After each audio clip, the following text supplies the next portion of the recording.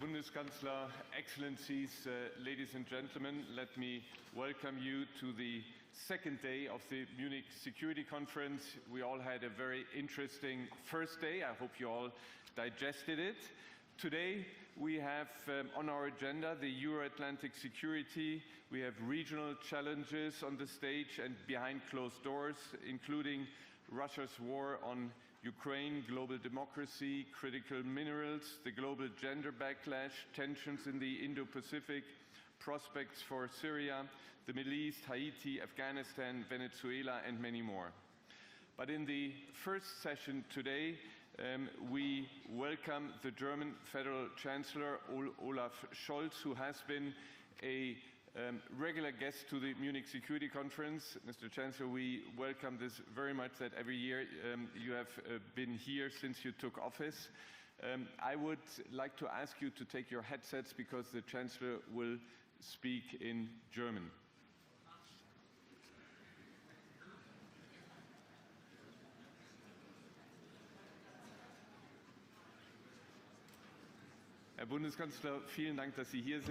Thank you, Federal Chancellor. Thank you for being here. Welcome to the stage.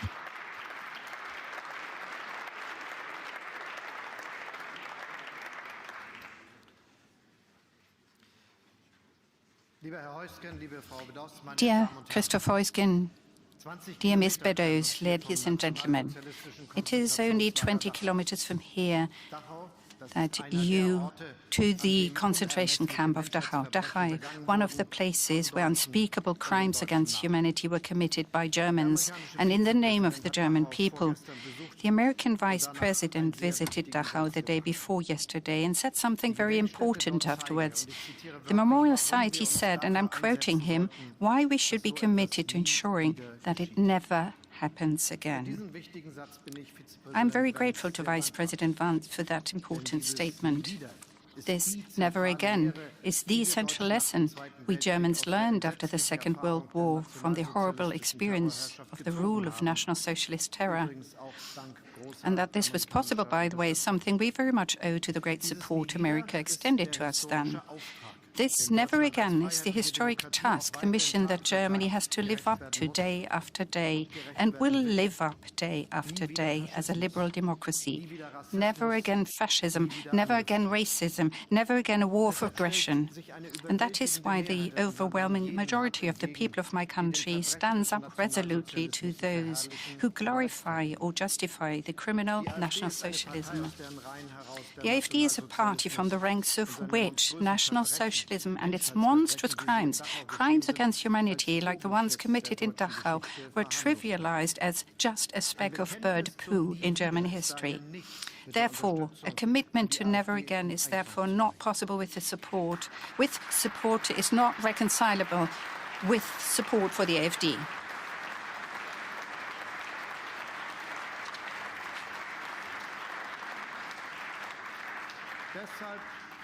For that reason, we will not accept that people who look at Germany from the outside intervene in our democracy, in our elections, and in the democratic opinion-forming process in the interest of this party. That is just not done, certainly not amongst friends and allies. We resolutely reject this. Where our democracy goes from here is for us to decide.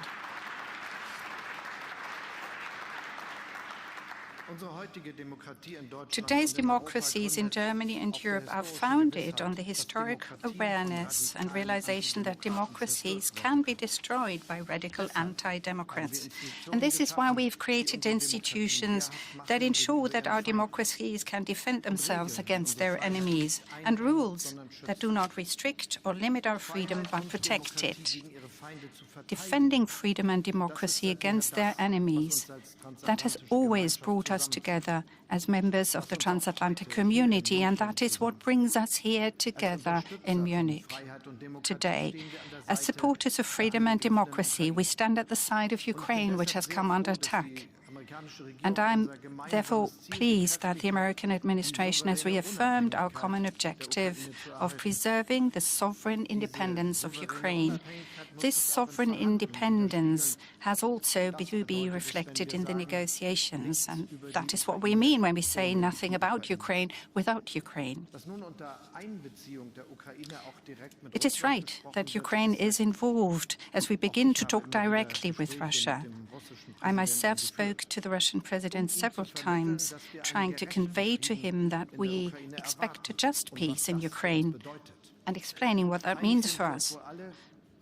I trust that we all agree that Russia's war against Ukraine must end as quickly as possible. Hundreds of thousands are dead or have been wounded. Millions were driven out of their countries.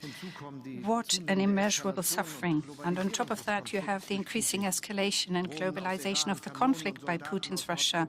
Drones from Iran, cannons and troops from North Korea, mercenaries from Yemen. Part of that escalation are the dangerous Russian actions against member states of the Transatlantic Alliance. Active measures such as the sabotage of subsea cables and other infrastructure, arson attacks, disinformation, attempts at manipulating democratic elections. Even after 3 years of war, the fact remains that those who aim to change borders through the use of force put the axe to our peaceful order. Borders must not be changed through the use of force.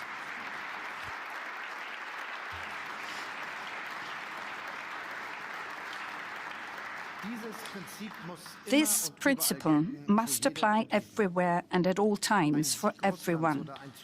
If Russia was to win this war, and if Ukraine were to collapse, this would not lead to peace. Rather, it would continue to threaten peace and stability in Europe and beyond. There will only be peace if the sovereignty of Ukraine is assured. A dictated peace will therefore never get our support. And we will also not accept any solution that leads to decoupling European and American security.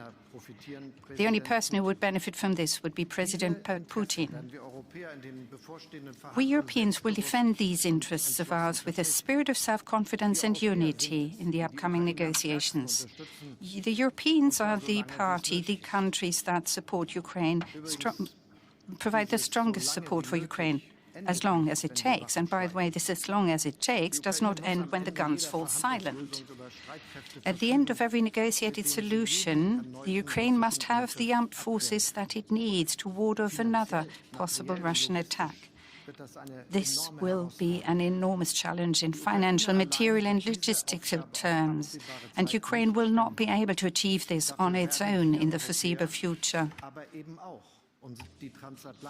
The support of us Europeans and also of our transatlantic and international partners, the partners of Ukraine, will continue to be necessary in the same way in which we've been shouldering major burdens together so far. According to the Institute for Weltwirtschaft, the Institute for the World Economy, America and Germany are the ones who provide by far the biggest support to Ukraine. In absolute figures, America is the first. In relation to its economic strength, however, Germany's support is 4 times higher than the American support. This is what we mean by effective burden sharing amongst allies and partners, and we want to stick to that burden sharing. That is the intention behind the $50 billion G7 loan. And Germany, too, will be able to continue to give this level of support to Ukraine.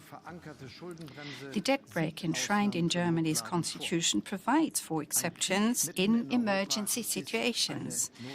I believe a war in the heart of Europe is an emergency situation. What else would it be? And I'm sure that we are going to receive a majority in the German Bundestag after the upcoming elections, even though some of us might want to avoid addressing this question before the election.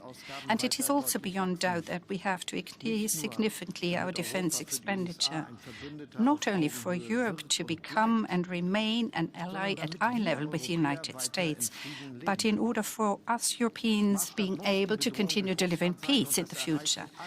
Our yardstick ought to be the threat that Russia poses and achieving all NATO capability targets that are required for that purpose. For me, it's always been clear that the 100 billion euro special fund that we set up after the watershed moment for the Federal Armed Forces is but a first step. Reaching that 2% target and keeping defense spending at that target will require an additional 30 billion euro from 2028 onwards. And every additional percent that we spend for our defense and on our defense would equal another 43 billion euros per annum. These are enormous amounts of money we're talking. By the end of the decade, we will be talking three-digit billions range. Anyone who maintains that you could find that money by carrying out a cut here or there from the core budget is lying to the citizens of my country.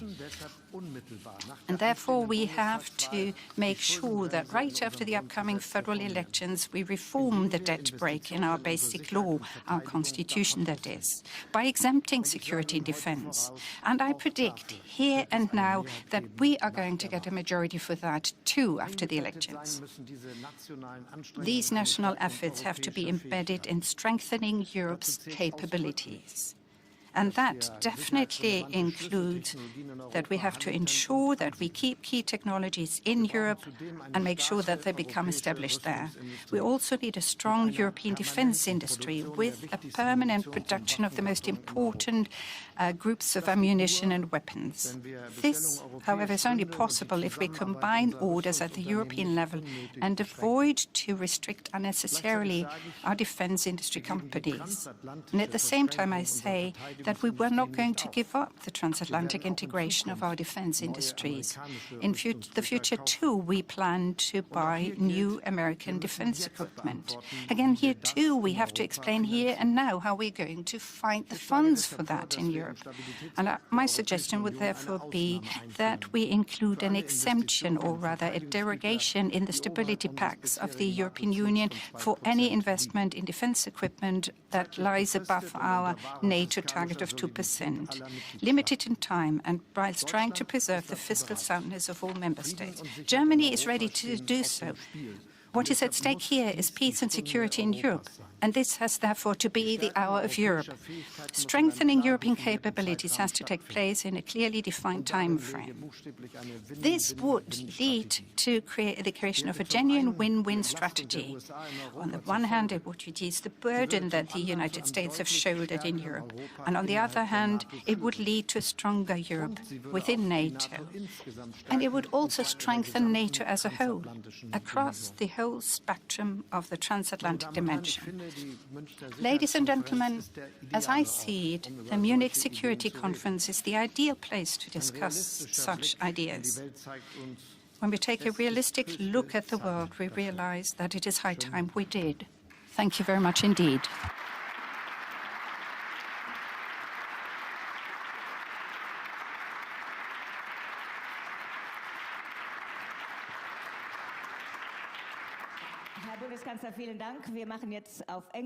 Thank you, Federal Chancellor. We'll continue on in English. Thank you for your very robust comments, powerful comments. I want to start with your comments about the Vice President's speech yesterday. You said, you pushed back powerfully, as have other German politicians, and you've said Germany won't accept when outsiders interfere in German elections. But President Trump yesterday called the speech brilliant and said he agreed with it. What are the consequences for US-German relations when the American president and vice president have such a categorically different view of European democracy than you do? I think it's important that we understand that Germany is a very strong democracy, and as a strong democracy, we are absolutely clear that the extreme right should be out of political control and out of political decision-making processes, and that there will be no cooperation with them. And we really reject any idea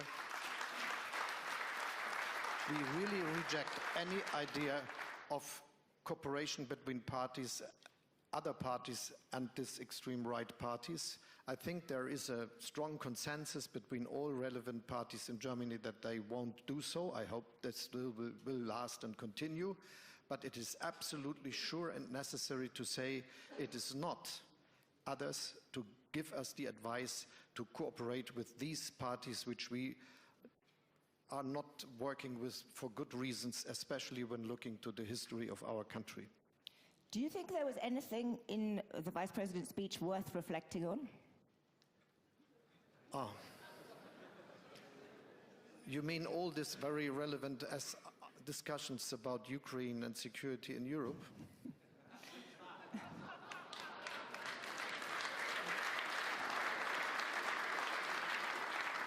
I think you've answered my question, but I mean it somewhat seriously. Was there anything in that speech which was a broadside against many aspects of Europe that you think is criticism worth reflecting on? I think, aside of the questions we are discussing here, we should be very clear that free speech in Europe means that you are not attacking others in ways that are against legislation and laws we have in our country. And that's the case. There is no difference between the digital world and the analog world, to say it like this. And we have to be very clear that hate and all this, which is so bad for our societies, should be not the reality of public debate. Thank you. Let's turn to the subjects that I think you hoped the Vice President would address yesterday. Let's turn first to actually defense spending, which you made some very strong points just now about what you thought needed to be the scale of defense spending and what needed to change in Germany in order to pay for it, particularly the debt brake. Will this be, you said there was a majority in this country after the election.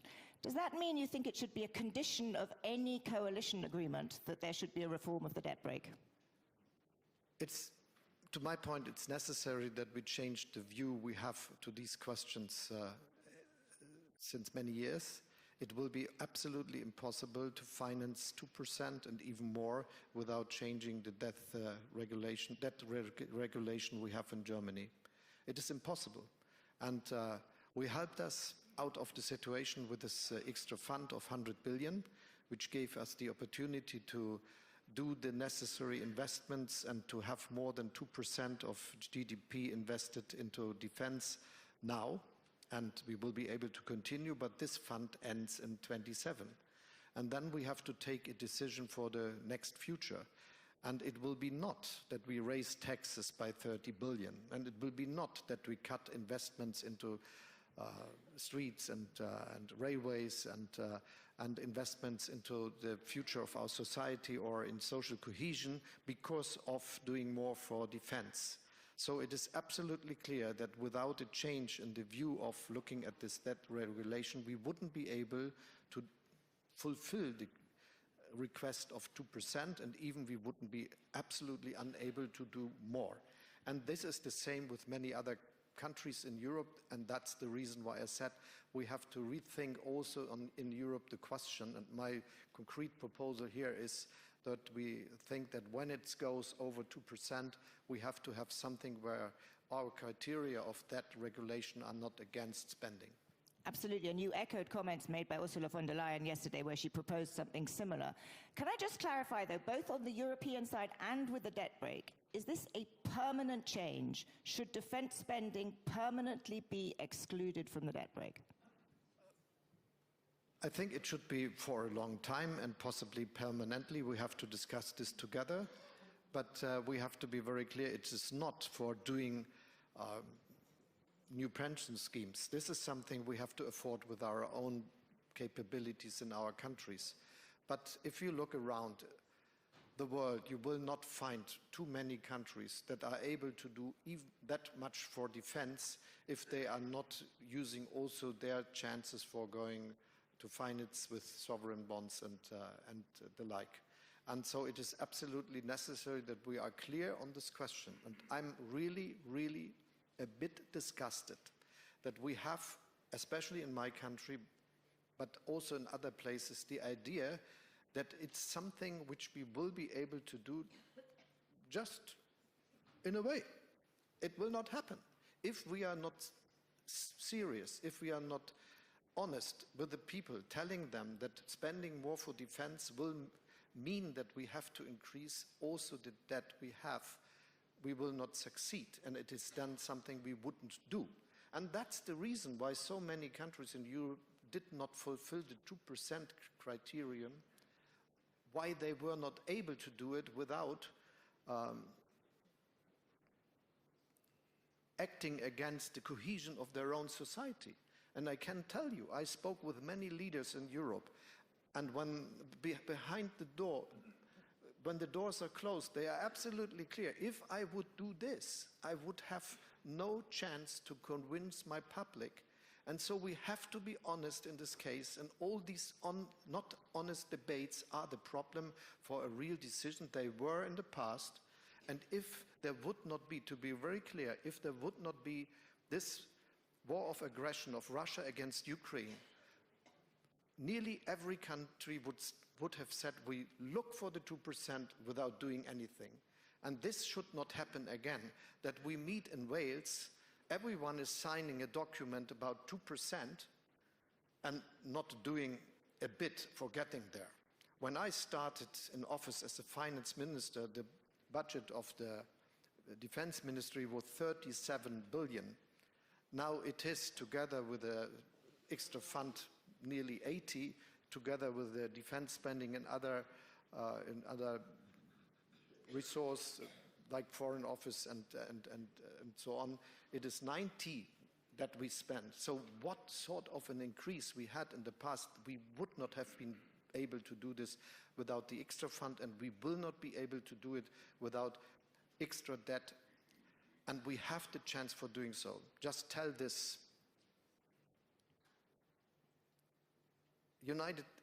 Everyone in G7 has a debt to GDP ratio of over 100%, but Germany. We are going down to 60. United States are above 120. Italy is above 140. Japan is above 200 something. So that's the reality we are facing. We have the strength, we have the power, and we have the economic capabilities to do what is necessary. You've put this very starkly and very clearly, and I think it's a very strong argument you make that politicians have not leveled with their publics. Have you done enough to level with the German public, perhaps before today? Because do you think the German public is ready for the scale of defense increased spending that you say is necessary? Yes, I think so, because there is a broad support for all those saying we should do more. But there is a reason why it did not happen in the past, and this is what I explained. But if we would tell the people this would mean cuttings of 30 billion, 40 billion a year in all the necessary things to be done in the country, they will not agree. So it is the only possibility to do something which is about these regulations we have. Can I just turn in our last questions to something more short-term? President Trump has clearly signaled that he would like to get President Putin around the negotiating table and do this quite quickly. The next weeks, months are going to be very important. You have an election next weekend. If the polls are to be believed, you are unlikely to win this election. This was the same last time. But I won. But you will be Chancellor until a new coalition agreement is formed. For the outside world, how will Germany speak with one voice?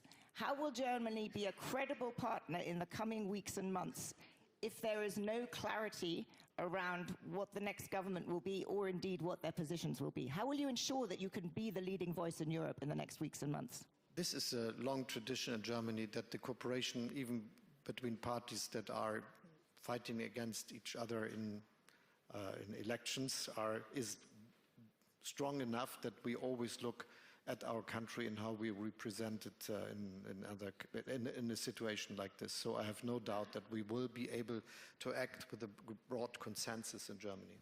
So you will be working together to ensure that you have an...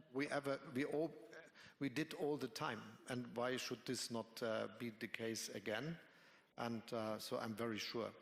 Yeah, it's just that this is a particularly delicate time with particularly consequential decisions being made. But this is one of the achievings of the German constitutional framework, where we learned our lessons from the Weimar Republic. We have a very strong government that always is able to act, and we have a broad consensus between the democratic parties about the need of transatlantic partnership, of peace and security in Europe, so that I think that we will be able to do all what is necessary with a sort of consensus that also gives the legitimacy for what you can do.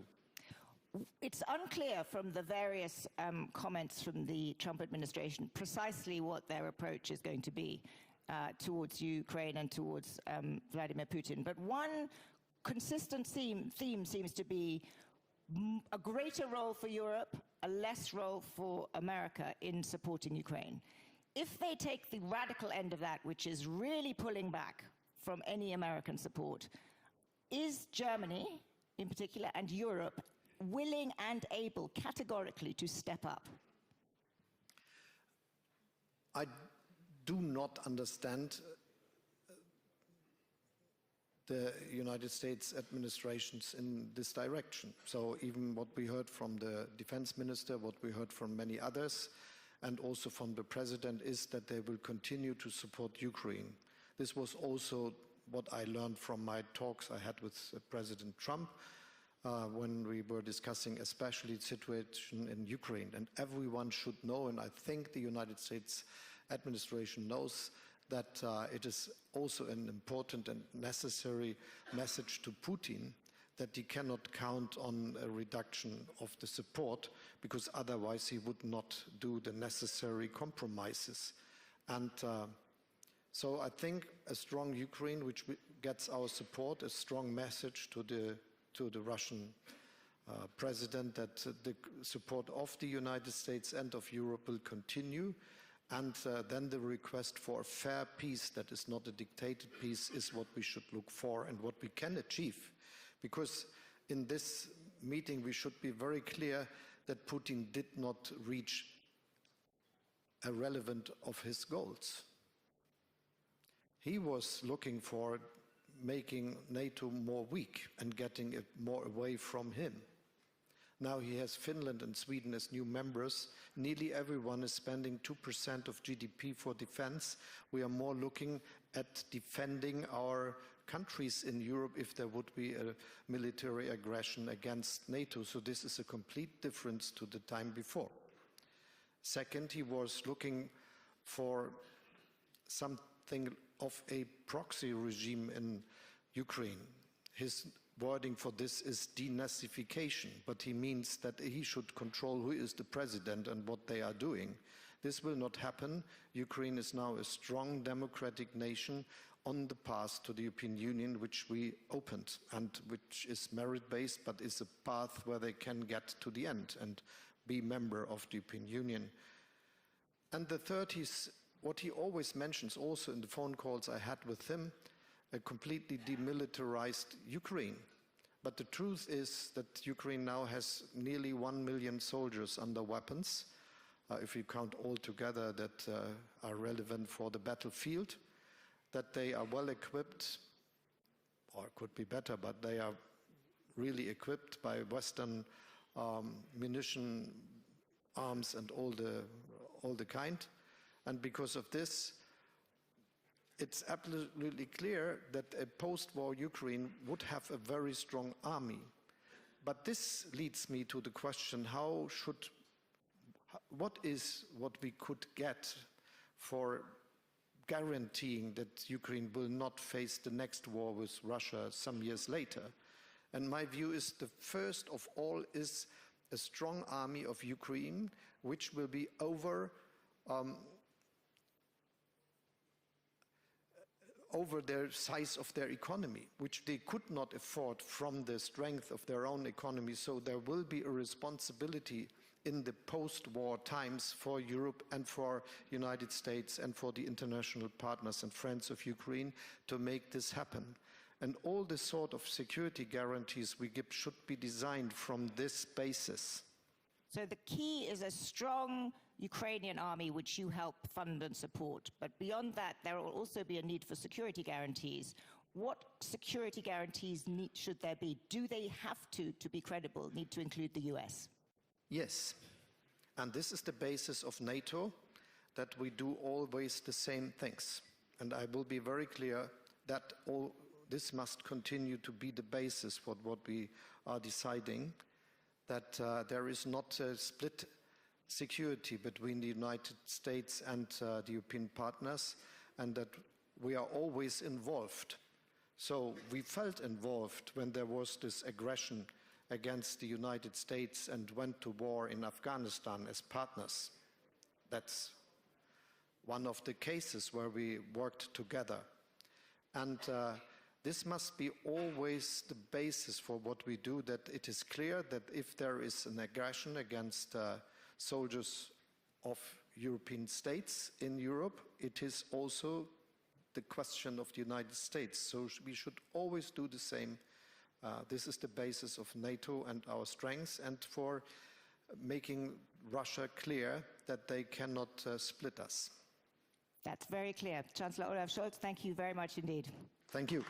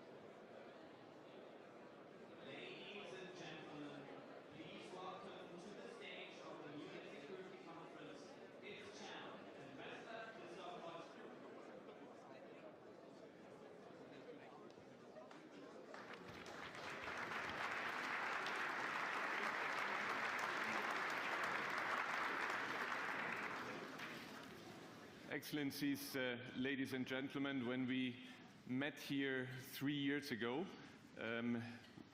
it was the 22nd of February 2022. This conference ended, and there was still the hope that there would be no invasion by Russia of Ukraine. And President Zelenskyy was here pleading for the international community to stick together. We all know what happened the year after. He was here virtually. Last year he was here in person, and this year I'm very happy that President Zelenskyy is again speaking to us. President Zelenskyy over the last years has been a very courageous leader of his country. The Ukrainian people has rallied behind him. The international community has rallied behind him. And I think it's very important that the international community sticks together.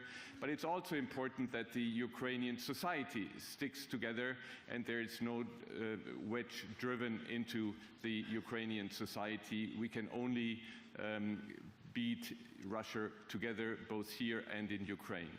So please welcome with me the President of Ukraine, Mr. Zelenskyy.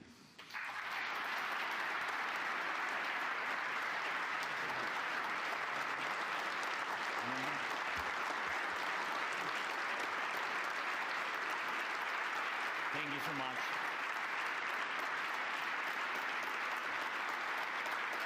Thank you very much.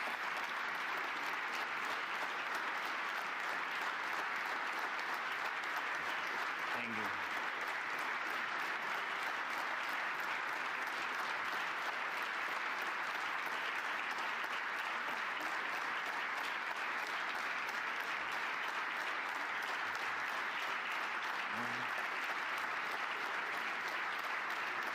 Thank you very much. Thank you so much. Thank you for your word. Thank you for your support. Thank you for your invitation. Dear ladies and gentlemen, at the start of conference, every country usually shares its stance, priorities, whether officially, openly, or through informal talks with journalists, with partners. And this year, a country that was not even invited still made its presence known. A country that everyone talks about here, not in a good way.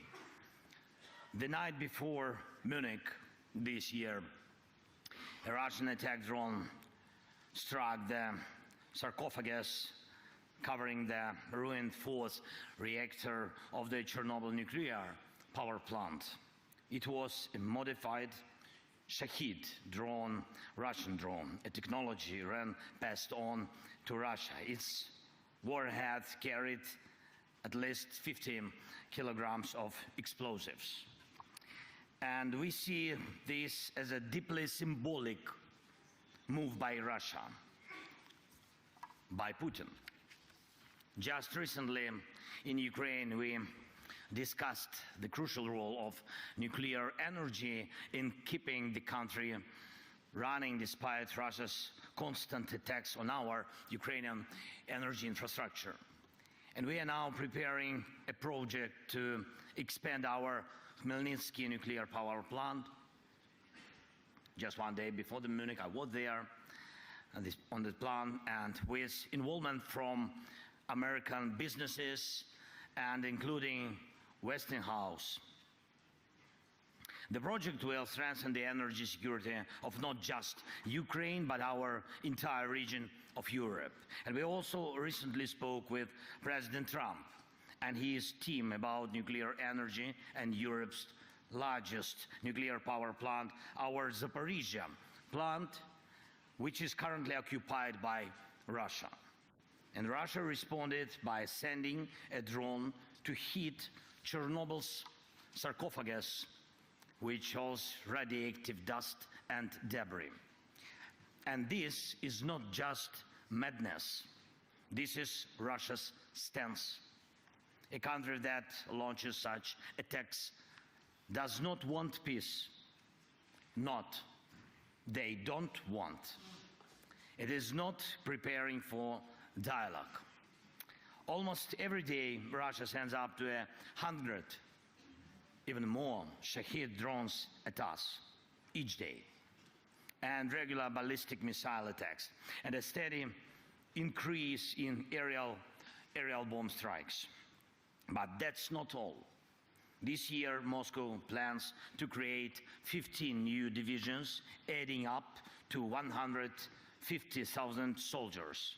That's more than the national armies of most European countries.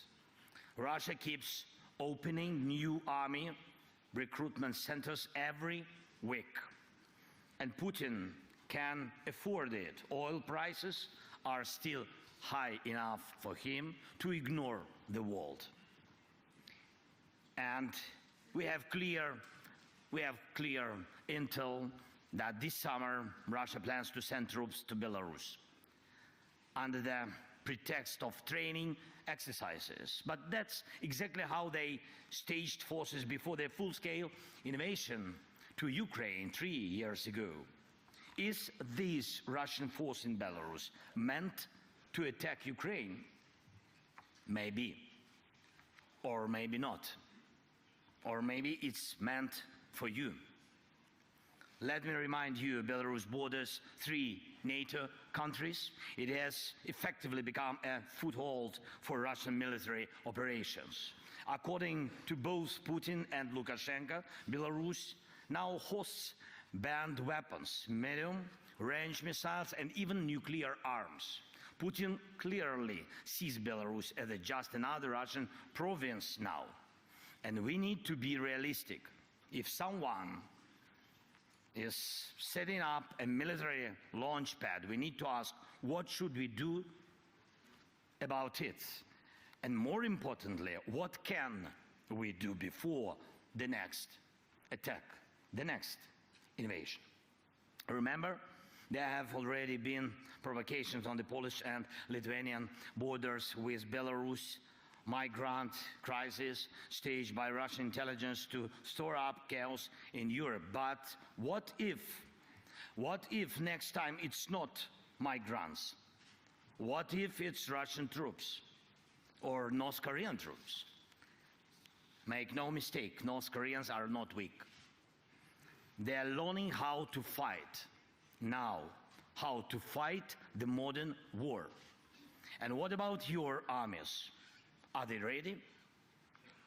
And if Russia launches a false flag operation or just straight up with no insignia from Belarus, like how Crimea got taken in 2014, how fast will the allies respond? And will they respond at all? Yesterday here in Munich, the US Vice President made it clear. Decades, he said, decades of the old relationship between Europe and America are ending. From now on, things will be different, and Europe needs to adjust to that. Ladies and gentlemen, I believe in Europe, and I'm sure you believe too. And I urge you to act for your own sake.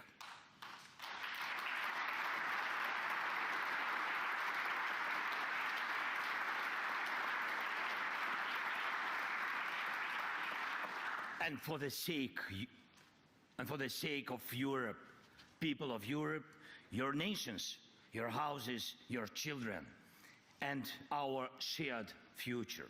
For this, Europe has to become self-sufficient, united by common strengths, Ukrainian and European.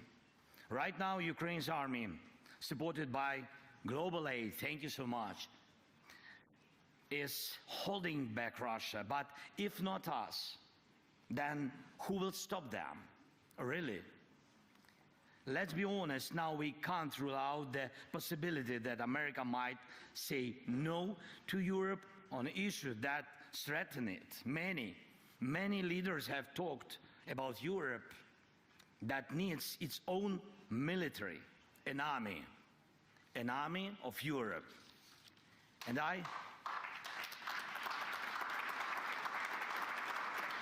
And I really believe that time has come. The armed forces of Europe must be created.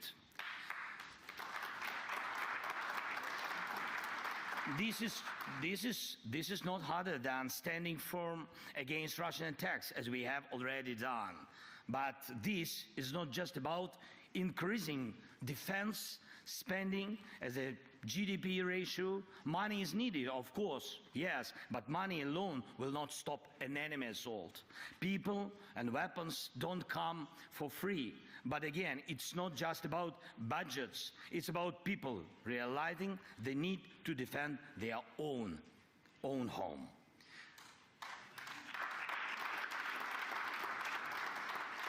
Without Ukraine's army, Europe's armies will not be enough to stop Russia.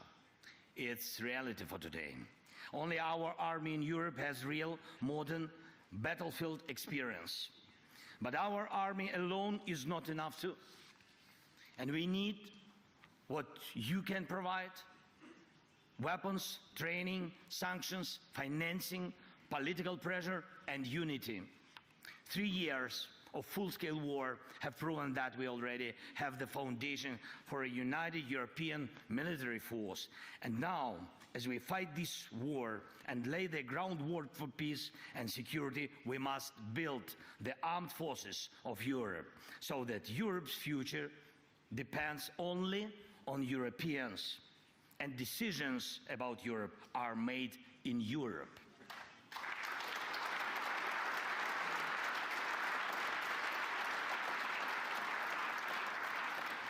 That's why we are talking with European leaders and with the United States about military contingents that can ensure peace, and not just in Ukraine, but across Europe.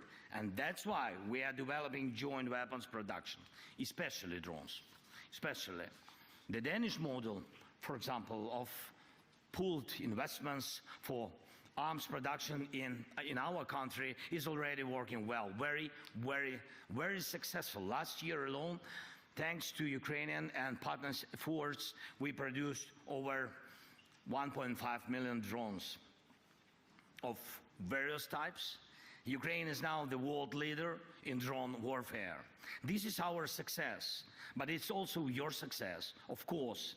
And everything we build for our own defense in Ukraine also strengthens your security. And the same should apply to artillery, air defense, technologies, and armored vehicles. Everything needed to protect lives in modern war should be produced in Europe fully.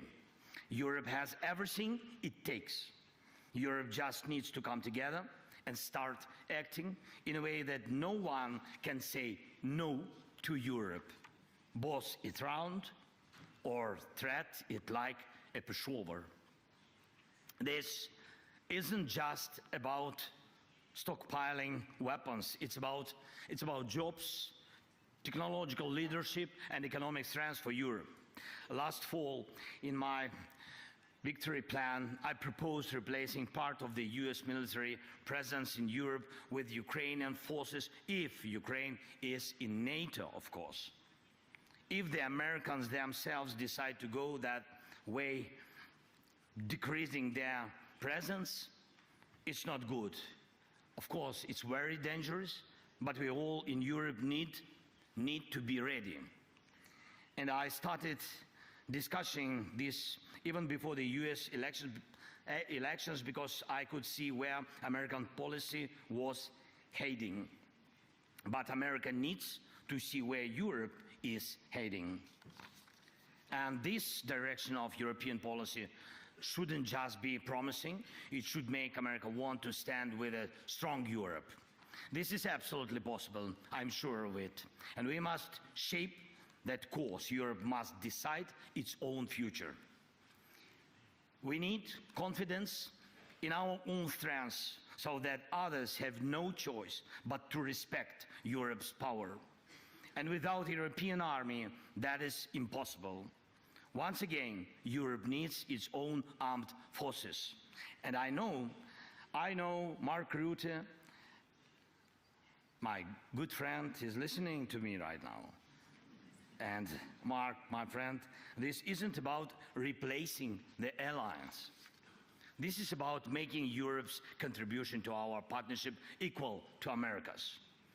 And we need the same approach when it comes to diplomacy, working together for peace. Ukraine will never accept deals made behind our backs without our involvement.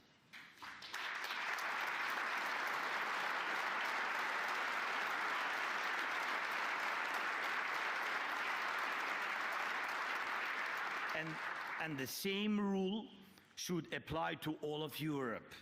No decisions about Ukraine without Ukraine, no decisions about Europe without Europe.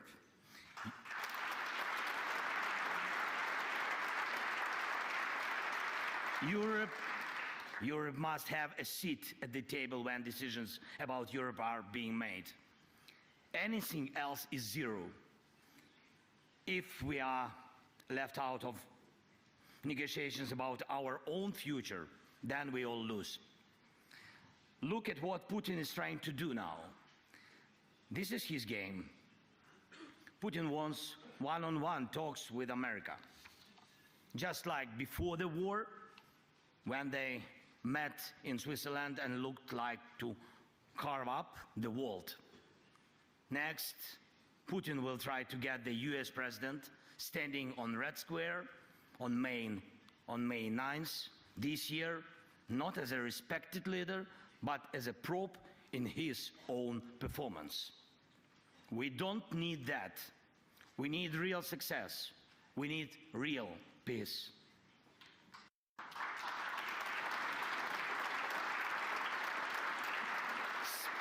Some in Europe may not fully understand what's happening in Washington right now, but let's focus on understanding ourselves right here in Europe. We must give strength to Europe first. Does America need Europe as a market? Yes. But as an ally? I don't know. For the answer to be yes, Europe needs a single voice, not a dozen different ones.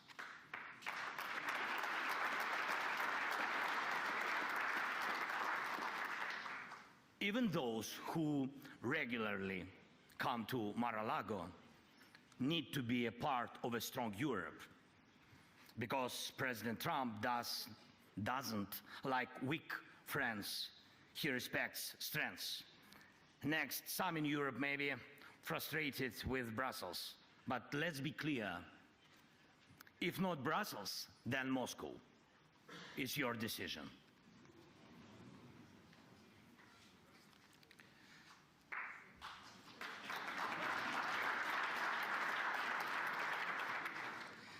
That's geopolitics. That's history. Moscow will pull Europe apart if we, as Europeans, don't trust each other. A few days ago, President Trump told me about his conversation with Putin. Not once did he mention that America needs Europe at the table. That says a lot. The old days are over when America supported Europe just because it always had. But President Trump once said, what matters is not the family you were born into, but the one you built. We must build the closest possible relationship with America, and yes, a new relationship, but as Europeans, not just as separate nations. That's why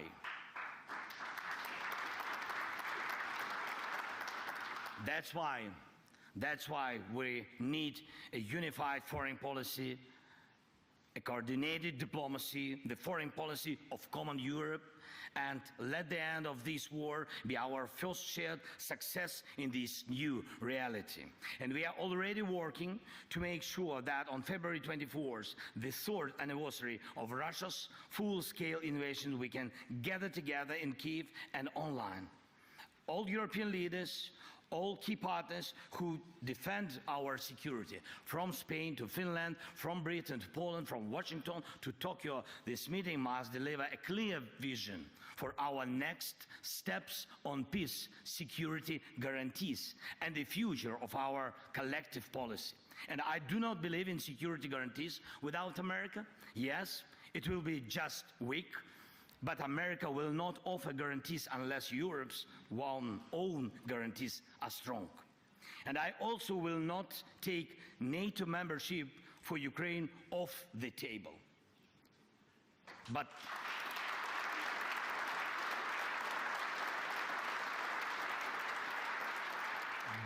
right now, the most influential member of NATO seems to be Putin,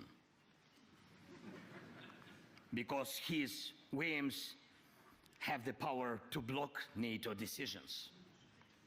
And that's despite the fact that it was Ukraine's army that stopped Russia, not a NATO country, not NATO troops, but only our people and our army. And there are no foreign armies fighting on Ukraine's side in this war, but Putin has lost almost 250,000 soldiers in this war. Over 610,000 have been wounded. Just in the Battle of Kursk, our troops eliminated nearly 20,000 Russian soldiers. We completely destroyed the North Korean units that Putin had to bring in because his own forces were not enough to hold back our counteroffensive. For over 6 months now, Ukrainians have been holding a foothold inside Russian territory, even though it was Russia that wanted to create a buffer zone inside our land in Ukraine. And I am proud of Ukraine. I am proud of our people.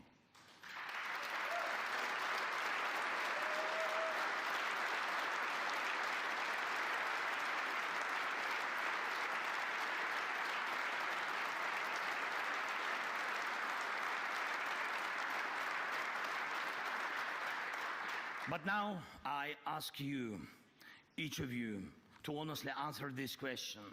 If Russia came for you, could your army fight the same way? I don't want anyone to ever have to find out, God forbid. That's why we are talking about security guarantees.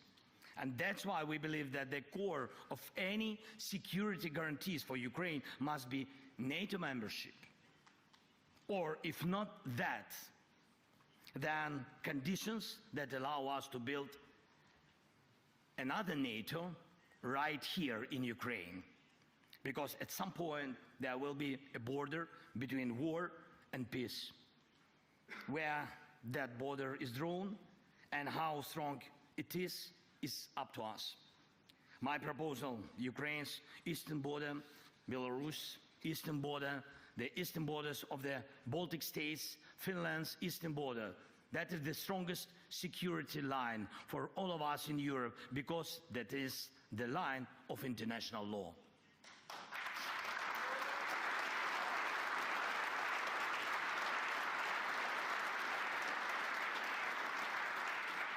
And do we still remember what international law is? Let's be honest, international law, these two words already sounds a bit outdated, but I believe that Europe's mission is to make sure international law still matters. And finally, one last point. What security guarantees can Putin offer? Before the war, many doubted whether Ukraine's institutions could withstand Russian and Putin's pressure, but in the end, it was Putin who faced an armed rebellion from within. He was the one who had to defend his own capital from his own warlords. That alone shows his weakness. So what happens to the million Russian troops currently fighting in Ukraine? Where they gonna fight if not in Ukraine? This is why we cannot just agree to a ceasefire without real security guarantees. without pressure on Russia, without a system to keep Russia in check, to fight us, Putin, pull troops from Syria, from Africa, from Caucasus, even from some part of Moldova. And right now, he faces a shortage of fighting forces.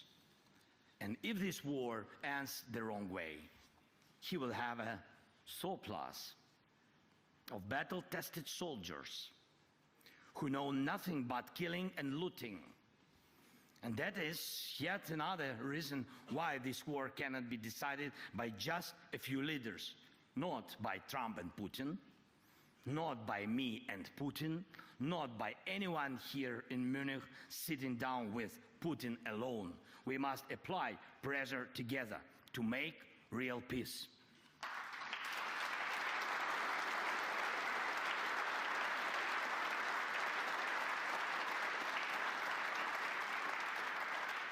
Putin cannot offer real security guarantees, not just because he is a liar, but because Russia, in its current state, needs war to hold power together. And the world must be protected from that. So, first, the armed forces of Europe as an upgrade to NATO. Second, a common European foreign policy. Third, a level of European cooperation that Washington has to take seriously. Fourth, international law. And fifth, keeping all pressure on Russia, because that the pressure is what guarantees peace, not Putin's words, not just some papers. Putin lies, he is predictable, and he is weak. We must use that now, not later. And we must act as Europe, not as a bunch of separate people. So some say that the new year comes not on January 1st, but with Munich Security Conference. This new year starts now, and let it be the year of Europe, united, strong, security, and in peace. Peace for Ukraine, peace for Europe, peace for all the world, for all your families. Thank you so much. Slava Ukraini!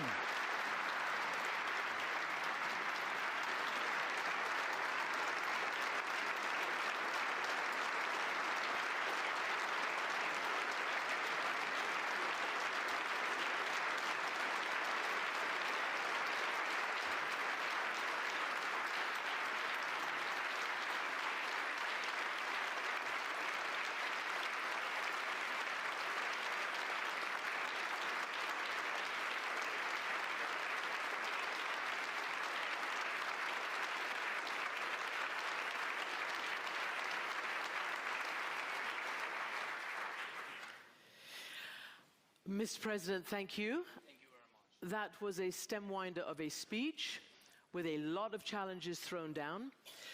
I want to ask you to expand more on the American piece of this.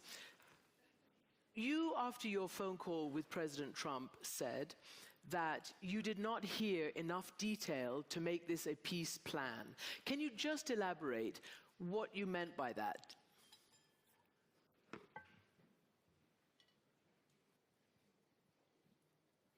Can I speak Ukrainian? No. Okay. Don't pressure on me. Okay, so yeah, we had really a long conversation with the President of the United States. Not first one and not last, I'm sure. And I mean, really between us, I'm not sure that by phone we can manage all the plan, all security guarantees with all the details, because, you know, devil in details. Yes, and we know where is this devil, in what country now. Yes, that's why we have to stop him, to stop Putin, and it's very important for me. That's why the atmosphere of our discussion is good, but really it's always good. Yes. But we need urgent, very concrete steps. And I think we have to work on it. Our teams, well, we we began, but I think that we have to start immediately to do more deep decisions. We'll get into that in a moment, but you did also have a separate conversation with Vice President JD Vance last night, you and your team and his team as well. Did he provide any more details? And, you know, we have to bring up that in 2022 here, basically JD Vance said he didn't, and this is a quote, "I don't care what happens to Ukraine one way or another." Do you feel that he's changed, that the Trump administration and the actors you're dealing with understand what's at stake? I'll be honest. We have to work on it. All of us, not only me. Me is not enough, really. I think we have to work because I think that, you know, we together in Europe, the war is in Europe, and America is far from the invasion. And I think that we need to share more details because, to my mind, there are a lot of different voices around new American administration, and I'm not sure that all these voices on our side. That's why we have to work with these people, even with some Europeans, as I said. Yeah. If I was understandable, I don't know, yes, about Mar-a-Lago, about there, yeah. It was clear. It was clear, but I want to repeat it, yes. It's important for them to be clear. Do you want to name names while we're at it? I know names, of course. I'm not sure that it's, yeah. Let's just get back to President Trump. At a press conference... You said about Orban. Oh, sorry.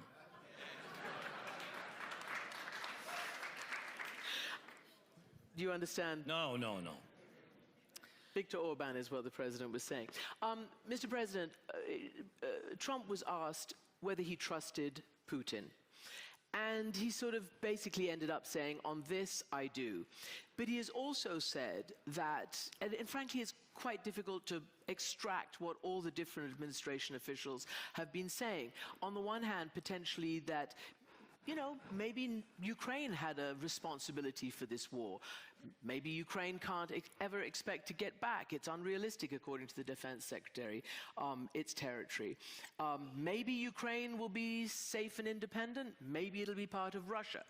Do you understand what America's position is? Yes. Which is? I think, to my mind, they are preparing atmosphere for their dialogue. For their dialogue, which will be? For the dialogue between Trump and Putin. And I think this is, I mean, it's up to them, but they can discuss everything they want, but not about Ukraine without us. And that's why in this case, especially in this case, I think it's a little bit dangerous. That's why I said that we need to talk more with the president and to talk more with his people, with his teams. Yesterday, as you said, yes, we had good conversation, and I think that I opened some new details for Vice President. That's why I said we need. It's not waste time. It's really very important, I think, diplomatic investment for the future, just and lasting peace for Ukraine. Yeah, sorry. Yeah, I thought you were going to say some more things. Your order. Yeah. You just sort of, I suddenly got flummoxed. I'm sorry. You said Putin doesn't want peace. I mean, you just said it loud and clear here. It's true. So what is the dialogue? And have you convinced the Americans that A, Ukraine has to be at the table, and B, I guess the Europeans have to convince them that they have to be on all the levels, we directly, yes, very directly send these messages that we have to prepare security guarantees like a main part of the stopping Putin and stop this war, and very important, essential, and we say that it can't be without us, and that's why I don't know if we don't have, from my point of view, if we don't have for today common plan, it means for me that United States doesn't have. Because if they have something, it's not about us. I mean, this about something new, but we don't want this new reality. Yes. So that's why, I was just asking you whether you have convinced them that you must be at the table. Of course, I said that I think that is good, that first of all we have to make a plan with you, I said to the president. It was the day when he had phone calls with Putin and with me, and first with him and then with us. And how did that sit with you? No, I said that... But first with Putin and then with you? Oh, I'm not happy.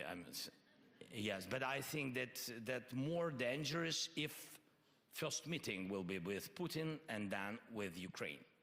And there are things I shared with the President Trump, that first of all we have to see common view.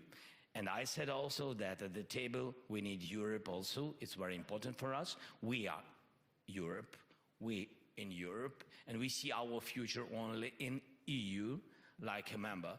So that's why for us it's very important. And Europe helped us a lot. Because when I speak with different officials of the United States, of new administration, and we're thankful for them that they didn't frozen their military support. It's very important, and I'm very thankful, thanks again.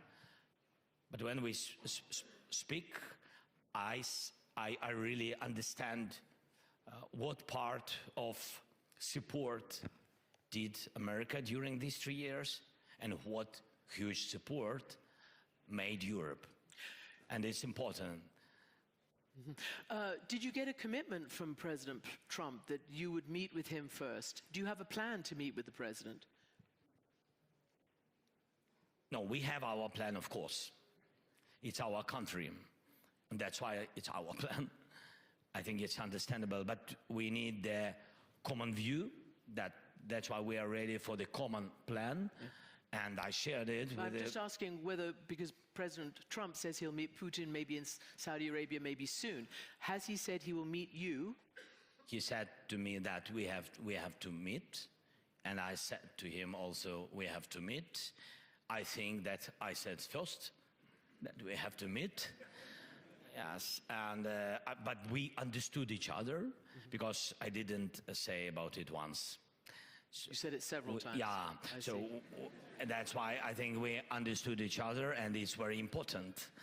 Yes, because if we can repeat the words that each day we have losses, and if President of the United States or other leaders repeat these words, Ukraine has losses, we have to stop the war. I mean, that it meant that we have urgently to meet if we really want to stop. To meet with the concrete dates and days and plans.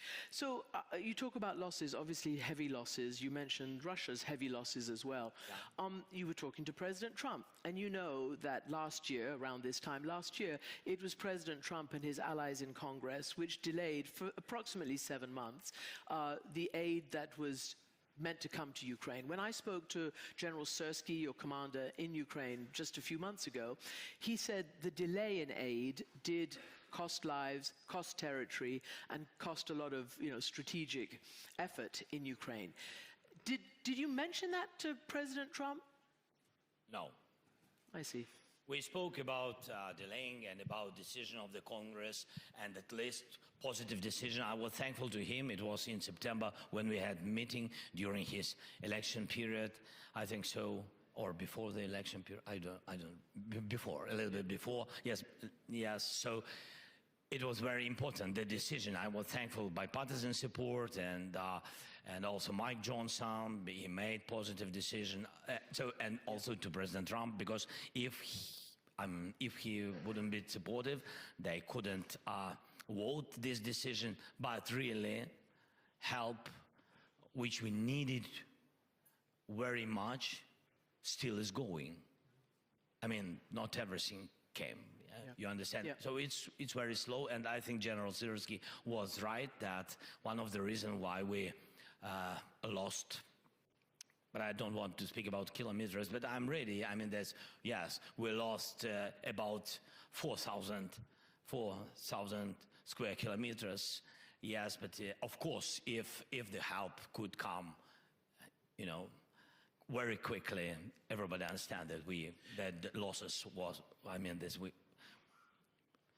I understand what you're saying. We could be in more good conditions. And precisely because of where you would need to be to have a negotiation to end the war. That's why I ask you this. So you talked about security guarantees. What details do you think about? What would be a security guarantee apart from joining NATO right now? What would be a security guarantee in any ceasefire or to freeze or monitor any line of contact, which is some 1,300 kilometers long? Because already Defense Secretary Hegseth said there'd be no US troops. We don't know what it looks like. What do you think it looks like? More strong sanctions, not if they will invade again, just more strong sanctions at the very beginning. Then, like you said, a really difficult to hold the border, long border, for Ukraine and Ukrainian soldiers. That's why we need big army. I shared it yesterday. Yes, we need army more than now. If we're not in NATO, then, as I said, NATO has to be in Ukraine. It means only one, that we will need the army comparable with soldiers of Russia. It's 1.3 or 1.5 million soldiers. So we need money for this, the package of money, real money.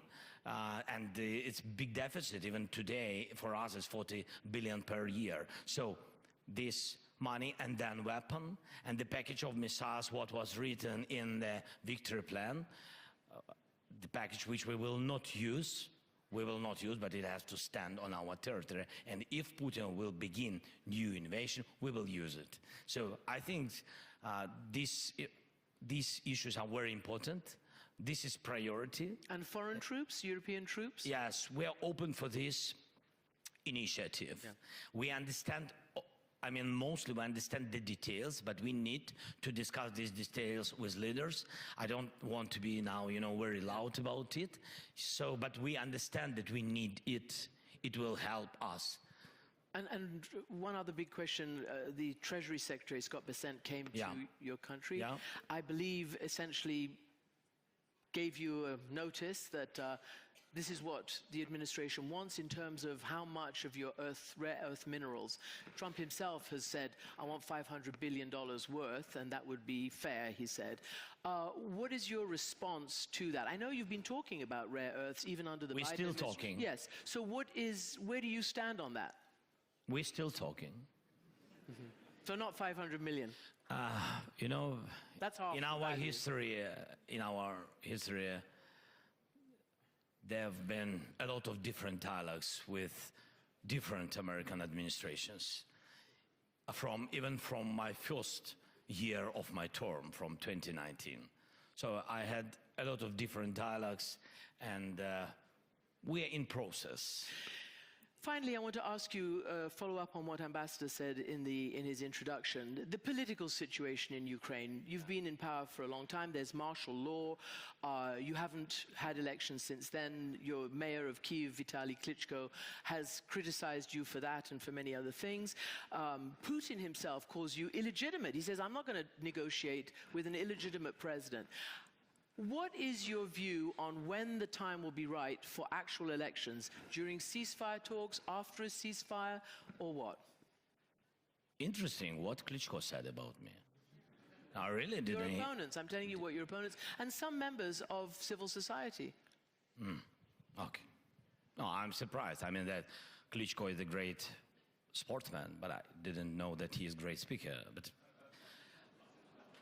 I respect him. So I'm focusing on surviving of our country, and I'm doing really all my term, beginning from different dialogues, as I said to you, continuing with COVID as all of us, but half of my term was COVID, another half is war with Putin or against him. Yes, so this is what really very important. I'm ready, to speak about elections if you want. Ukrainians don't want totally don't want, because they're afraid, because otherwise we will lose the military law, war law, and our soldiers will come back home, and Putin will occupy all our territory. It will be, because now we're mobilized, now we are one organism, yes, so we are one country. Yeah, that's why it's very important to hold and to save it. And it doesn't matter, I mean, we need unity in country. So it's not about, myself, it's about the future of our country. It's about, for today, really, the question is to survive. The question is to save Ukraine, our independence, our people, our homes. And if somebody doesn't like, they can choose another citizenship, if they want. They have real estate. Mm-hmm. Did you somewhere. say, what, real estate? Yeah. I think I have a time for one question from the audience, maybe one or two. Somebody got a question for the President? Apparently not. What is 2025 going to be in Ukraine? Do you believe it'll be the year of peace? And more to the point, do you believe Putin has any intention of allowing an independent, sovereign Ukraine? We really want peace, and we work on it. We will prepare security guarantees like we see. We will share it with the United States, and I hope they will share their view. As I said, common view for me is very important to hear all our partners in Europe who helped us, in EU plus, of course, because UK, our partners, big partners, and that's why it's very important to prepare during months all these things, to share it with the President of the United States, to find time for this, to our common meetings, to make this common plan, then to put it on the table for Putin and do everything. That's things what really President Trump, he's strong, he can do. Put sanctions or pressure in any ways, in any case, how he wants. And after that, to stop this war this year, 2025, make a peace in Ukraine. This is our plan. That's what we really want, and that's what we will try to do. Did you tell, as was reported, President Trump, that Putin is only doing this and agreeing to talks because he's afraid of Trump? Did you tell him that? Yes.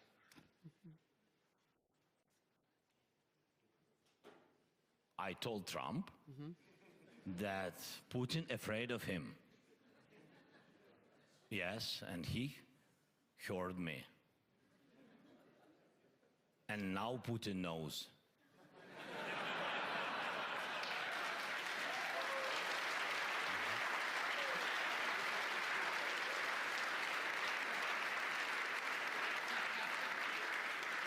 I shouldn't be laughing, but you do make me smile. So, we Mr. want President, peace. thank you very much. We have to live and we have to smile. That's when we true have too. time, That of is course. true. Thank you. Дякую. Слава Україні! Thank you. It's very good. Thank you.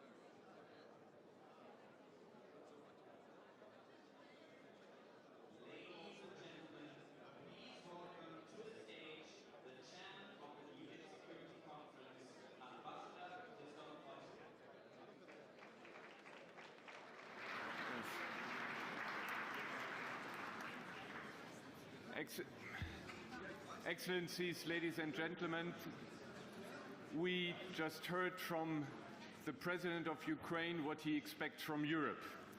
And the next session will be about Europe and how Europe can support Ukraine. This is the hour of Europe, as I said earlier. And we are very happy that the President of the European Council, Antonio Costa, will address you, and he will explain to you how he wants to implement what President Zelenskyy asked, and that is to build a European army. President, you have the floor.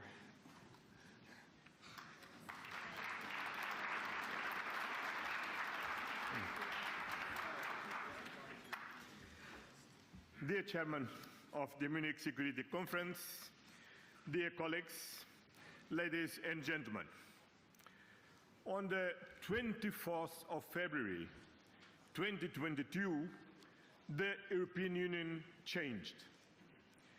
On the very first day of the war in Ukraine, at 7 p.m., the European Union leaders gathered for an emergency meeting in Brussels and exchanged with President Zelenskyy. It was a very dramatic discussion. Russia's tanks were on their way to Kyiv. Russia's bombs were falling across Ukraine. And before we ended our meeting, President Zelenskyy said that those were most probably these last moments alive. And I remember very well the clear sense in the room. This was the moment when a new geopolitical European Union was born. Russia's war of aggression against Ukraine shook Europe's security architecture to the core. Together with our transatlantic allies, we acted immediately to support Ukraine's sovereignty, self-determination, and territorial integrity, with humanitarian aid, with economic assistance, with the toughest ever sanctions against Russia, with unprecedented military support. And perhaps most importantly, with a clear sense of the future for Ukraine as a full member of the European Union. 3 years later, Ukraine resists heroically. Putin failed in his attempt to dominate Ukraine. And as we all saw, President Zelenskyy is stronger than ever. Today, my message is clear. We are not giving up. We will continue to support Ukraine as an integral part of our project for peace. Only Ukraine can define when there are conditions for a negotiation. Assuming concessions before any negotiation is a huge mistake. Therefore, we will continue to stand shoulder to shoulder with Ukraine in the negotiations, providing security guarantees, in reconstruction, and as a future member of the European Union. This is the European Union position, and as you heard, it's also the Ukrainian position. Ladies and gentlemen, what does comprehensive, just, and lasting peace mean? It means that peace in Ukraine and Europe's security cannot be separated. It means that we take into account that Russia's threat goes beyond Ukraine. Russia dominates Belarus. Russia has a military presence in Moldova and in Georgia. Russia casts a shadow over the Baltic states, the European eastern border, our democratic systems, our critical infrastructures. It means that a comprehensive peace cannot be a simple ceasefire. It cannot give Russia the opportunity to attack ever again. It cannot reward the aggressor. It must guarantee that Russia will no longer be a threat to Ukraine, to Europe, to its neighbors, that Russia ceases to be a threat to international security. In building this peace, the European Union will fully assume its responsibilities. In a nutshell, there will be no credible and successful negotiation, no lasting peace without Ukraine and without the European Union. The European Union, after February 2022, is not the same as before. First, we sped up the enlargement to the Western Balkans and opened negotiations with Ukraine and Moldova. Second, we decided to strengthen our energy security by decoupling from Russia in a huge collective effort, in particular here in Germany under Olaf Scholz's leadership. Third, less than 1 month after the beginning of war in Versailles, all member states decided to effectively deliver on building the Europe of defense. Our defense spending rose by 30% since 2021. European Union countries that are in NATO now spend on average 2% for defense. Together, we have reached the target. But we will do more. The European Union is a peace project by design. But we know that peace without defense is an illusion. 2 weeks ago, I brought together the European Union leaders to provide political guidance to the European Commission and the High Representative on the capabilities we jointly need to build, on the mobilization of more public and private funding, on strengthening our partnerships, namely with the United Kingdom and NATO. The Commission and the High Representative will present proposals in the next months, and I will keep defense at the top of the European Council's agenda. This is the direction. This is our commitment.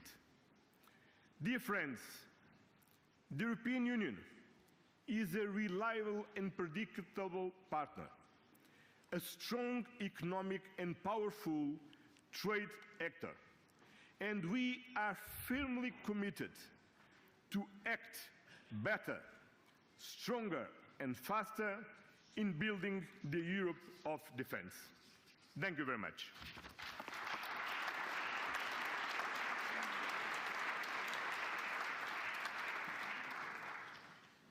Thank you very much, President Costa. Thank you for these truly informative and I think inspiring words that will begin also with our discussion. My name is Katarzyna Pisarska. I'm the chair of the Warsaw Security Forum, and I am delighted to invite you to the next panel discussion entitled Security Dividend, European Support for Ukraine. I would like now to ask my distinguished panel to join me here. First and foremost, President Petr Pavel, the President of the Czech Republic. Please, President Pavel.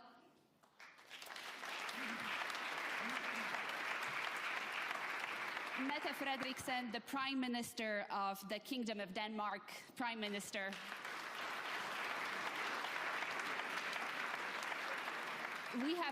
We welcome the Prime Minister of Sweden. Welcome.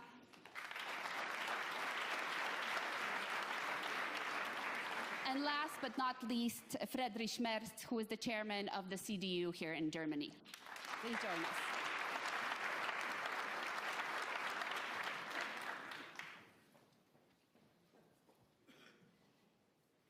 So, ladies and gentlemen, of course, you know the drill. We're going to start with just a few questions to the panel to kind of dig in to everything that's already been said. And I'm sure there's also later a lot of questions, and I would want to engage the public in joining me in this debate. But let me start with a very straightforward question. We have seen over the last 2 days a lot of developments that were Europeans. We have seen a phone call of President Trump with President Putin, where it seemed that not only Europe, but even Ukraine was not truly consulted before the phone call.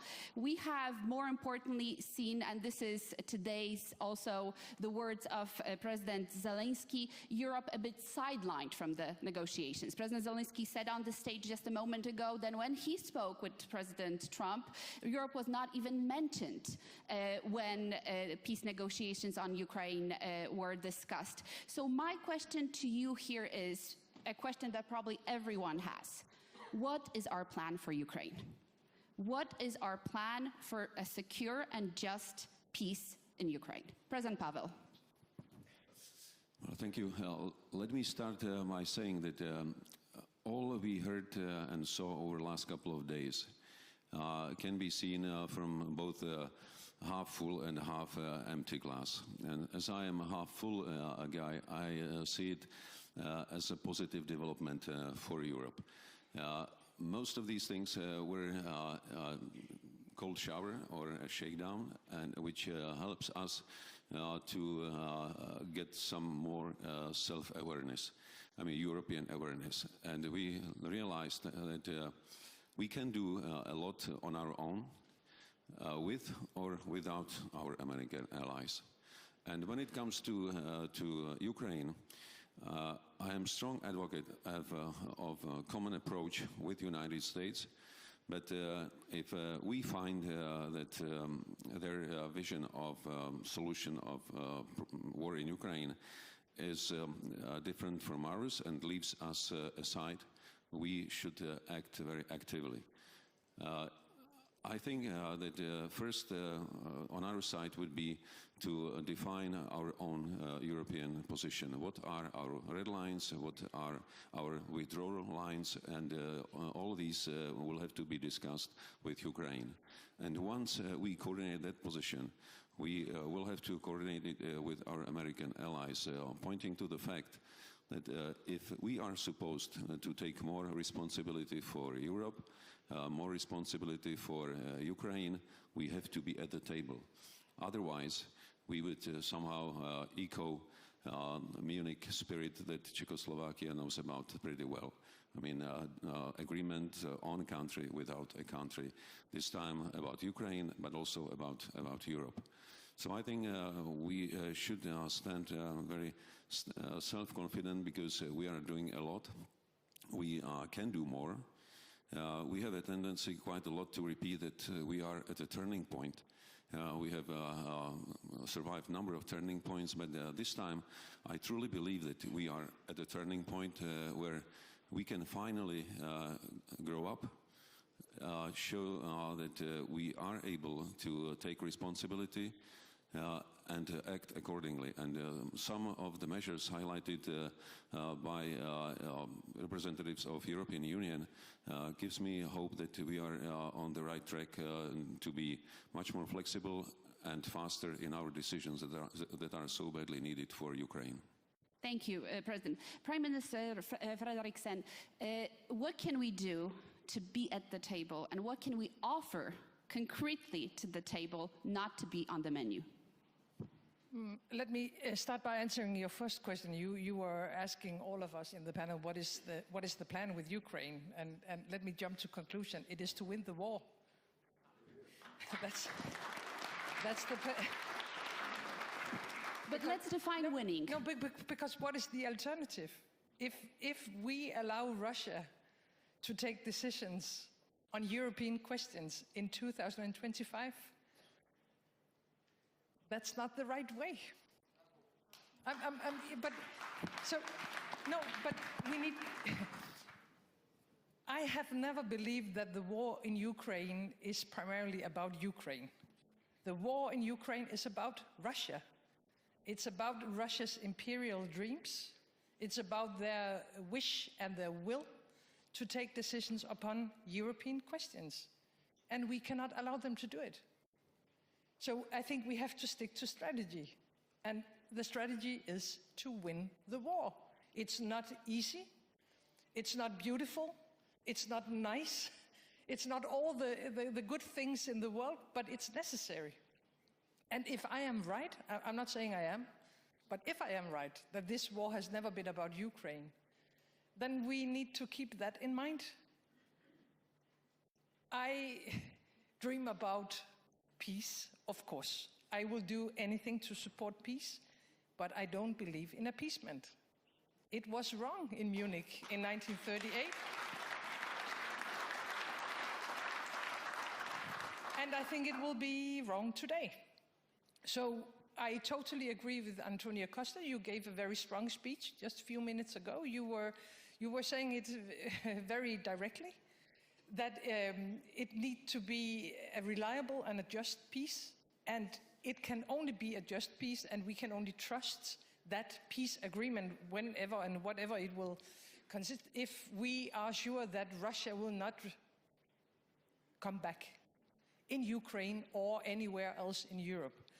So that is why we need to win this war, and we cannot talk about a war going on in Ukraine as not a common war anymore. We are a part of this, and we have been a part of this for 3 years now. And at the same time, we have to be able to defend ourselves. So we have to do our homework in Europe, and we have to do it very, very fast. We have to spend much more on defense and security. And we have to grow our economy so we are able to do what is needed to defend our countries. So let's see. I mean, Zelenskyy is saying he is open to talk with Putin. I don't know if we can trust Putin. I have my doubts. We have to try, but we have to ensure that Ukraine and Europe win this war. Thank you. Thank you. I think this is exactly the direction we need to go. Prime Minister, us winning means Russia losing. It means a Russian defeat. How do you see a Russian defeat? What has to happen for Russia to be defeated? Well, first of all, not to repeat, I agree with every single word of Mette's. Sometimes we are asked, what is really your strategy? And I think it was Mette actually first coined saying, actually we do have one. From 2007 onwards, we did not have one. Now we're actually fighting against them. Then you can always discuss, are we successful enough? Are we doing enough? And obviously not, but still doing the right thing. I think, before I answer your question, I think Volodymyr basically pointed to all the principal factors in this. No talks about Ukraine without Ukraine, no talks about Europe without Europe. That does not in itself guarantee a good result or the result we would like to see, but it provides a foundation for us to be part also of the long-term solution in this. I think that is important. But basically, I mean, what it needs to be to end in is, of course, a Ukraine entitled to make their own decisions. I mean, obviously, the decisions Sweden and Finland made after the full-scale invasion, to have the right to make your own security policy decisions in the long term. That is basically the needed result of that. And in that sense, every result that simply ends in a possibility for the Russians to rearm, to regroup, and to come back, and to go further than they did before, that is obviously an extremely bad solution. And I think the jury is still out. It's not obvious that we're gonna have a bad result, but it's equally not obvious that we right now are going in the right direction. Thank you very much. Chairman.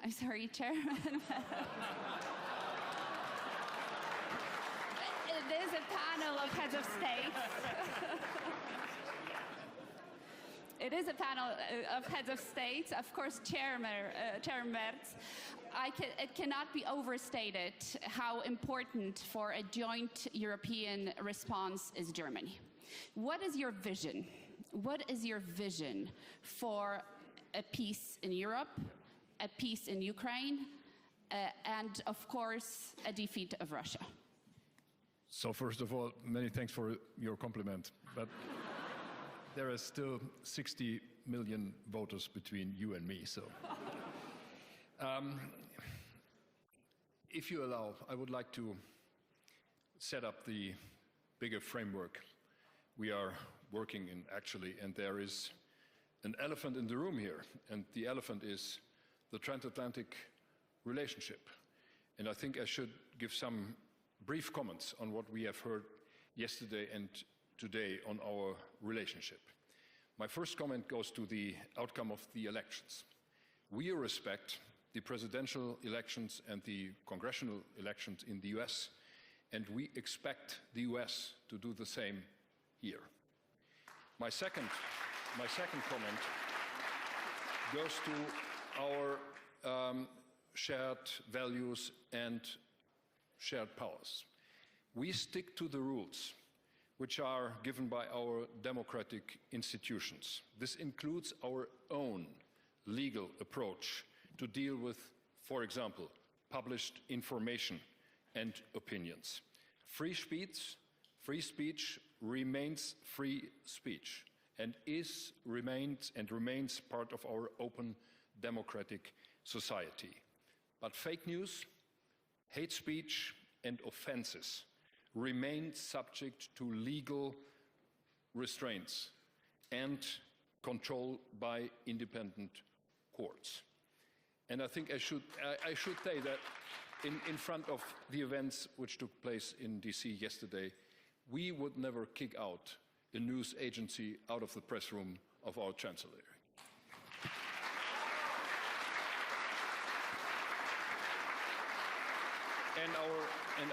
And our legal framework in the European Union is and remains valid for all private persons and private companies doing business in Europe, independently from where they come from and where their headquarters are based.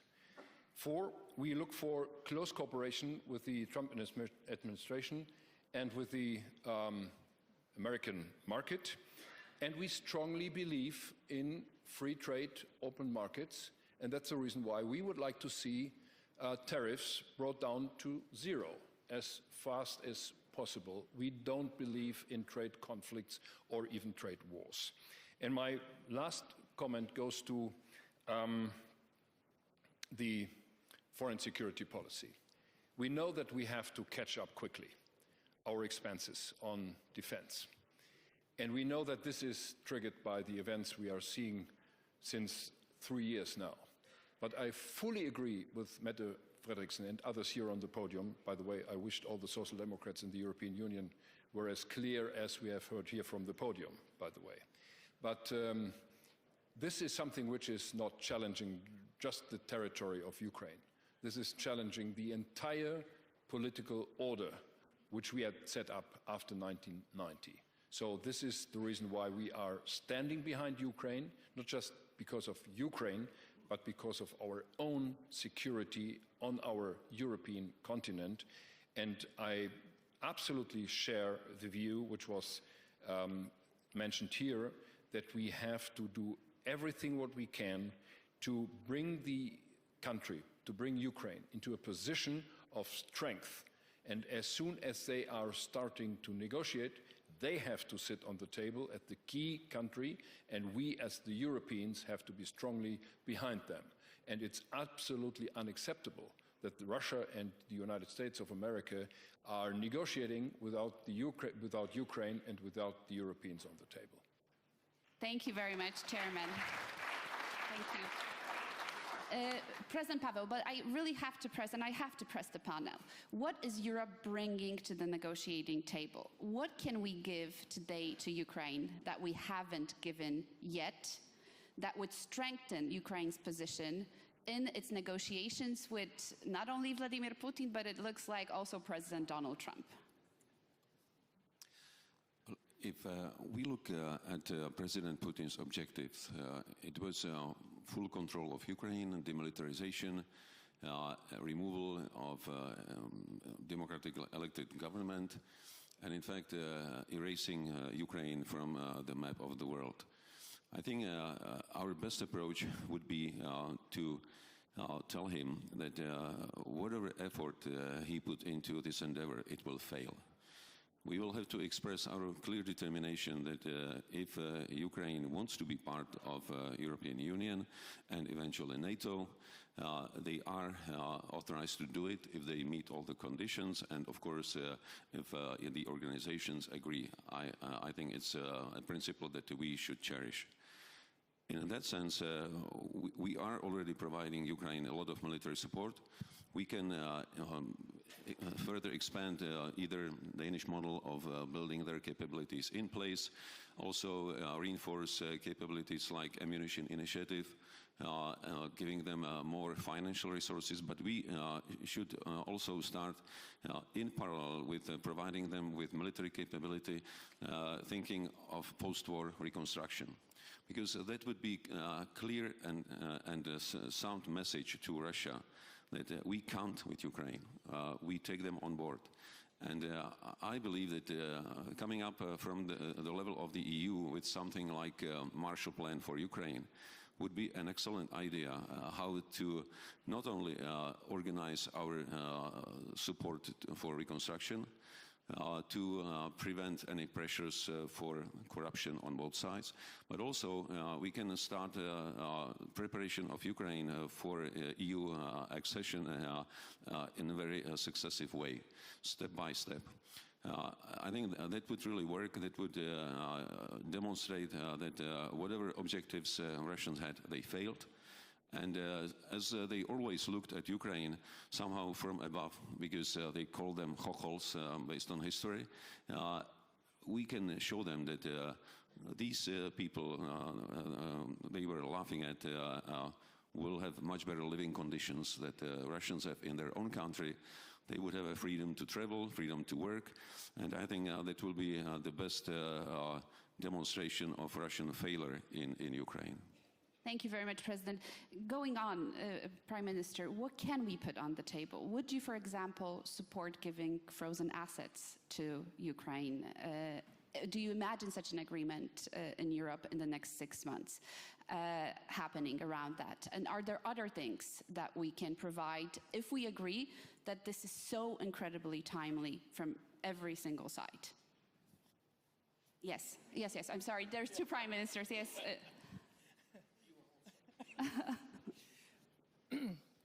Of course, the frozen assets is one way forward. I don't have any restrictions on that.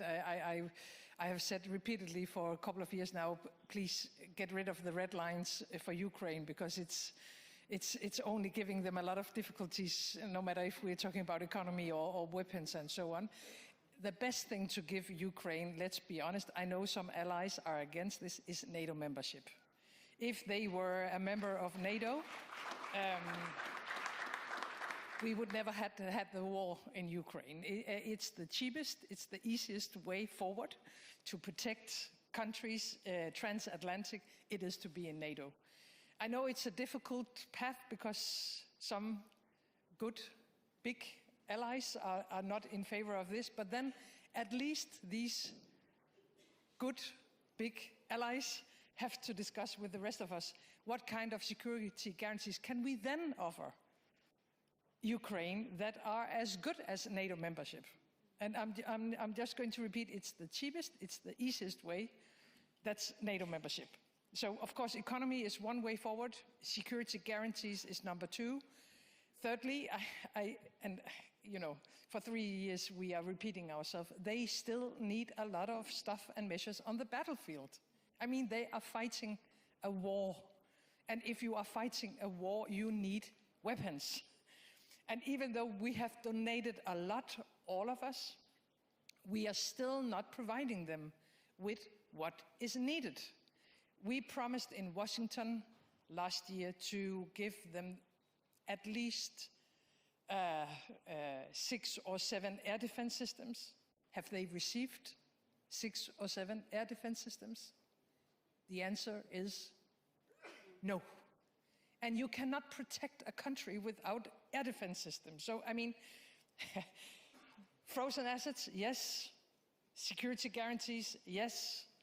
Give them the strength before negotiations, yes.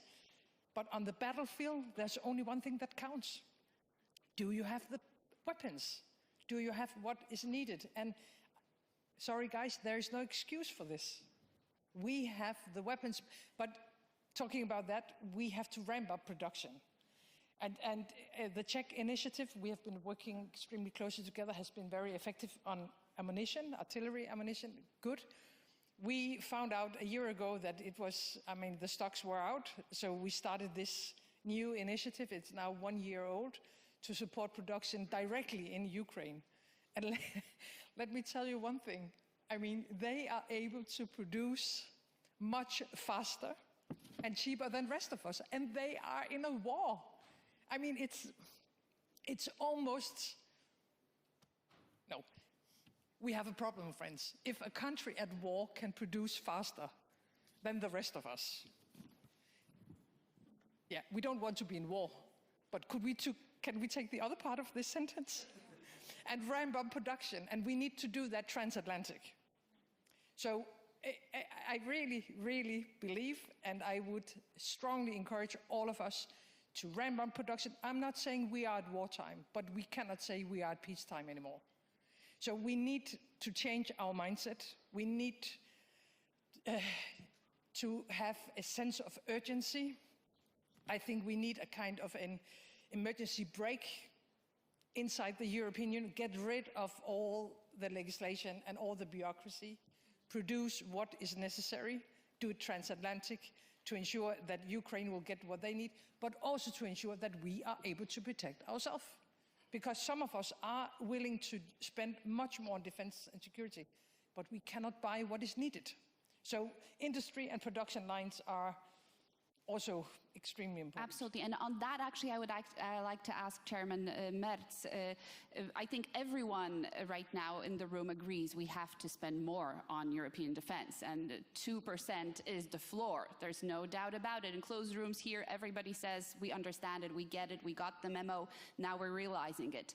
But we have to know also where we get the money from. And you have seen a lot of ideas floating around, including relaxing EU fiscal rules and the Stability and Growth Pact rules, which would allow us to actually borrow on markets for defense bonds for the European Union. Would you support, as Chancellor, such an idea?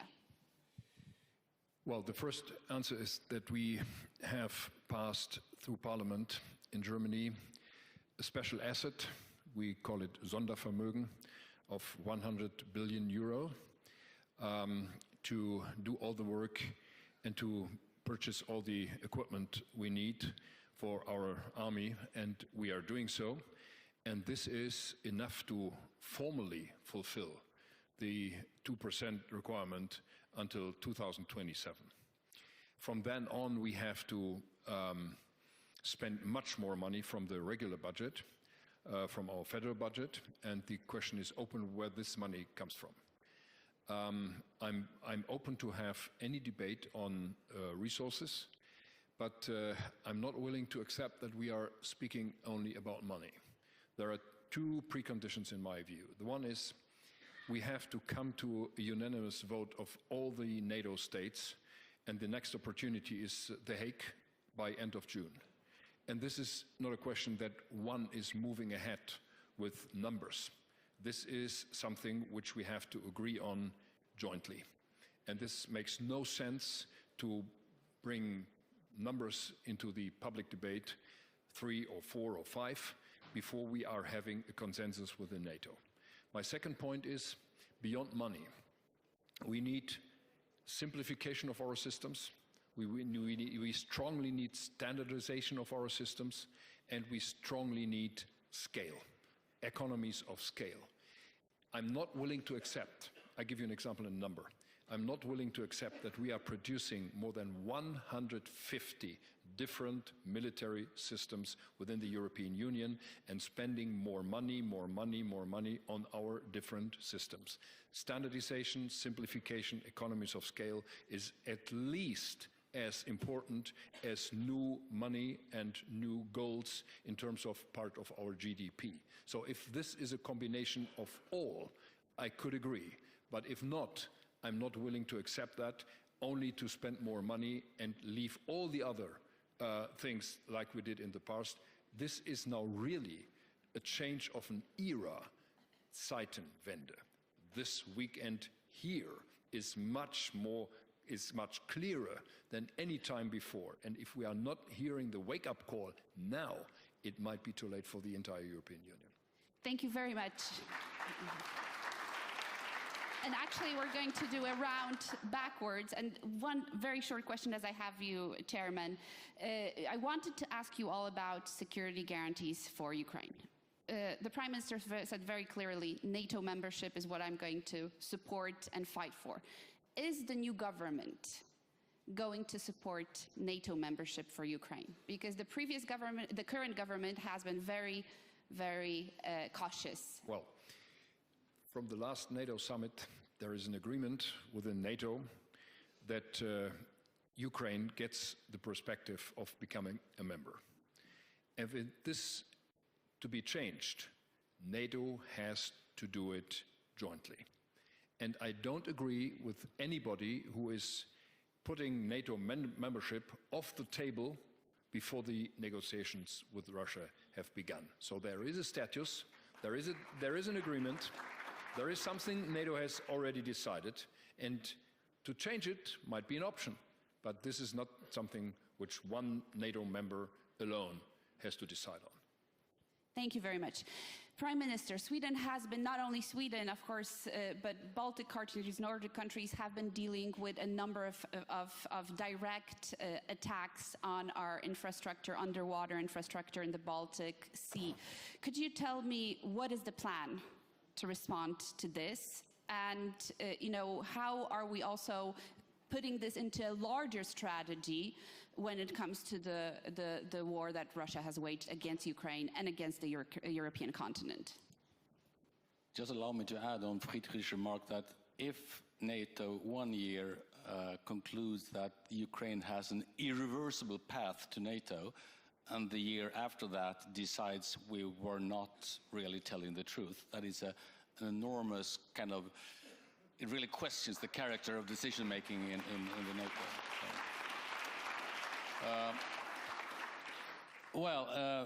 Baltic Sea is obviously under threat. We normally, I think Mette put it in a good way, saying that we are obviously not at war, but obviously not at peace either regarding the Baltic Sea. And we are quite careful. We don't easily single out or attribute countries for doing hostile things against our cables or electricity cables or things like that. But equally, we don't just believe in random things suddenly happening quite often, I fully understand that there might be such a thing as a seriously bad seamanship, but they normally don't occur that often and on that scale, So there is something pretty odd in that. So we take it extremely seriously. Finland has caught basically, even though it was formally voluntarily, and we did the same with different vessels, and they are thoroughly being examined, and we at least we attribute the countries that behind them, even though and the character of hybrid threats is it is supposed to be hard to detect whether there are intentional damages or not. So that's almost proves it basically. So what we're doing now, we are the NATO Operations Center is one part of that. We are collaborating extremely closely between all the Baltic countries right now in the air. I was myself looking at these vessels the other day from air, and we do it also on the surface. So I think we have pretty good possibilities to detect them and to deter them. But obviously we need to do even more to stop them totally. There is a good connection also to the Ukrainian war in that, because the Russian shadow fleet is heavily present on the Baltic Sea, and a lot of oil money is basically coming that way. So there are different good reasons to stop it, and I think we are taking that much more seriously now than we did previously. Before I turn to the public for the last 15 minutes, and I see already a lot of good hands, very quickly, Prime Minister and President, our strength was our unity, especially on sanctions. Do you think that unity is threatened within the next half a year or a year? Do you imagine a situation in which one or more countries decide not to prolong EU sanctions? And what happens then? Prime Minister, please.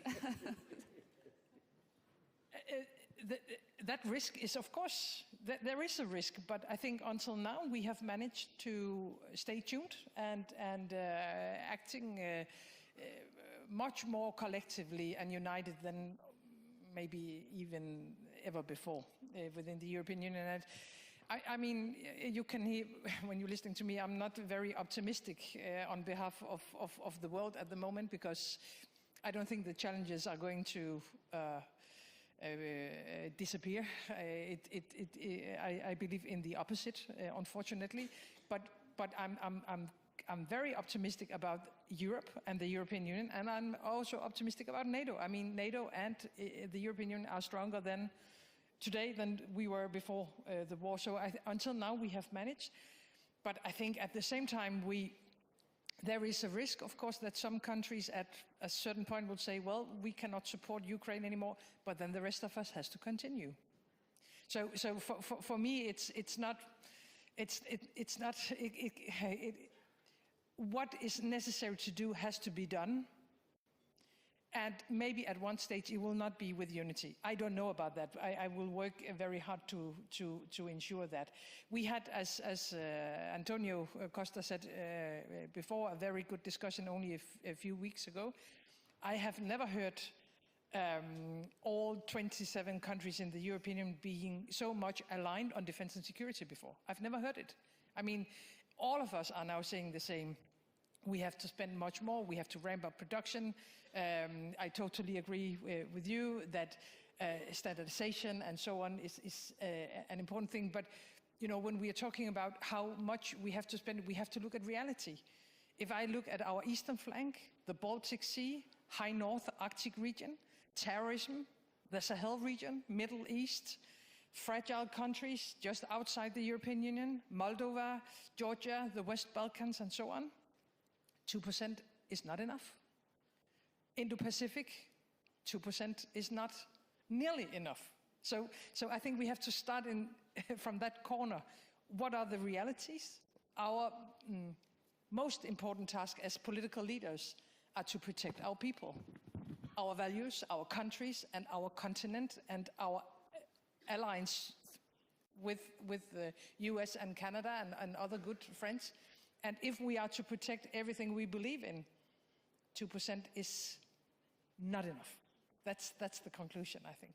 Thank you very much, Prime Minister. And last, President, on this unity question, many here worry if European unity will not crumble if under pressure of the Americans. And I think for the first time we need to have a clear scenario, a way forward, if the United States decides on something that's clearly against European interest, or will be pushing for a scenario in Ukraine which we cannot accept. Will you worry then about European unity? With all the differences in assessing of different problems, and we face that in NATO very frequently, I am a strong believer in the value of the alliance and the EU. We have developed a culture of coming up to a common position, to an agreement, despite all the differences. And that's why I strongly believe that both the United States and Europe have a common interest of working transatlantic bond. It serves both sides without any doubt. And being allies actually gives us an opportunity to be very open, blunt if necessary, but always open to listening, understanding each other, and coming up to a position. I think we have to find the strength to speak up. Not everyone has it, especially when we get under pressure of a view presented in an authoritative way. But I think we have to speak up, we have to be self-confident. If we are sure about our arguments, we have to tell them in a very open way and push on coming up to a common position. And always put forward that we are the allies, not the competitors, not the opponents. Thank you very much. And let's open, I saw people who already rose their hands, Titi, Agnes, and then Alexander. Let's take 3 questions together, and then if we manage, we take a second round of questions. Thank you, Katarzyna. I'm Tytti Tuppurainen from Finland. And I think one of the most important questions over European destiny is the question of Ukrainian military resources. Who gets to benefit from Ukrainian military resources? Battle-hardened armed forces, world-class arms industry. Who gets them? Is it Russia who would get them after some kind of a deal, if it tried to colonize Ukraine in order to get its outstanding world-class military resources? Or is it Europe, hopefully together with the US, but if necessary, alone? Europe would get most powerful ally of Ukraine because of its outstanding military resources. Do we realize that? What is at stake when it comes to Ukrainian military resources, and how could we better unite with Ukraine? Thank you very much. Thank you. Agnes, please. Thank you very much for this very important discussion, and thank you very much especially for you, the Danish Minister President, for your very clear words. So I have a question to Mr. Merz. Thank you, Mr. Merz, also for your very clear message that Germany will be close to Ukraine also in the future. So a simple question. When you are the new Chancellor of the Republic of Germany, are you ready and give you green light to support Ukraine and deliver the Taurus? Thank you very much. Alexander? Thank you very much. Great questions from my colleagues already. Alexander, you have to be brief, please. I'm this super time brief. No, that is a moment, because if Russians will kill people like me, then they will take our sons to kill you. That is so easy. That is at stake, and you should remember this. And my question really, I want to hear from Mr. Merz. Is Germany ready to lead? We need a leadership in Europe, and yesterday's speech of Mr. Vance showed it to everybody, even to blind, I think. So that's the question to you. Leadership, Tauruses, German equipment. Thank you. Thank you. And then maybe next we'll take a question. Please introduce yourself. Thank you very much. Tandesi MP and Chair of the House of Commons Defence Committee. I think we would all agree that Vladimir Putin has made a huge strategic blunder which has led to colossal death and destruction. But it is incredible to have now the membership of both Sweden and Finland within NATO with their amazing capabilities. But with the potential absence of US leadership within Europe, do you think that other European nations have what it takes to show solidarity and leadership? Do you think that the UK should be showing leadership and stepping forward to take that leadership role? And what would your message be to those nations who aren't even meeting the 2% target? Thank you very much. Okay, we go back to the panel. I'm sorry, Chairman Merz, it seems that you're on the spotlight. So 2 questions. What about the Taurus? And most importantly, what will be your vision for a peaceful Europe? Well, my personal position and the position of my parliamentary group has always been clear on these cruise missiles. And I would like to repeat again what I'm saying during the election campaign now, that we should be willing to deliver.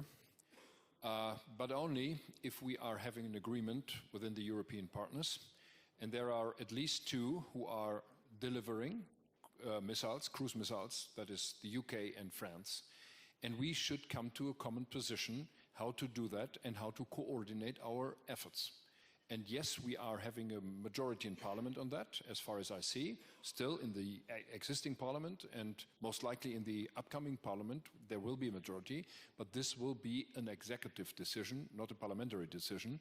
And my personal view and my willing is still and remains to deliver within a European coordinated framework of delivering more weapons to Ukraine. I'm hearing very often during the meetings and the one-on-ones we had here on this conference that there is obviously a lack of German leadership within the European Union. And I fully agree with all those who are demanding more leadership from Germany. And frankly, I'm willing to do that because I'm seeing that Germany is in a strategic position in the center of Europe, that so many things in Europe depends on Germany, that we are having to take a new role, which is traditionally the role Germany had taken in the past with Adenauer beginning and Helmut Kohl and others who were willing to take joint leadership within the European Union. And I think this is more important than ever because we are seeing now these fundamental changes, especially in our transatlantic relationship. And we didn't hear what the Trump 1 administration told us.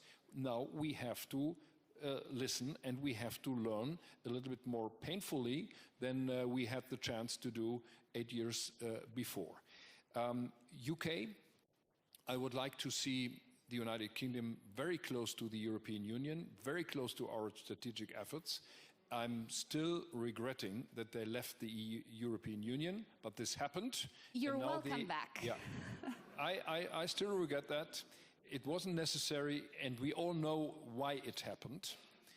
This is now the past. This has happened, but we have to do anything what we can do to bring the UK closer to the European Union, within NATO at least, and beyond. Thank you very much, Prime Minister. Thanks. Yeah. Prime Minister, to add to this group of questions, I'm surprised nobody asked about the question of troops on the ground in Ukraine. Troops on the ground, so Europeans actually sending troops. And this is something that President Trump has alluded to. This is what the administration, as I understand, has taken upon, discussed. Of course, there's probably more questions than really answers about this, but what would be Sweden's approach? Do you think Europeans should be on the ground, and at what role?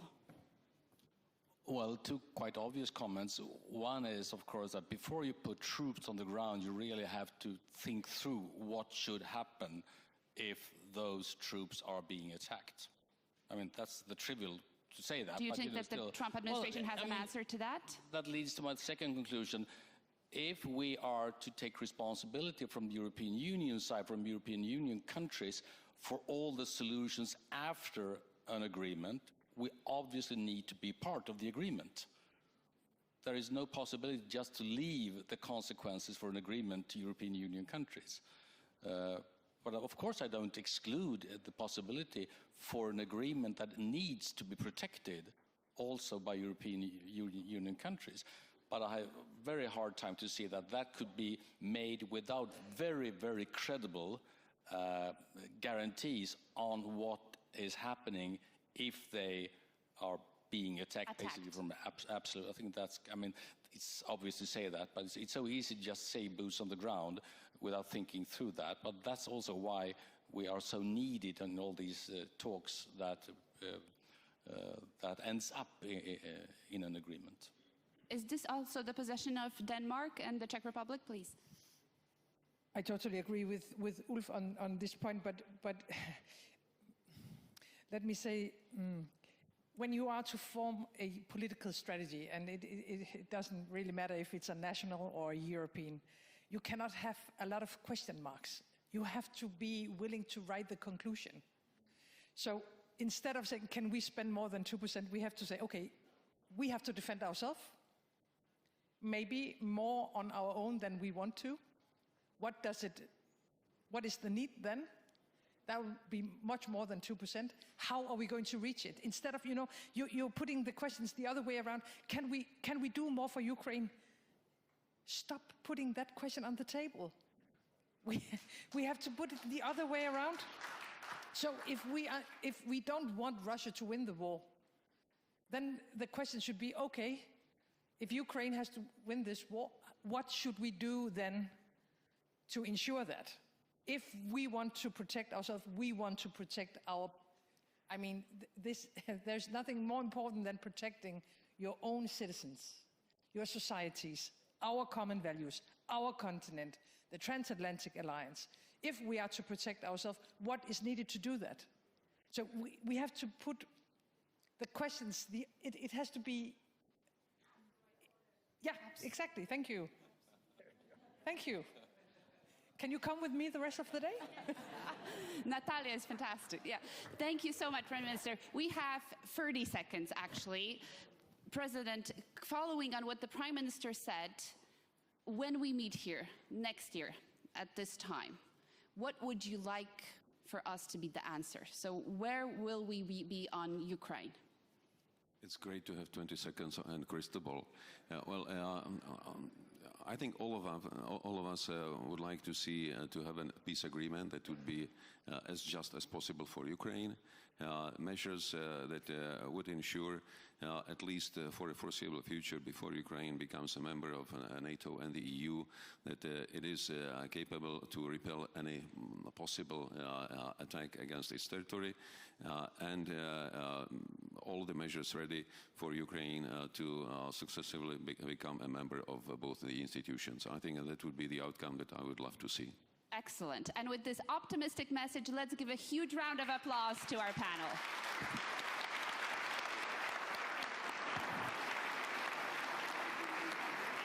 Thank you very much.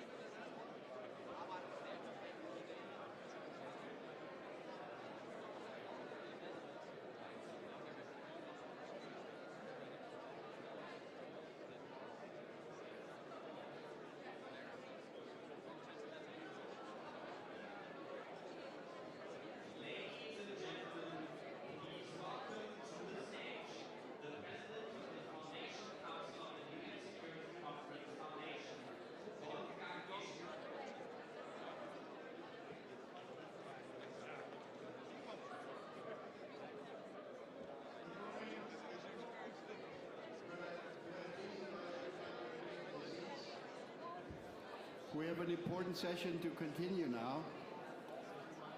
Senator Shaheen, Senator Graham, Mark Rutte.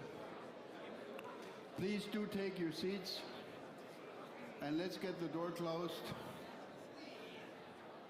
I'll give you 30 more seconds. Sit down.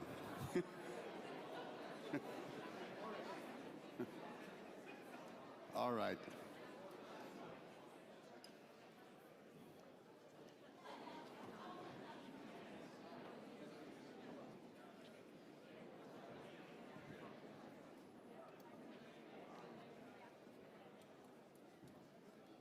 Well, dear friends of the Munich Security Conference, NATO and the transatlantic relationship have been at the core of this event, even in the times of, especially in the times of the Cold War, when it was still called Wehrkunde.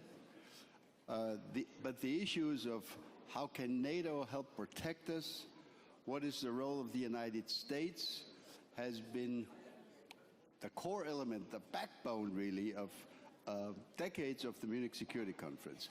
I am extremely happy to have on the stage for a relatively brief panel discussion the new, in this capacity, first time NATO Secretary General. He's been here many times as the previous Prime Minister of the Netherlands, Mark Rutte. A warm welcome to you.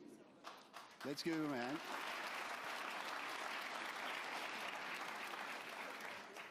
And we have two longtime friends of the Munich Security Conference from the U.S. Senate, Senator Jen Shaheen from New Hampshire,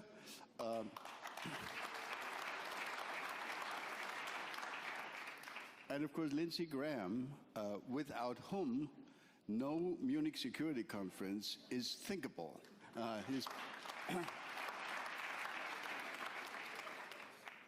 So we have a good half hour, so I would want to ask my panelists to try to be brief so that we can get as much information into this and maybe take as many questions as may be asked by this expert audience. And let me start by addressing a question to the Secretary General. What happened over the last 72 hours or so, President Trump's announcements, the Brussels meeting, Vice President Vance's speech yesterday, has of course raised many continuing questions about where is NATO headed. We have a NATO summit coming up later this spring or early summer. Can you just sketch out, hopefully in just a couple of minutes, what your expectations are, how you want to take NATO forward as we try to meet really historic challenges? This is not, and I think everybody in this audience understands this is not an easy moment for all of us. And it is a particularly tough moment for our Ukrainian friends. President Zelenskyy spoke here just less than an hour ago, and he got what I thought was appropriate standing applause. So without further ado, Secretary General, you have the floor first. Well, thank you for that question. Let me say that I'm really honored to be on the panel with two distinguished senators who have been staunch supporters of the transatlantic relationship, really. Both of you, thank you for your leadership. And to your question, I'm rather optimistic. And I'm optimistic because when you look at the undercurrent messages, what is clearly coming through in my meetings with the Vice President and many other senior American officials, but also coming through at the podium and at other occasions, is one, that we are one family. There is an absolute commitment of the US, including this administration, to NATO, but also an expectation that on the European side we have to step up, we have to spend more, and they are right. We are not spending enough. So we have to do that, and that will be a key theme in The Hague, to come to a new number, a new figure, based on real content of what is driving us in terms of the gaps. Where are we now, where we should be, if in 4 or 5 years' time we still want to be able to defend ourselves. Secondly, on Ukraine, there's a clear common understanding and commitment that we have to make sure that Ukraine is in the best possible place during the peace talks. That means continuing the training in Ukraine, continuing all the weapon supplies into Ukraine, but also that the outcome of peace talks has to be that Ukraine is a country which will never again be challenged by the Russians, by Vladimir Putin. It has to be an enduring, a lasting peace. There is absolute, Americans and Europeans, we are absolutely in agreement on this. And to my European friends, I would say, get into the debate, not by complaining that you might yes or not be at the table, but by coming up with concrete proposals, ideas, ramp up the spending, make sure that the training and the weapon supplies continue, but also come up with concrete ideas what, for example, security guarantees could look like, and what Europe could. And I must say, since one day of complaining, what I'm now been seeing on the European side of NATO is indeed that people are now getting into the concrete planning phase of what could that be? What can we contribute to that? And finally, of course, the third issue also in The Hague will be about this huge problem that we are not producing nearly enough, both in the US and on the European side of NATO in terms of our defense industrial base. Russia is now producing in 3 months in ammunition what the whole of NATO, 20 times bigger than Russia in its overall size of the economy, is producing in ammunition in a year. So we are not keeping up. Russia is on a war footing, Russia is on a war economy. We are not. We have to do this. We have to cut the red tape. And by the way, to our American friends, it is also good business because the European allies spend 4 times more in the US than the US is spending in Europe. So ramping up defense industry production will also deliver a lot of dollars for the American economy. So these will be the 3 main themes coming to The Hague. Great, thank you very much. May I say ladies first when I turn to the US Senate? Senator Shaheen, one of the issues mentioned by the Secretary General was the famous, financial contribution to the defense budget throughout NATO. 11 years ago, at a summit in Wales, NATO members agreed the 2% goal. Of course, your predecessor and you are now saying, well, we've made a lot of progress. More than 2/3 or so of the NATO members have reached the 2% goal. But let me put a bit of water into the wine. It took for many of us, of the member countries, it took considerable time to reach that goal. In the case of my own country, we can now proudly say that this year we reached finally the 2%. What is your view where we should end up? What is a realistic, achievable goal looking forward? And when, if you establish a new goal, say I think you mentioned 3.5%, when do we think that can actually be accomplished? Surely not this year, surely not next year. In what kind of, we're talking about what kind of time frame, and I am aware of the fact that this is an urgent question. And before you take the floor, let me add one comment as a European member of NATO.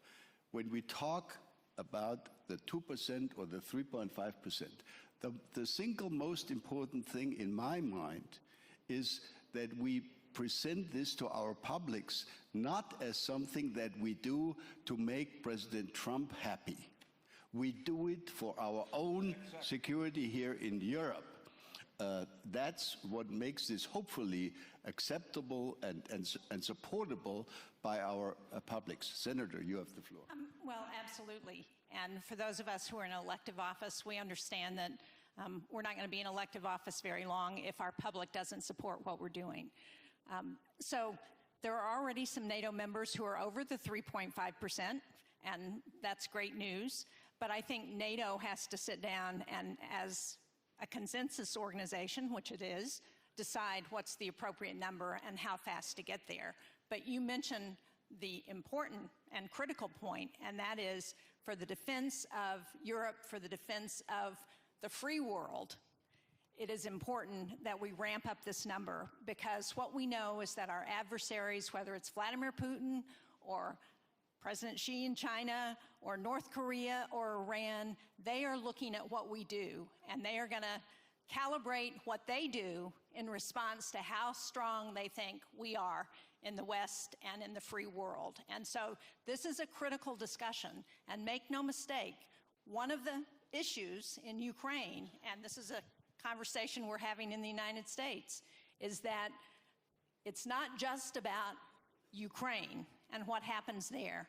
It's about what kind of message do we send to our allies, and what kind of message do we send to our adversaries if we walk away from the brave Ukrainians in this courageous fight.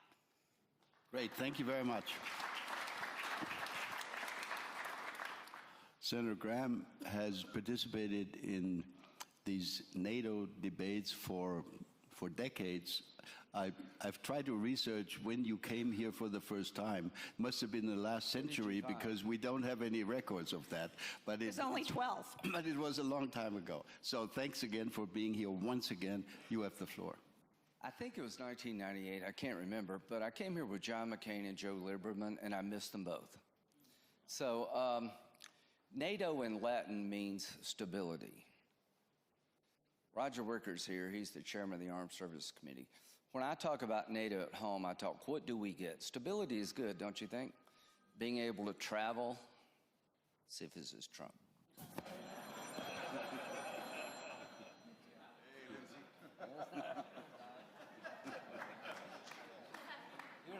He would have gladly talked, I'm sure. Okay, so NATO is good because it creates stability. It's better to have partners than it is to go it alone. So when I'm at home, why does it matter what happens in the Mideast? I believe there are people who want to kill us all and change our way of life because they're religious fanatics. You can stop fighting them, but they're not going to stop fighting you. I'd rather keep the fight over there than come to America. I'd rather have partners than go it alone. There are forces in the world that I'd rather have friends help me contain than do it by myself. I want stability. I don't want war. So NATO has stood the test of time. Not one NATO nation has ever been invaded by a nation state. It works. So we're expanding. That's a good thing. We're in good hands with Mark. He's a worthy successor. Mark spoke yesterday. You were excellent. I am so glad you have this job. You've got a real sense of where we need to go. Frustrating for American politicians goes back to Sam Nunn. Sam Nunn, remember Sam Nunn? I would say he's not Donald Trump, but he threatened to withdraw 30,000 troops a year unless NATO hit their target. This goes long and deep in America on both sides of the aisle. We feel like we've done more and you've done less, and everybody's under pressure at home. So it's not 2%, it's not 3.5% to me, it's what do we want to achieve? The spending needs to be based on the threat. I think there are a lot of threats that would justify 3.5%. Finally, the American Senate is firmly in NATO's camp. There's an isolationist movement in the Republican Party, and our liberal friends, Bernie Sanders, wanted to cut the military budget yet again. We've dealt with that since the founding of NATO. But NATO, we need it now more than ever. And let me tell you why. Putin would not invade a NATO nation, in my view, because he understands the consequences would be too severe. Do you agree with that? We got to make him believe he's right. Ukraine. 2014, we got it wrong. Everybody who's worried about who Trump's talking to and how he's doing it, what did you do in 2014? 3 things we failed to do in 2014. We should have integrated our economies with Ukraine to give them hope and have a tripwire so it wouldn't happen again. But we didn't do that because we didn't want to provoke Putin. We should have built up the Ukrainian military so it'd been harder to invade. We didn't do that because we didn't want to provoke Putin. And we never told him what happens if you do it again because we didn't want to deal with provoking Putin. Lessons learned. Don't worry about provoking Putin. Worry about stopping Putin. So, 3 things, real quickly. This minerals agreement between the United States and Ukraine is a game changer because President Trump can go to the American people and say Ukraine's not a burden, it's a benefit. They're sitting on top of $1 trillion worth of minerals that all of us can benefit from by aligning with the West. I told President Trump, it may be the old Soviet Union, it may be the Russian Empire, but I do know he's going after the money. Don't let him steal what Ukraine has to enrich himself, because that's like defunding the police. So if this minerals agreement happens, it's a nightmare for Putin because we have something to defend that we didn't have before. So you better be pulling for this minerals agreement. Number 2, if we don't arm Ukraine to the fullest extent possible, shame on all of us. They need more F-16s, not less, and we make them in South Carolina.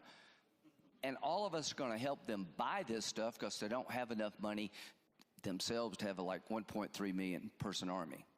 But we'd be stupid in the next decade not to create the most lethal Ukrainian army possible as a form of deterrence. And finally, NATO. I'm all for Ukraine being in NATO, but it's up to the members of NATO. I don't want to take off their potential of getting into NATO, but I'm not so sure the market will bear they go into NATO right now. I'm just being honest with you. But here's what I think we could sell. If you ever do this again, Putin, if you ever have a military incursion into Ukraine again, that will trigger automatic admission into NATO by Ukraine. We should have done that in 2014. How many of you believe if that had been in place in 2014, Putin wouldn't have invaded? I don't think he would have if he knows that would put him in NATO. So thanks for having me. Great.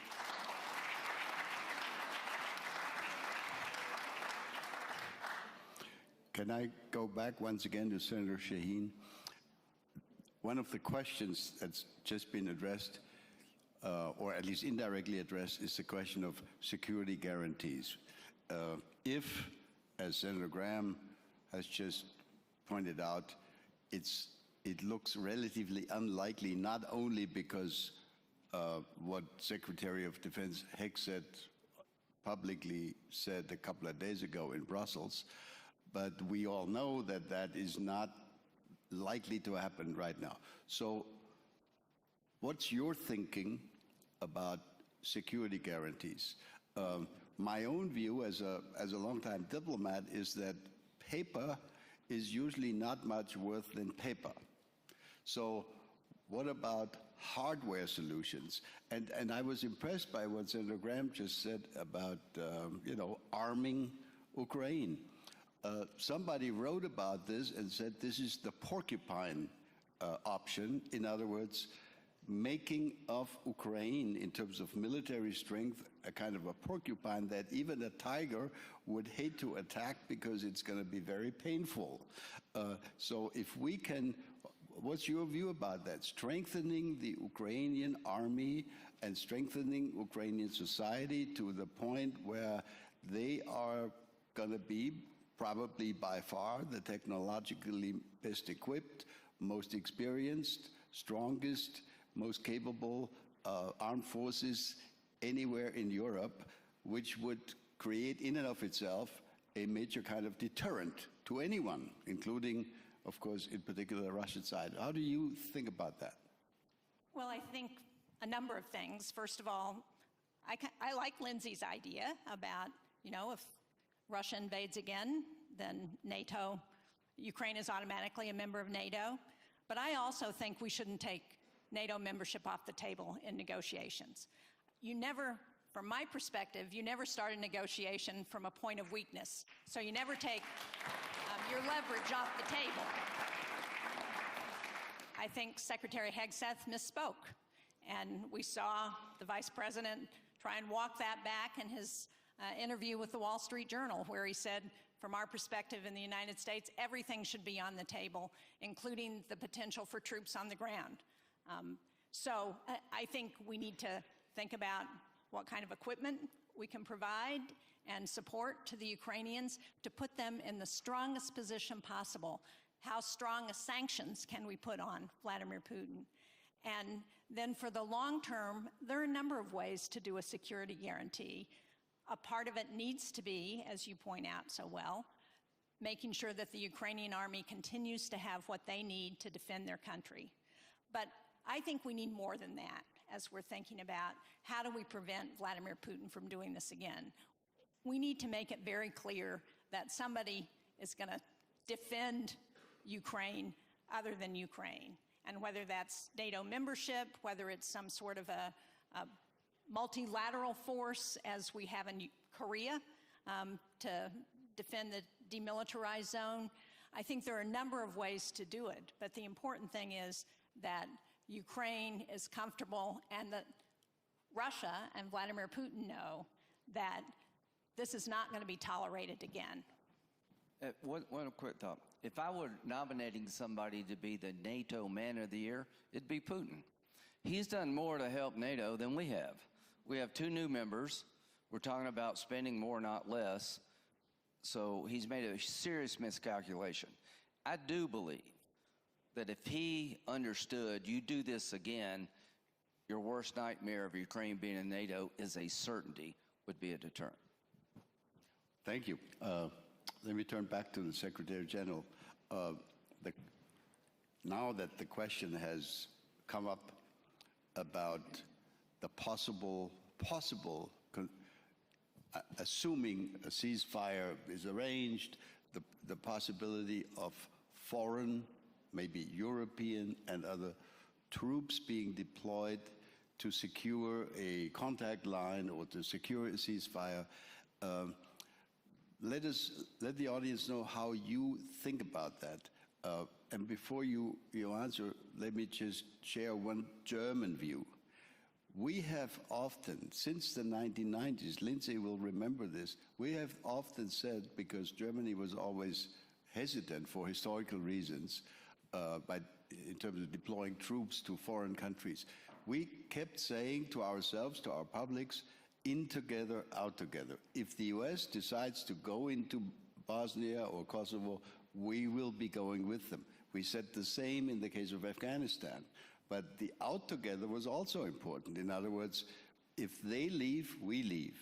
So if what I understand is that there is a desire by the Trump administration not even to consider the deployment of troops, okay, but would that not create, if we had European troops in some shape or form in Ukraine, would that not create a kind of a rather risky possibility, potential division, which maybe Putin could try to exploit? One abstract level higher, what I think we all agree on, including the current US administration and the European side of NATO, is that whatever comes out of these peace negotiations has to be lasting. And that means that it has to be credible. And then, of course, the senator is right that there are many ways to organize that. But why is it so crucial that it is lasting? Because if it is only Ukrainians taking care of Ukraine post a peace deal, I don't think that is strong enough. And don't forget that one Xi Jinping, the first secretary of the Communist Party of China, is listening into these talks. And whenever President Trump and Zelenskyy and Putin and others would start these talks, there is one empty chair which is very much filled with this same one Xi Jinping, the first secretary of the Communist Party of China. And he will be watching. And if the outcome of these talks is a weak deal for the West, given the fact that North Korea, China and Iran are all involved in this, it will have a huge impact. I'm getting more phone calls these days from senior leaders in Japan, Korea, Australia and New Zealand, and from many allies in Europe. And by the way, I don't need more phone calls from allies in Europe, but just to sketch to you that they understand that the Euro-Atlantic and the Indo-Pacific are connected. So we have to make sure that it is enduring, that it is lasting. And yeah, my problem is we are democracies. We discuss this all out in the the open, but somewhere in Moscow with a small cigar in his hand is Vladimir Vladimirovich Putin, listening probably now to this fantastic panel and thinking, okay, what can I learn from this? And what are they thinking in terms of how these security guarantees should look like? So I'm a bit hesitant to debate that all out in the open. But clearly what I said to the European colleagues yesterday, make sure that you come up with concrete proposals and get into the debate. That's important. Great. We have something like 10 minutes left. Can I look around and invite people to, if you could be kind enough to identify yourselves. I know most of the audience, but not everybody by their names. So we'll look at the lady here. I think I know her name. Please, the microphone is coming. Natalie Tocci. Question to the two senators. I'm just wondering if you could help us interpret a little bit what we heard yesterday. So up until yesterday, and I think the gist also of this panel was very much based on, and I think the Secretary General of NATO was reflecting that, on the one hand, Europe is attacked, starting from Ukraine, but not ending with Ukraine, so Russia, we get that. And the United States is, let's say, less interested in European security and certainly expecting Europeans to do more. We get that too. Now, what we heard yesterday was, I think, something different, which is actually this US administration is very interested in Europe, but it's interested in dividing Europe, in weakening Europe. So can you perhaps persuade us that that is a wrong interpretation? Thank you. Okay. Lindsay, you get to do this one. Can we maybe take one or two more and then go back to the panel? There was one way back, lady back in the back, yeah. I think that's Svetlana, yeah, right. Yes, Svetlana Zelenskyy, Ukrainian politician. First of all, dear speakers, thank you so much for your leadership in supporting Ukraine. We very appreciate it. I have a question to Senator Graham. You suggested that Ukraine should be taken to NATO automatically if Putin will attack it again. But in my mind, it's a perfect reason for Putin not to stop the current war. So my question is, can you please give us like 3 very concrete points of what President Trump is ready to do now to stop the current war? Thank you. Okay, and we'll take one more here from the first row, lady. Thank you very much. I'm Sylvia Meyer with CNBC. I have a question for Secretary General Mark Rutte. Good to see you again. I just would like to understand, where do you think we're going to land in terms of the next ceiling for defense spending? Because yes, we're talking about this, but let's not forget the fiscal position for many European countries is very weak at this stage, including for France. Thank you. All right. Senator Shaheen, would you want to start? Look, I can't speak to why the Vice President gave the speech that he gave, and I'm in the opposite party, so I don't necessarily have these conversations with the Trump administration. But I will say this. I think it is not a good strategy to attack our allies. One of the things that is a foundation of our security in the United States, and I think of the Transatlantic Alliance, is that we are allies and partners, and that it's one of the strengths of NATO, as we've all talked about. And so I think to attack our allies is not a good strategy, especially when we are under attack potentially by Russia and Vladimir Putin, when we are in this competition with China, both economic and military, and when we have nations like Iran that are inciting terrorists around the world that would attack us in the West, and with North Korea, which is developing a missile that will soon be able to reach the United States and all over the world. So I think our strength lies in working together, in doing everything we can to support democratic ideals, and I don't understand a strategy that says we should divide our allies and partners. Thank you. What I like most is that Europe never criticizes Trump. You need to get Fox. So the point he's trying to make is that if you were at this conference this weekend, you thought it was Trump's fault that Ukraine got invaded? No. When he was president, they didn't get invaded because Putin's scared of Trump. That's a good thing. I think what JD is trying to tell folks here is that you need to understand Germany's going to have an election. There's going to be a pushback in Germany about out-of-control migration. The AfD, you know, making them go away is not the answer. Dealing with their underlying problem is probably the answer. Brexit. How did that happen? Too much. People feel like too much. You know, our society's changing too fast in all the wrong ways. I think that's something you need to hear from America. And I'm glad he said it. Now, as to Ukraine, the most important decision we will make as a group is how this war ends. Do you agree with that? If we don't get this right, there goes Taiwan.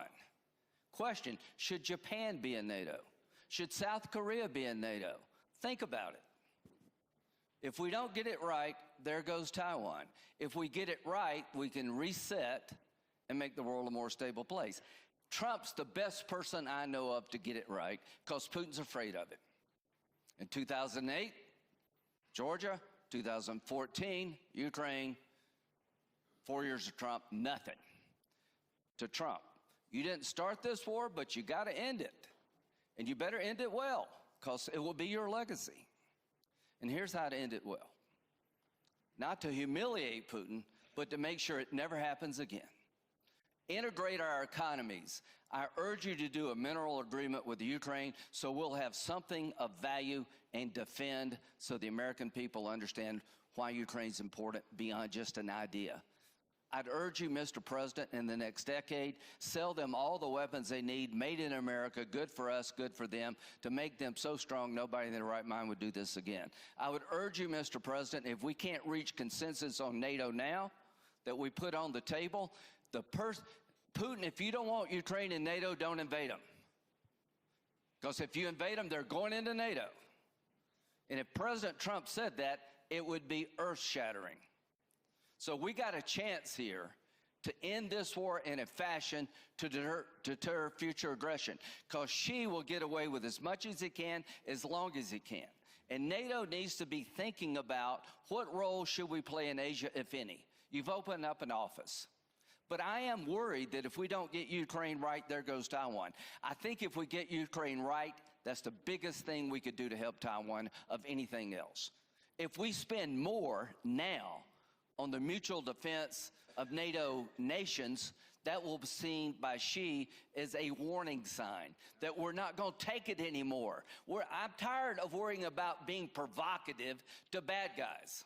I want them to fear us.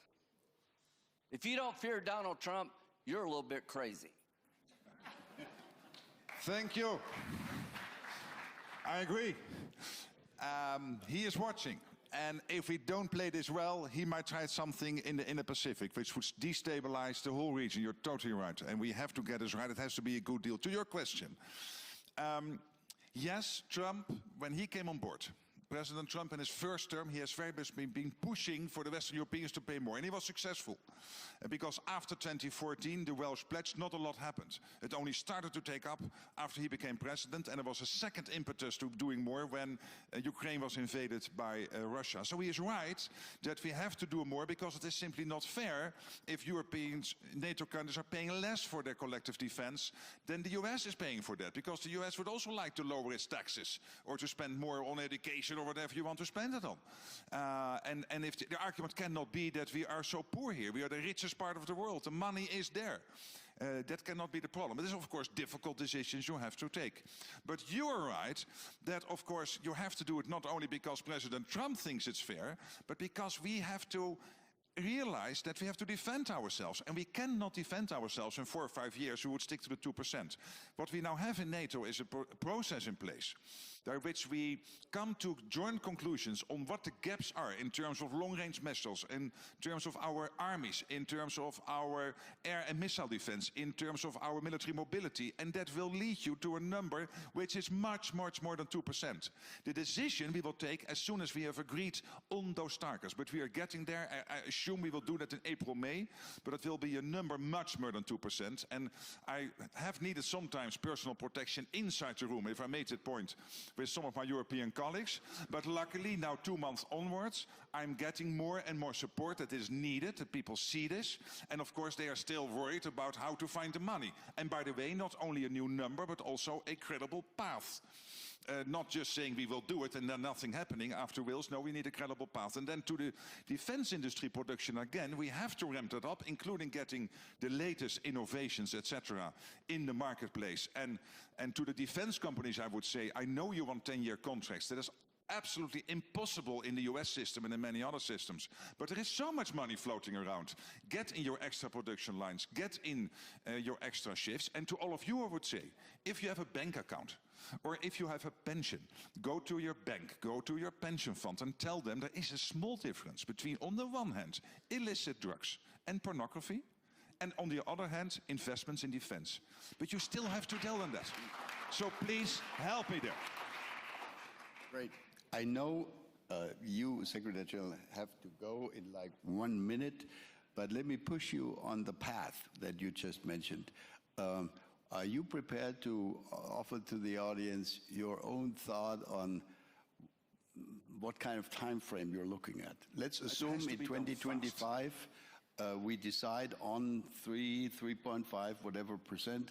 By when? We have to do it fast. You have a certain issue of absorption because you have to get the production up and you have to find the people. So probably you can take steps of 0.2, maybe 0.3% a year, but that means that you can get there fast. And it has to be credible and it will be tracked and traced. And I will be on the phone, and if you don't listen to me, I'm sure there will be somebody in Washington, a very nice man, calling you if you are not delivering on a commitment. Great. Let's give a round of applause to a great panel.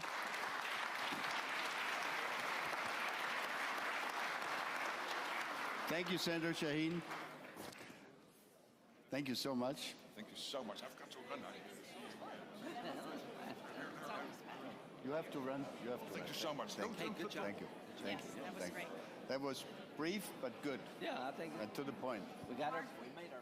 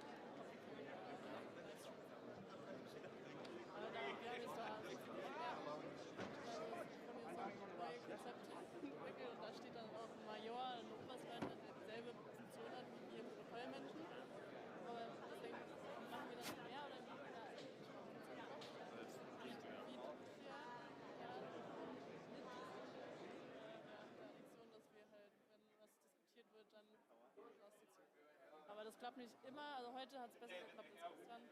Aber ob es nötig war, eher weniger. Also wir haben Pause bis 15 Uhr.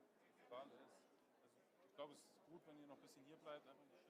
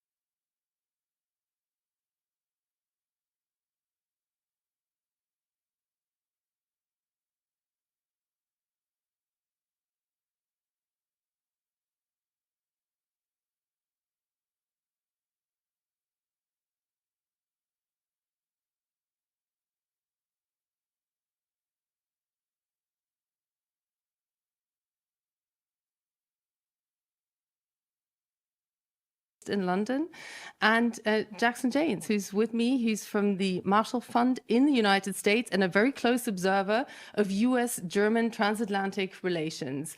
I'll just start right with you. That speech by JD Vance lecturing the Europeans on what democracy should really mean, questioning whether institutions are really necessary, essentially. Is that the voice of America right now, or what did we hear? It's the voice of some of America, I think, at this point. He was essentially explaining how the message from Trump is, we are the movement here, and we encourage a movement there, the populist movement that he represents. And I think to some extent it was something that was designed to be shown on American television as well as here in Europe, to make sure that he's performing the exercise that Mr. Trump has given him as much as that. Peter, you're actually in the process, if I understand it right, of writing a book on populism, what the populists want in Europe. You texted, you tweeted on this already. What is your take on what we're seeing unfold here? Yeah, so it was pretty much populism 101. It was pretty much how you would expect to write a newspaper column.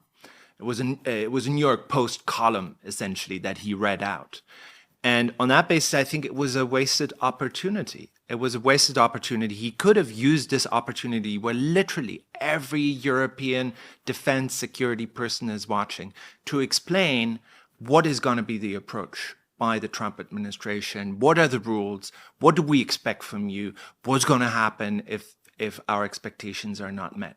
If that had happened, we would be busy all day today discussing, you know, what can be accepted, what do we not disagree with. There would be disagreement. So he angered Europe, but he didn't divide Europe. Actually, as a consequence of the speech, Europe is pretty much divided against him. He could have been much more effective in dividing Europe, because if he had formulated an effective approach, some Europeans would have said, oh, maybe we can go along with that. Others would have said no.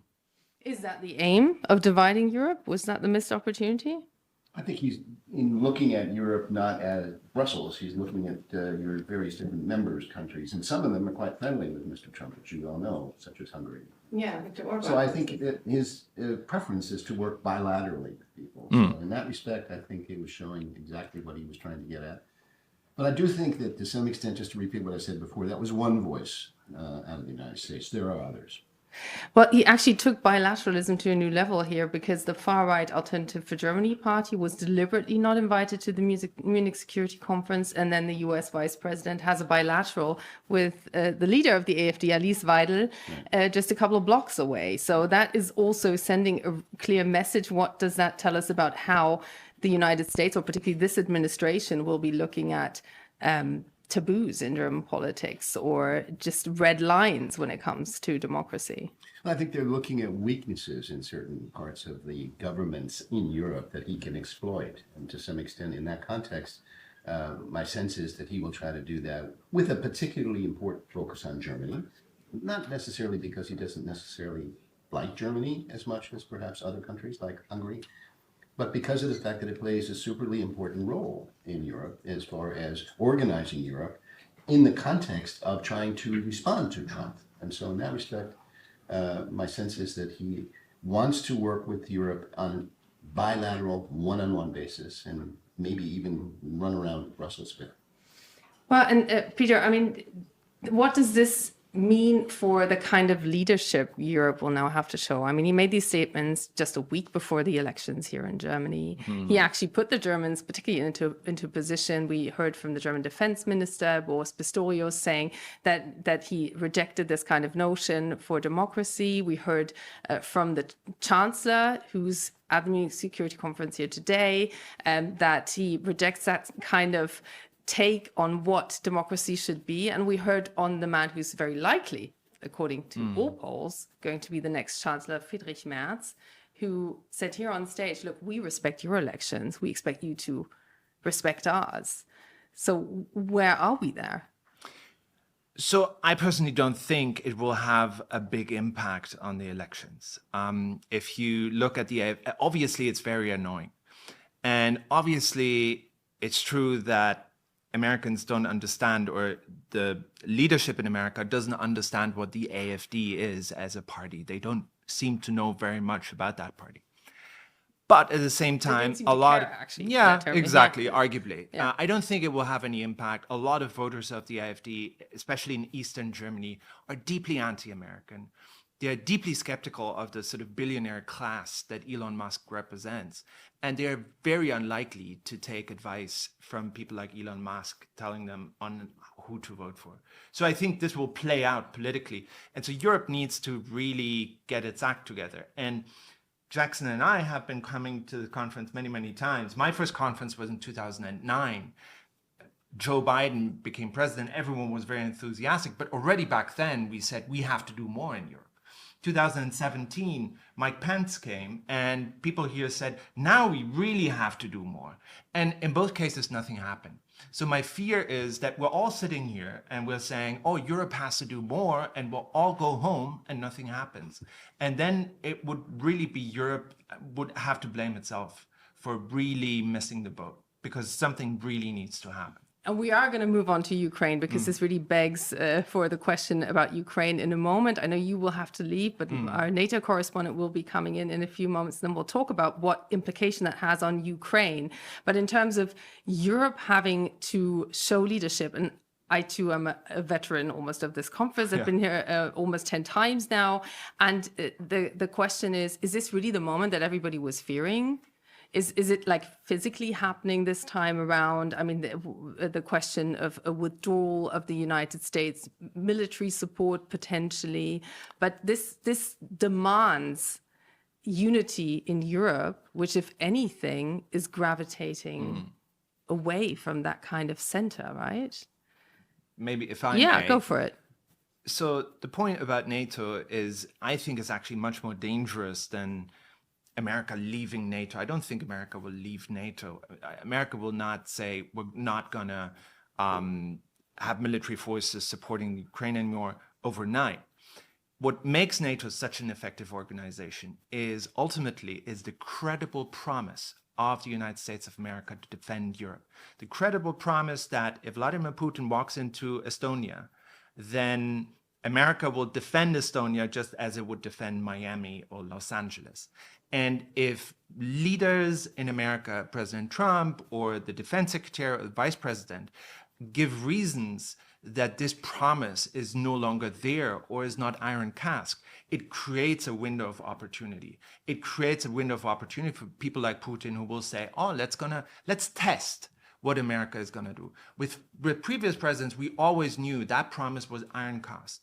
And with this president, I think there is a little bit of a doubt. And that's the problem, because NATO is what it is because of the credible promise of the United States. But there the question is, of course, also what is the US defending together with the Europeans? And there we get back to, and I just want to bring you in there, that core value of democracy, freedom, the West.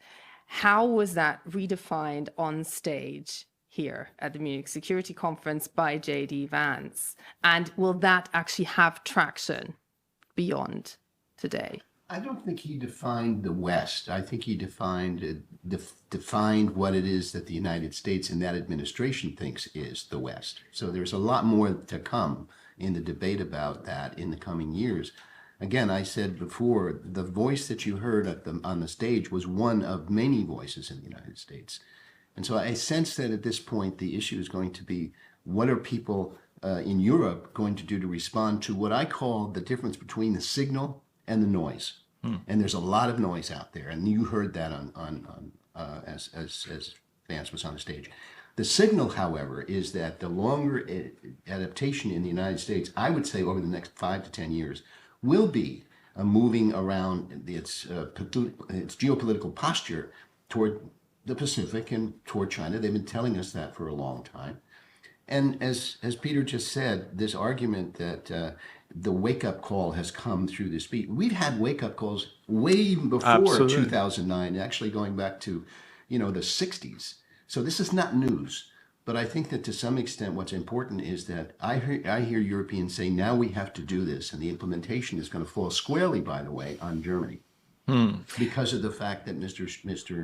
Merz presumably is going to be, as Chancellor, facing a Europe that has to respond to this whole signal and noise from Washington, D.C. And he was on stage today, and we did actually get exactly that question from a Ukrainian MP, whether Germany or he as Chancellor will take up leadership. And in fact, there was a slip of the tongue by the presenter on stage who already addressed him as Chancellor instead of Chairman of the Conservative CDU party. But I just want to stay with dissecting the noise and the signals for a moment, Peter, because we've seen a lot of signals and noise at this Munich Security Conference. Would you just flesh out for us how much of what JD Vance brought here was signaling and what was the noise? I agree with Jackson on the signal. I think there should have been much more substance to it, and there may have been. People are talking about on the corridors about why he didn't mention Russia, Ukraine. What are the reasons behind it? Did Trump tell him not to talk about it? Because there's no concrete points really. What exactly they're going to do? Exactly, and perhaps the answer is that the American administration hasn't fully figured out exactly what it wants to do with Russia and Ukraine. We had Defense Secretary 3 days ago giving a particular message. We had General Kellogg, the envoy of President Trump to the Ukraine, give a completely different message in a private meeting here, where he was very gung-ho about supporting Ukraine.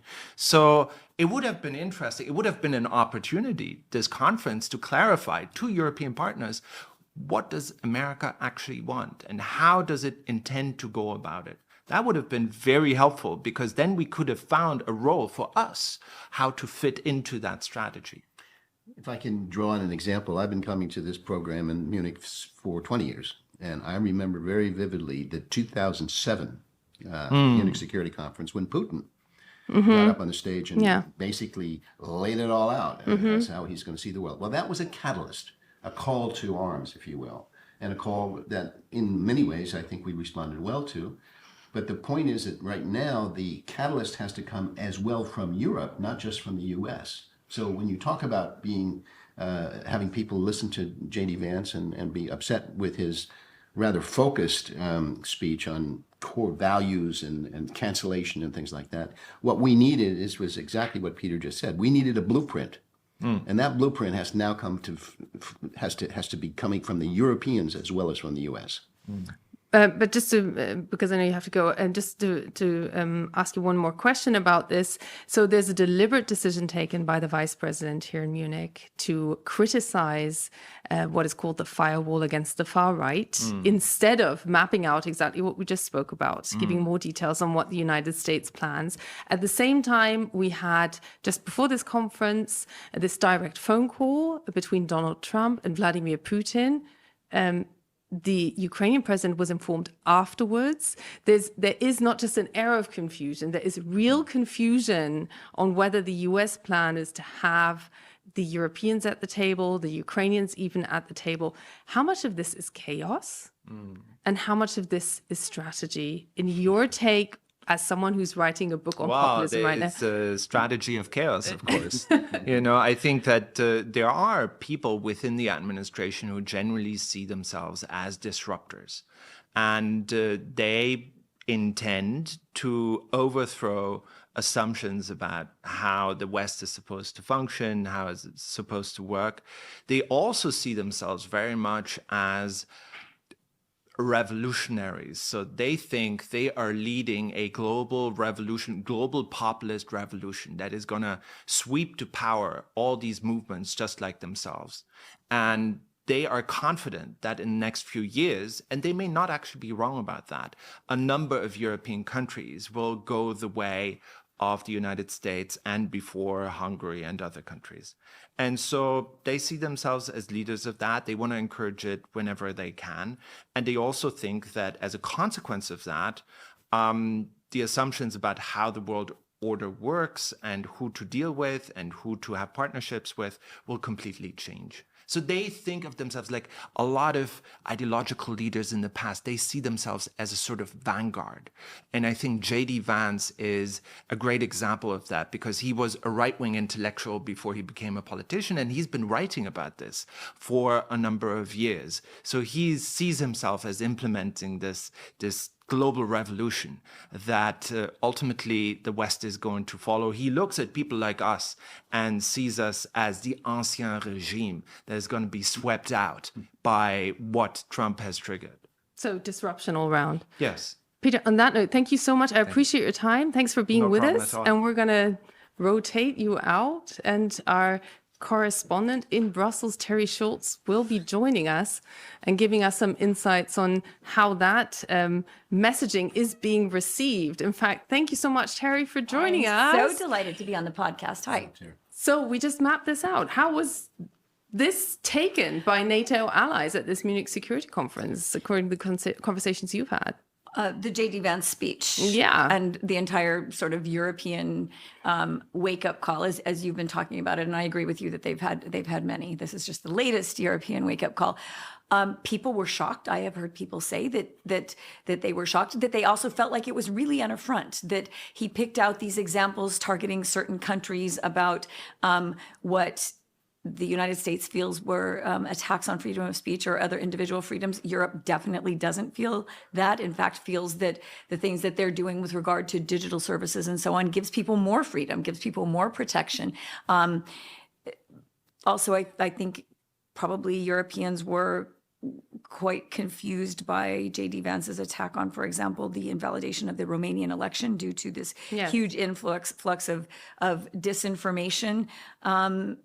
And there was even no debate in Europe, really, about it. There was, that was only by the supporters of that particular candidate and the supporters of, trolls having a big control over European politics. But look what happened in the United States. And I'm American for our viewers.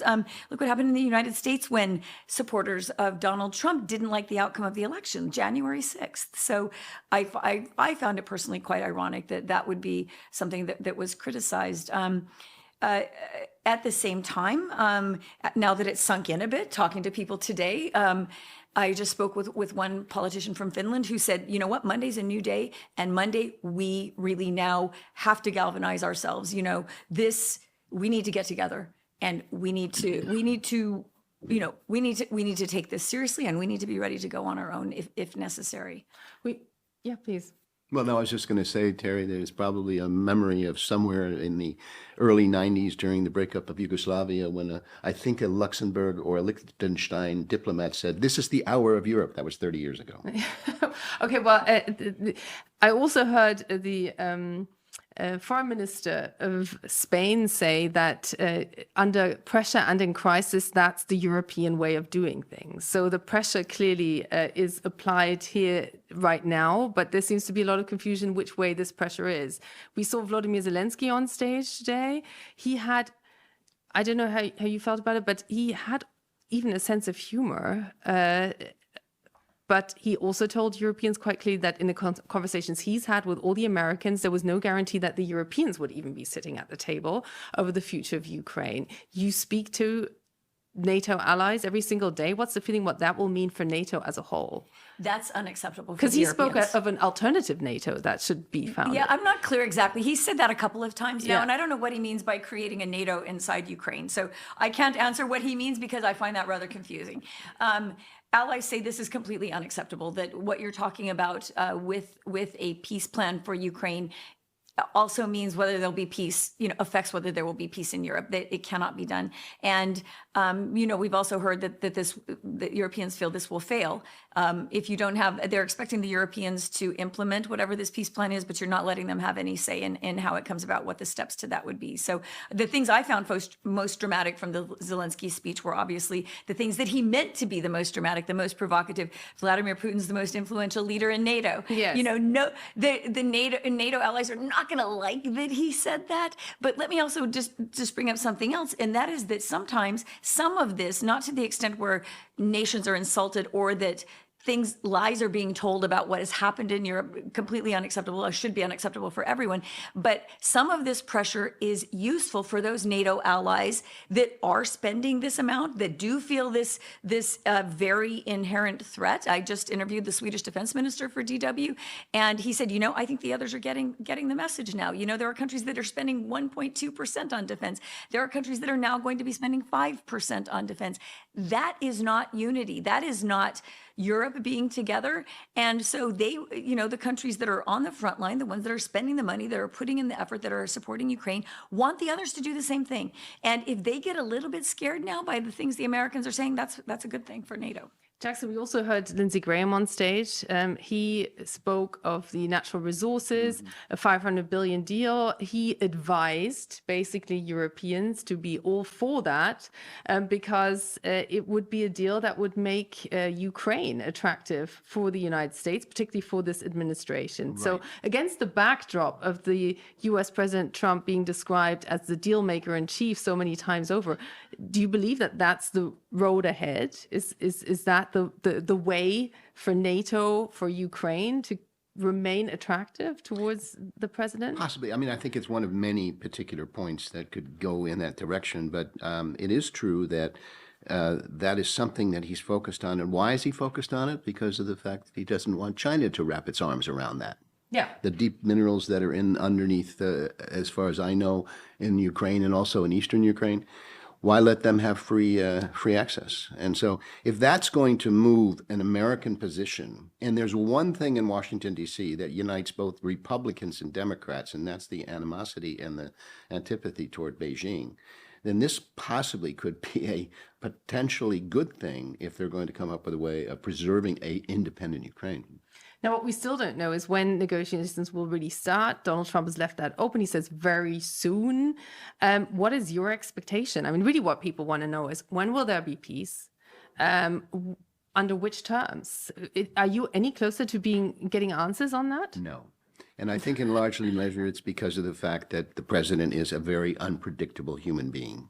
If he goes off and meets with Putin in Riyadh and has some form of a deal, it's no particular, I think, bet to put your money down on until you see it in really very basic terms.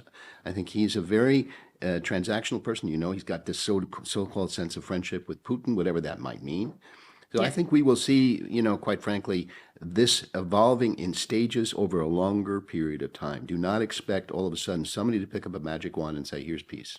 Australia's former Prime Minister, Mr. Turnbull, he actually described a meeting of Trump and Putin, and he said it was tangible that Donald Trump admires Vladimir Putin. Is that the sense that NATO partners have as well? And are they any closer to anticipating what will be the next steps towards a negotiated peace? Well, that was definitely the image in Helsinki when the two met in person. I was there, and it was very uncomfortable also for the Americans at that meeting, for the other Americans. So regarding the question of the rare earths, I think this is an interesting thing to bring up because I was in background briefings with lots of NATO ambassadors after this has resurfaced. And let's point out that Zelenskyy has made this point himself. Zelenskyy has made this offer. So this is not just coming from Trump, which makes it also much more palatable also for the European allies. This is something that Zelenskyy wants to do. And for me, I thought, why would it be fair that the U.S. would be paid for its assistance to Ukraine and all the Europeans are, digging deep to give everything they've got in their stockpiles? And to a person, every single one of them said, you know what, that's fine with us. Because if that's what it takes to get U.S. weapons into Ukraine, if that's what it takes to make Donald Trump consider this part of, something that he wants to protect, we're all for it. We will continue giving all of our assistance, free to Ukraine. Let's make that happen. That would be reassuring. And Lindsey Graham's speech now on stage was quite remarkable in that way. It was very common sense. And he said, we should have integrated, we the West should have integrated our economies with Ukraine after 2014. This was a huge mistake because then, we already would have had a stake that people would have felt was worth defending. And Putin would have felt like, that would happen. And that might have been a red line that he would not have crossed. Well, the other issue is, of course, NATO membership. That option was just taken off the table by Pete Hegseth. Pretty much. Despite the promise by the last NATO gathering that there would be at least kind of a perspective on joining NATO. Irreversible path, in fact. Yes. Well, see, I'm already toning down after what I heard from the U.S. Defense Secretary. And on that, I thought it was also interesting that Lindsey Graham said, look, we should have done this in 2014. We should have told Vladimir Putin, do this ever again, and it will instantly mean that Ukraine becomes a member. Do you have any kind of sense of what the thinking is what could still be a path for Ukraine into NATO at this moment in time? Because we saw Ursula von der Leyen, the Commission President of the European Union, almost trying to compensate for what was in the air by saying, we're going to make a fast track into the EU. We're going to speed up this process even more. I think that should happen. I think if that's possible, that lays the groundwork. You still have two major countries that are not necessarily focusing or at least supporting the idea of NATO in membership. And one of them is the United States and the other one's Germany. So I think as long as you have a less of a consensus on this in the NATO organization, that would be a path forward, the EU path, and to get them into the EU as soon as possible. But I do think that the issue is going to be extremely piecemeal. It's going to be an evolution. It's not going to just happen like the Treaty of Westphalia or something like that. This is going to be a period of years before we can get a handle on this. By default, into whose hands does it play to be piecemeal about a process of securing Ukraine in the short term, which means security guarantees, but also in the long term? To follow up on this, we should also point out one of Zelensky's most provocative lines was that the most influential leader in NATO right now is Vladimir Putin. So let's make sure that that's recorded here on the podcast. I think to follow up on that, Ukraine was never going to get in immediately. And this was always going to be a very slow process. They have a list of things they have to do, which they haven't been able to do. So what NATO allies felt was that it was just very unhelpful for Pete Hegseth to say this. It was always true, and nobody in reality would pretend it wasn't true, that Ukraine wasn't getting in immediately. Interestingly, you were already preparing for the podcast, but Mette Frederiksen, the Danish prime minister, just said on stage, you know what, my perspective is bring them in now. If we want to end this war, if we want to do this cheaply and efficiently, give NATO membership now. So this is not off the table.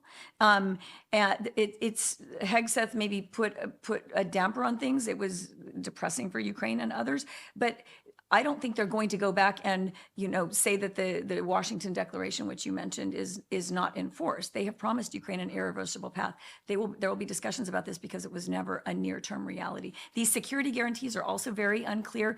How do you secure a nation at war unless you're giving them Article 5? How do you individually, bilaterally do that? Nobody knows exactly how those security guarantees can secure a nation at war unless you're sending troops in. So all of this is very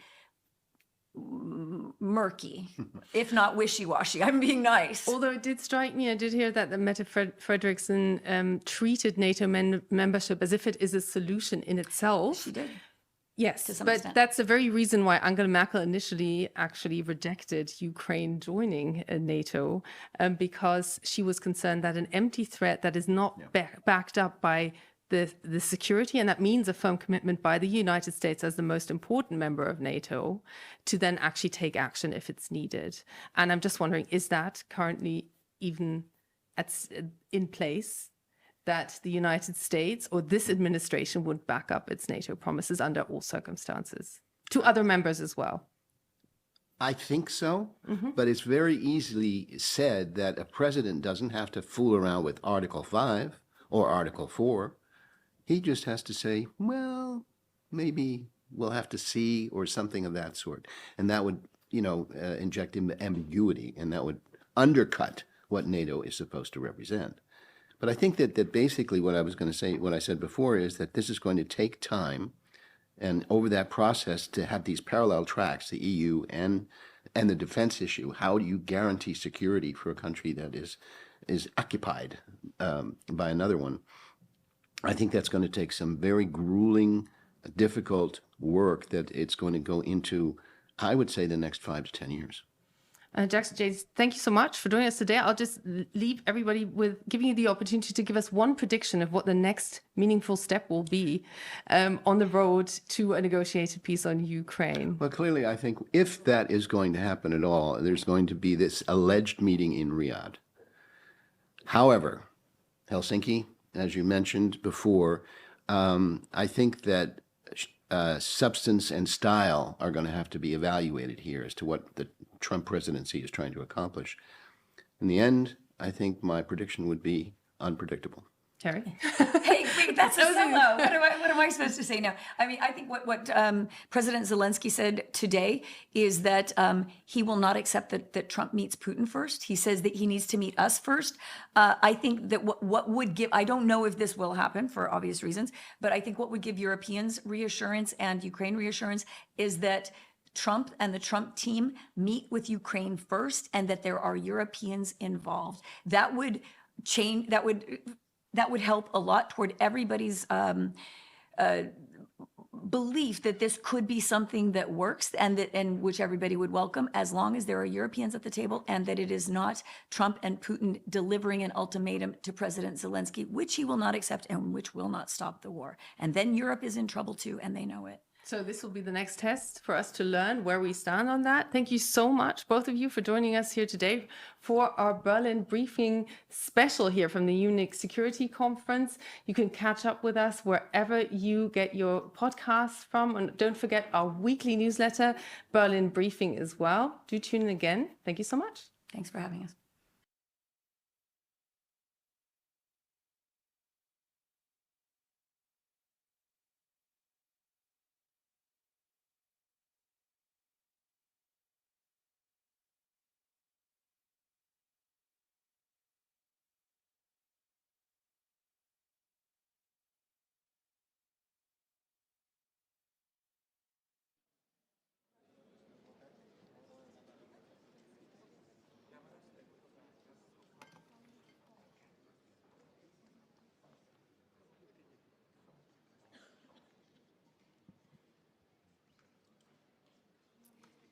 Good afternoon, everyone. It's great to see so many people joining me here today, and I am delighted to introduce the next discussion where we're going to be assessing really Europe's place in the world. In order to do that, I'm delighted to welcome on stage the German Minister for Foreign Affairs, Annalena Baerbock. Please.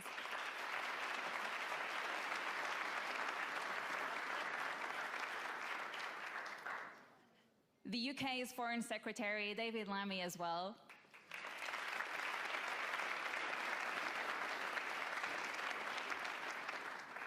Radosław Sikorski, the Minister for Foreign Affairs from Poland. And last but not least, Jean-Noël Barrot, the Minister for Europe and Foreign Affairs from France.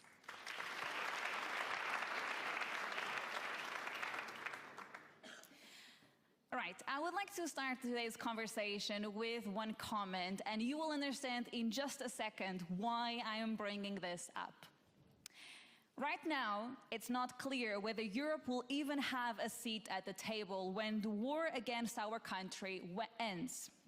Will President Trump listen to Europe, or will he negotiate with Russia and China without Europe? Ladies and gentlemen, these words were of President Zelenskyy just a couple of weeks ago at the World Economic Forum. And here we are today, a 90-minute phone call later, and after a fiery speech by the Vice President of the United States on this stage. So I would like to start the conversation, perhaps getting your thoughts, Minister Baerbock, on how are you feeling about this? So many moving pieces. Do you think that Europe as a continent is facing an existential crisis?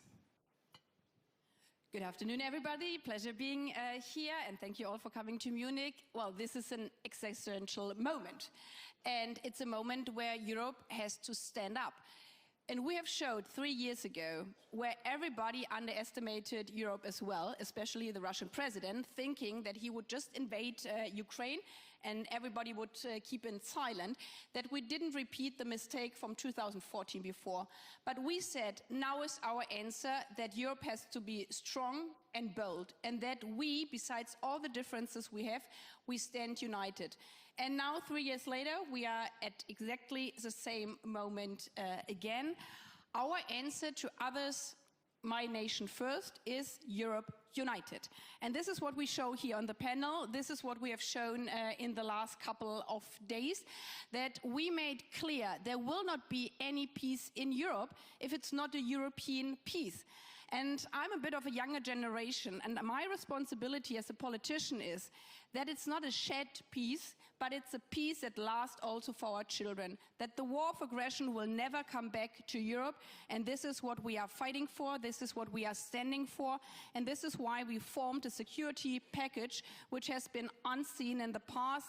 Commissioner von der Leyen mentioned that yesterday, financially also continuing with defense capabilities, and we will stay with Ukraine as long as it needs, because we stand for European peace forever. Thank you.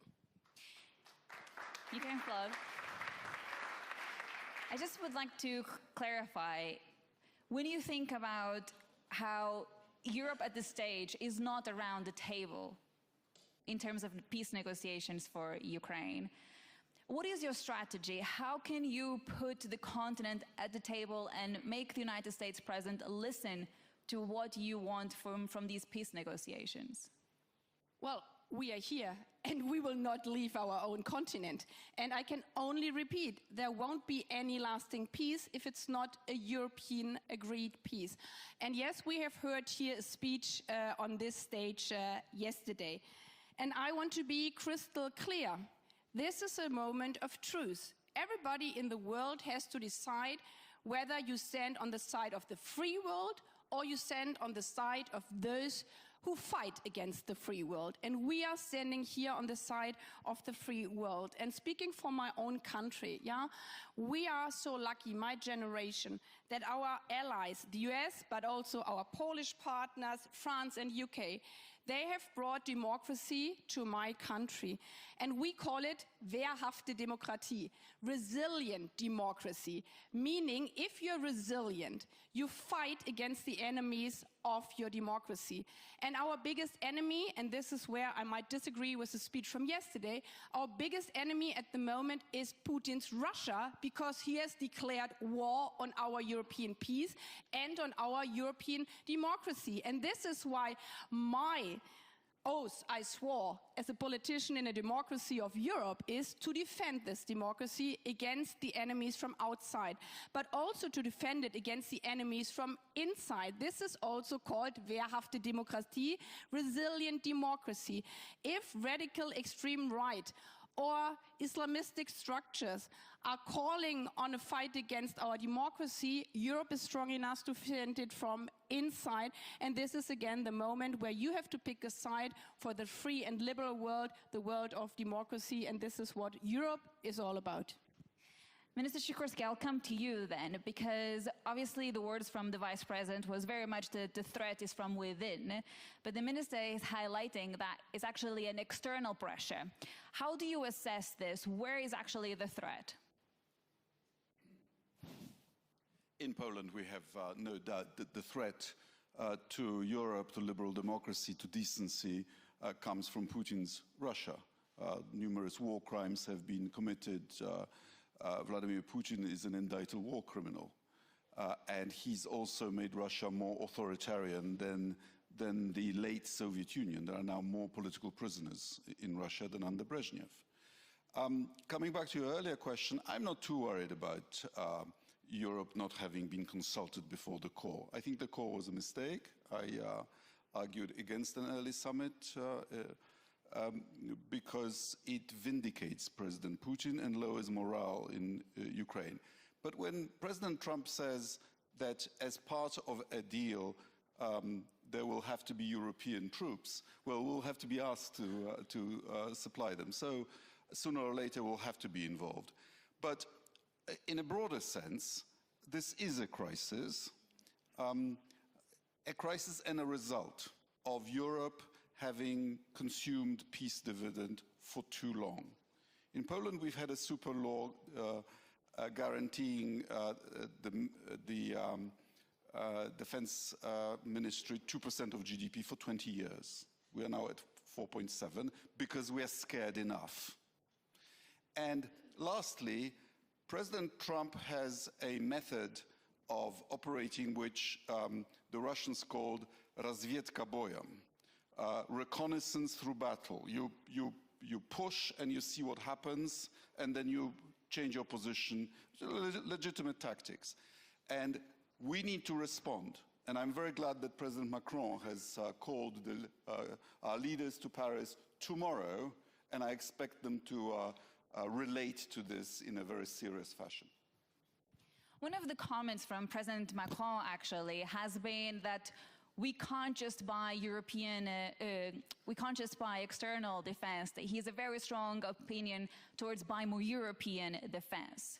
But how can you, Minister Barrot, actually ask your European colleagues to buy more European defense? Because some of them believe that the way to convince Donald Trump is actually to have further deals.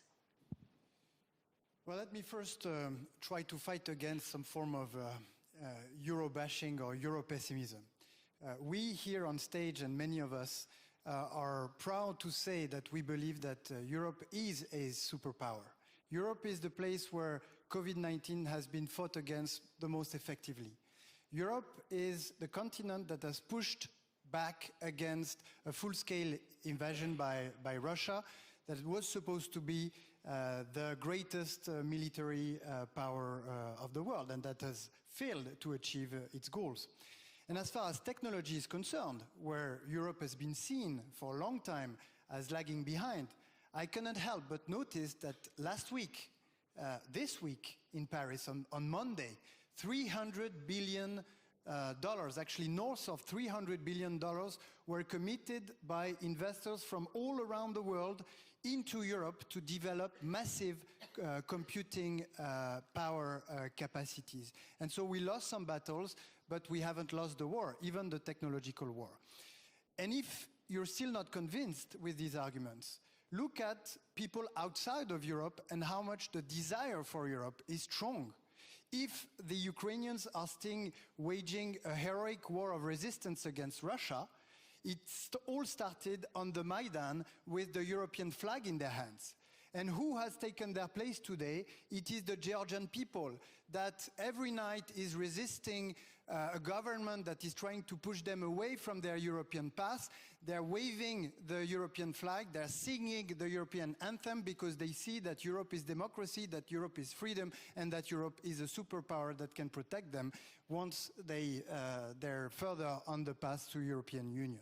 That being said, of course, there are big challenges for Europe, and my colleagues here have mentioned them, and one of them is to scale up the defense spending. And of course, if we have to spend 1 or 2 or 3 additional GDP points into defense spending, it will only be accepted by our people if this creates jobs in Europe, if this creates value in Europe. And this is why President Macron, since 2017, has pushed hard on the idea of European preference for defense, because this is a question of sustainability of the defense effort that we need to sustain. When we think about just to clarify a point on defense spending, earlier the NATO Secretary General mentioned that we need much more than the 2%. From a French perspective, where do you think we're going to land on that level? Oh, you know, I don't want to make guesses, and it's not only about quantity, it's also about quality. But these are discussions that are accelerating across Europe, between our leaders, between ourselves, because we realize, we're now fully aware that the era of peace dividends is over. We've, you know, in our past, not that long ago, we would spend 5% of GDP in defense spending. We even went up to 7 or 8% in the 50s in defense spending. So we're gradually getting ready for that, not only in terms of capabilities, what are the capabilities that we need at national level, at European level, but what are the financing tools that we need to invent or that we need to give ourselves in order to sustain such an additional effort. And Foreign Secretary, where does the UK position itself in the midst of all of this? You've tried to be, you know, historically some sort of bridge between the United States and the EU. How do you look at the current state of geopolitics right now, and how do you fit into that picture? Well, let's go back a bit to the beginning of this crisis. It was the UK and the US working side by side that demonstrated Putin's intent and provided the world with the intelligence capability to say this, he's going to attack, he's going to invade. In the United Kingdom, there is a cross-party consensus that we continue to support Ukraine. I was in Kyiv just 2 weeks ago. What I saw were apartment buildings blown to smithereens, people sleeping in their beds, dying overnight. I saw the devastating effect that Russia has deployed its missiles towards Ukraine's energy supplies. In the past, I've met paramedics rushing to save people's lives. And I know that this is a brutal war of attrition with Russia making advances. We've been clear in the UK, a $3 billion commitment for every year as long as it lasts. Now, let us be clear.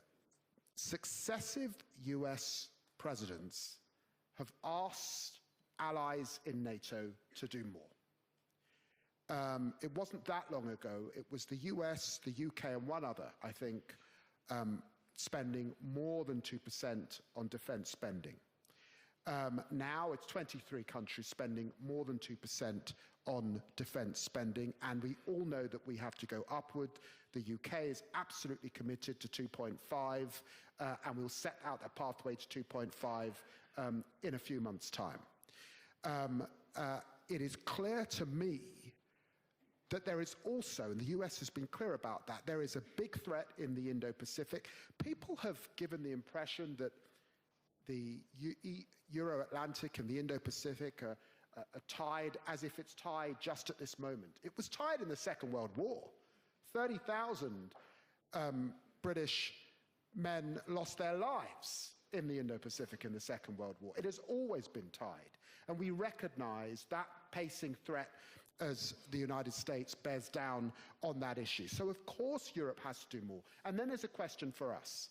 At the moment, we are spending 53%, we're committed to that money on military spend towards Ukraine. 60% now is coming from Europe in terms of overall aid to Ukraine. So we have stepped up. But there is a question for Europe.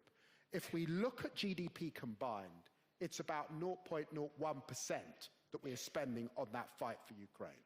We know this is the front line, not just for Ukraine, but for Europe. We know too that even when we get to a negotiated peace, Putin will not go away. So this is an existential question for Europe. We meet that question alongside the United States. At an appropriate time, we will get into a debate about security guarantees. And there will be an arrangement, of course, but quite rightly, we say that there is an irreversible pathway for Ukraine towards NATO. That is the cheapest, and it is the best mechanism to secure peace, not just in Europe, but across the Euro-Atlantic. When it comes to that NATO membership, though, I just would like to get your thoughts on some of the comments we've heard already at the Munich Security Conference, suggesting that perhaps the best way, the best security guarantee we can do at this stage is telling Ukraine, if Russia invades you a third time, then you will immediately be part of NATO. Do you think that's too late? Do you think that's not good enough as a security guarantee? There's tremendous complexity when we talk about security guarantees, and actually in different theaters of conflict, you see different types of security guarantee. I was in Ukraine a month before the war broke out, and at that time the OSCE was effectively the safeguard of that guarantee. And there was a monitoring mechanism. It was breached 20 times by the Russian. We cannot go back to that. We cannot go back to Minsk. That won't work. But it's also true that when we look at the border, this is 1,200 kilometers of border. There are 250 brigades currently facing off against each other. This would take tremendous manpower and resource. This is also a theater of conflict where we've seen major advance, drone technology particularly, and the capability now in Ukraine is tremendous. That may assist us with the guarantees that we need. But in the end, we will have to come to an arrangement whereby Ukraine has the guarantee and we have the collective guarantee that if Russia breaches a guarantee, we can act. And that is enough of a threat that they don't breach the guarantee. And those are the questions that we will need to get into in the months ahead. Minister Sikorski, Ms. Baerbock, we both asked to come on this, so I'll start with you, Minister Sikorski, please. Well, Ukraine already has guarantees that have proven to be empty. Ukraine gave up what was at the time the third largest nuclear arsenal to Russia in return for Russia's guarantees of inviolability of borders, and they were joined by the US, UK, France, and China, and yet have not been acted upon. What you're suggesting is that we give a guarantee when Russia invades. What do you mean by that? Does that mean we then go to war with Russia? Because that is what it has to mean if it is to be credible. There is nothing more dangerous in international relations than an empty guarantee. It harms the recipient because it makes them too brave, and it harms the giver because it passes on the decision about the conflict to the recipient. We shouldn't go there. If we want to give guarantees, we have to mean it. Minister Baerbock, you also want to comment on this. Yes, and maybe connect again with your first question, because you said, as if it is already written in stone, yeah, who's at the table and who's not at the table. The talks here at the Munich Security Conference, and this is why we are all here, speaking in times of crisis is most importantly, we have heard, especially as Europeans, and you asked David about EU. I mean, we are sitting here as Europeans, EU plus UK, and there's no differentiation between us here. We made that clear in Paris 2 days ago in a common statement.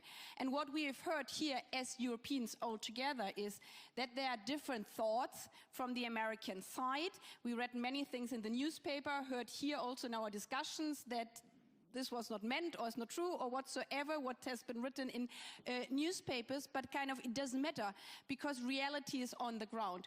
And this is why the moment for us Europeans is so important, what we have said for 3 years' time. We have elements for peace on the table. It's not that we haven't spoken about peace.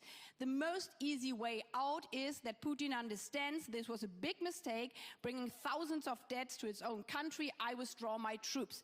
If this element is not possible at the moment, we have to look at other elements. But the most important one is not to withdraw some elements right now and say they are not on the table anymore, because then your options are very limited. And also think about what would peace mean, not only for Ukraine, but for Moldova, for the Baltic states, for whole Europe. What would a peace mean if the peace is not a peace for NATO? I mean, Putin has made very clear this is not only a war on Ukraine, this is most of all a war on NATO, on the Europeans, on the Americans and the free world. So a peace would mean that at the end NATO is not being destroyed, but like now NATO is stronger than ever before.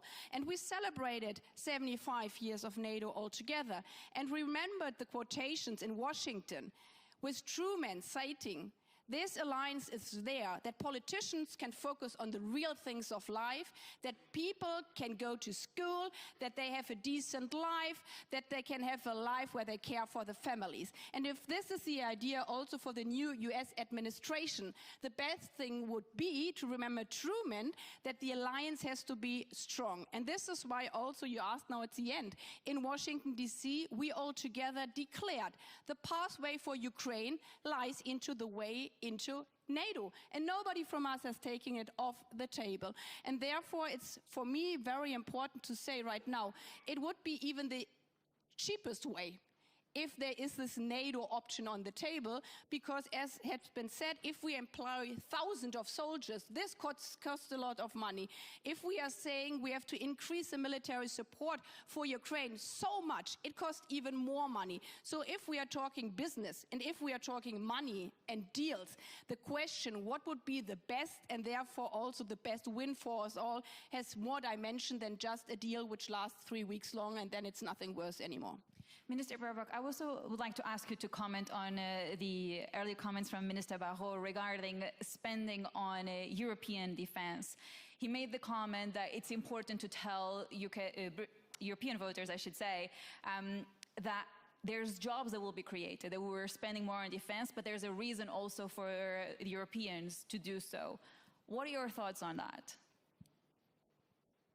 That we have done a lot, But, and this is nothing new within the last 72 hours, we have said, like 2 years ago, last year here at the Security Conference, I was on stage, I was saying, Europe has to pay way more for its own peace. We have to increase the European pillar within NATO. We did that.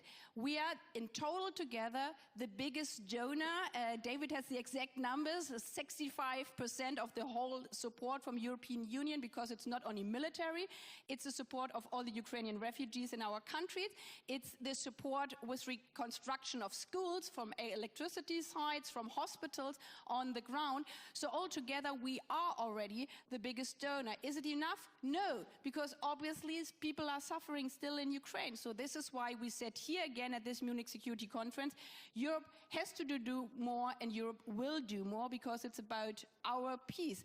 But the peace is more acceptable to come if there is this big unity with the United States, but not only with them. I greeted some colleagues and friends here from the Arab world in the first row. We met yesterday also and in Paris before at a big conference with Arab partners, with Gulf partners.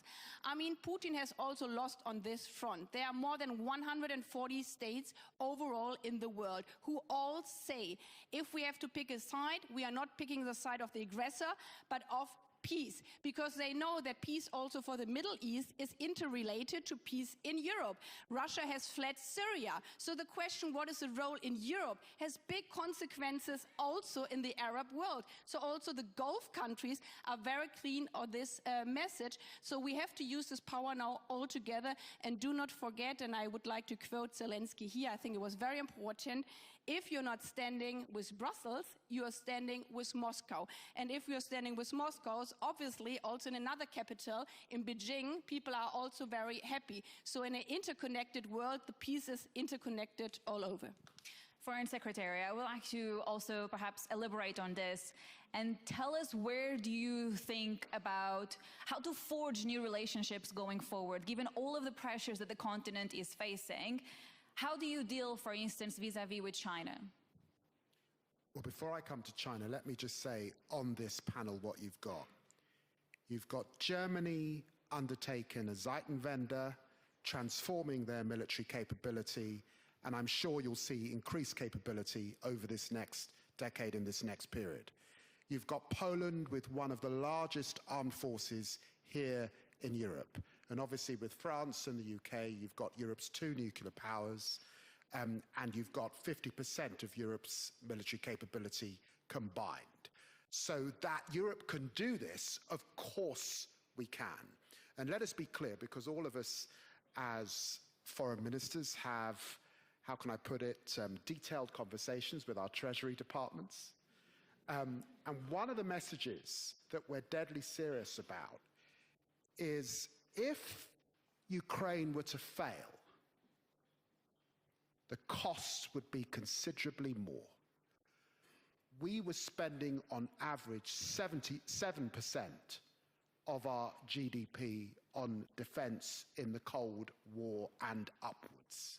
So don't think that actually not meeting the challenge now somehow saves us money down the line. So we're absolutely clear about that.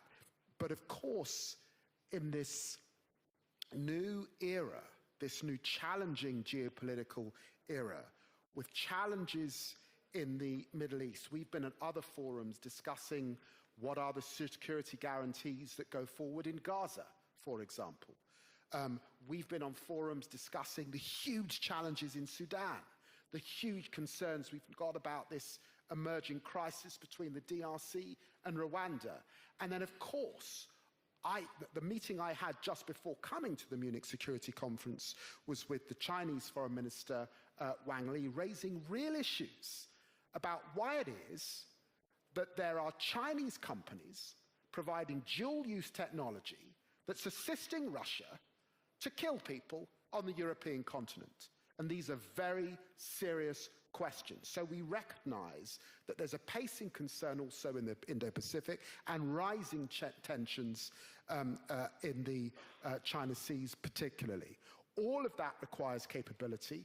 All of that requires the Transatlantic Alliance. All of that requires new formulas, actually, as we forge new alliances with countries like Japan, South Korea, and Australia, and others.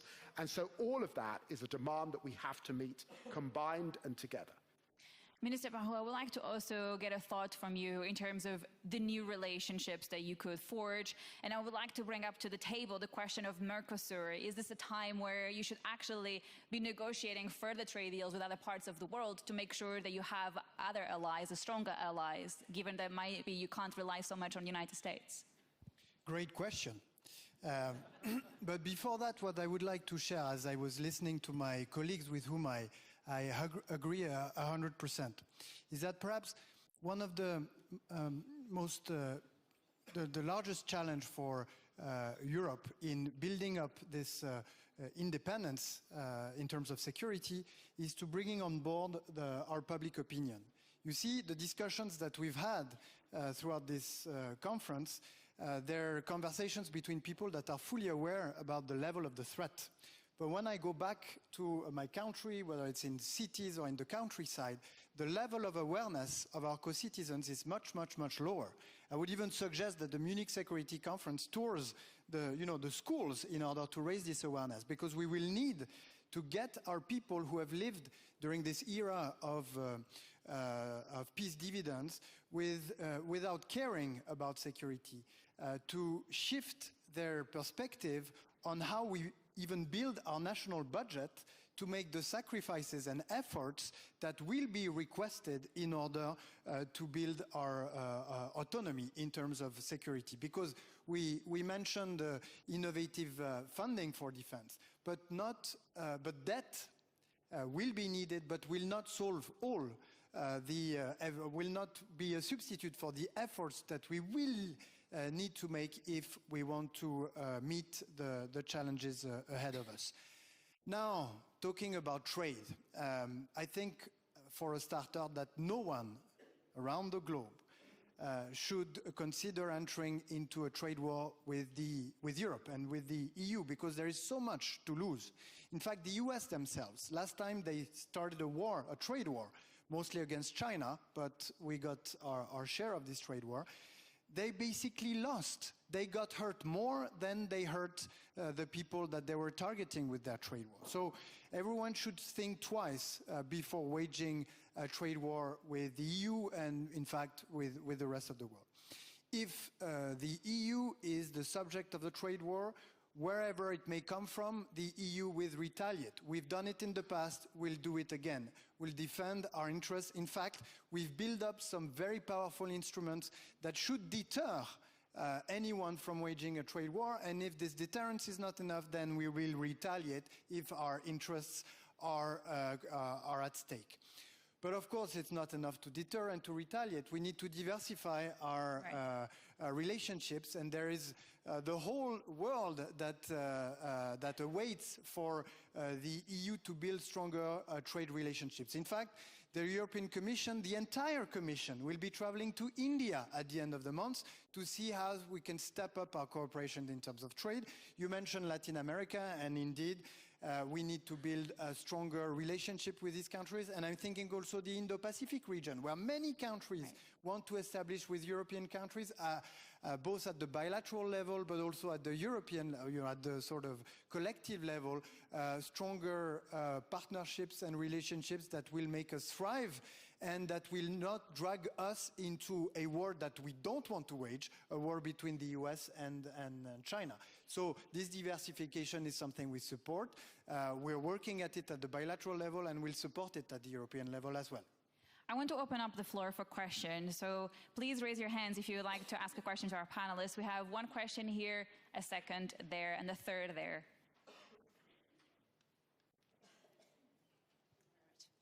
Hi, hello. Katarzyna Pisarska. I'm the chair of the Warsaw Security Forum from Poland.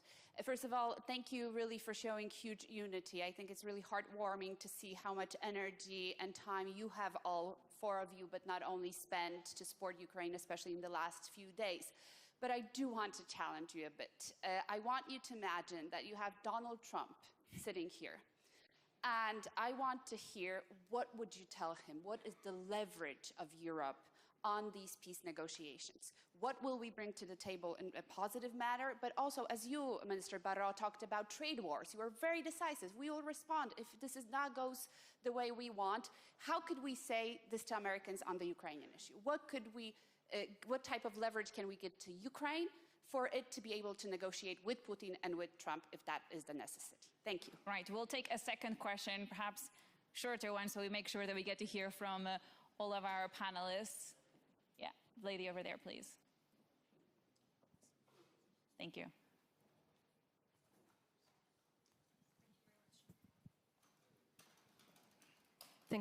Thank you. This is Federica Honori, member of the Italian Parliament. Thank you very much for your interventions. A small provocative question for Minister Baerbock, if I can. Minister Baerbock, in light of what is happening right now, so the attitude of new administration of Donald Trump and how things look like are going to develop, do you think it was a mistake not to send Taurus missile to Ukraine? Thank you. We'll start with this for now, given we have too much time left. What would you say to Donald Trump, Minister Sikorski? We have more chairs. We have more chairs. I would tell him three things. Number one, Joe Biden was your successor and predecessor, but he planted the flag of the United States in downtown Kyiv and declared on behalf of the United States that the US will be with Ukraine for as long as it takes until Ukraine secures its independence. Therefore, the credibility of the United States depends on how this war ends. Not just the Trump administration, the United States itself. I would secondly tell him that if you allow Putin to vassalize Ukraine, that'll send a message to China that you can recover what you regard as a renegade province. And that would have direct consequences for US grand strategy, for the US system of alliances, and possibly for the future of Taiwan. And I would thirdly tell him that we Europeans control the Nobel Peace Prize.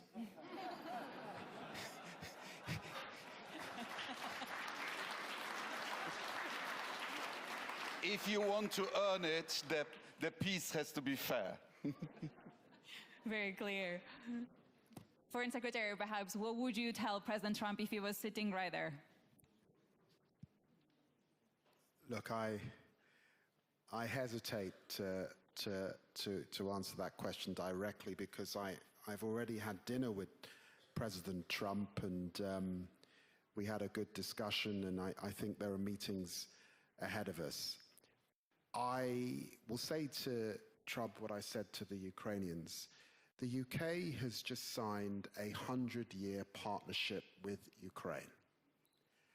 And I would encourage Donald Trump and the Ukrainians to look very carefully at a deepening partnership over the next generations. Why? Because the best deal and the best security guarantee is binding US industry, business, defense capability into their future. That is what will make Putin sit up and pay attention, and that is what is attractive to a US president who knows how to get a good deal. Minister Barrot.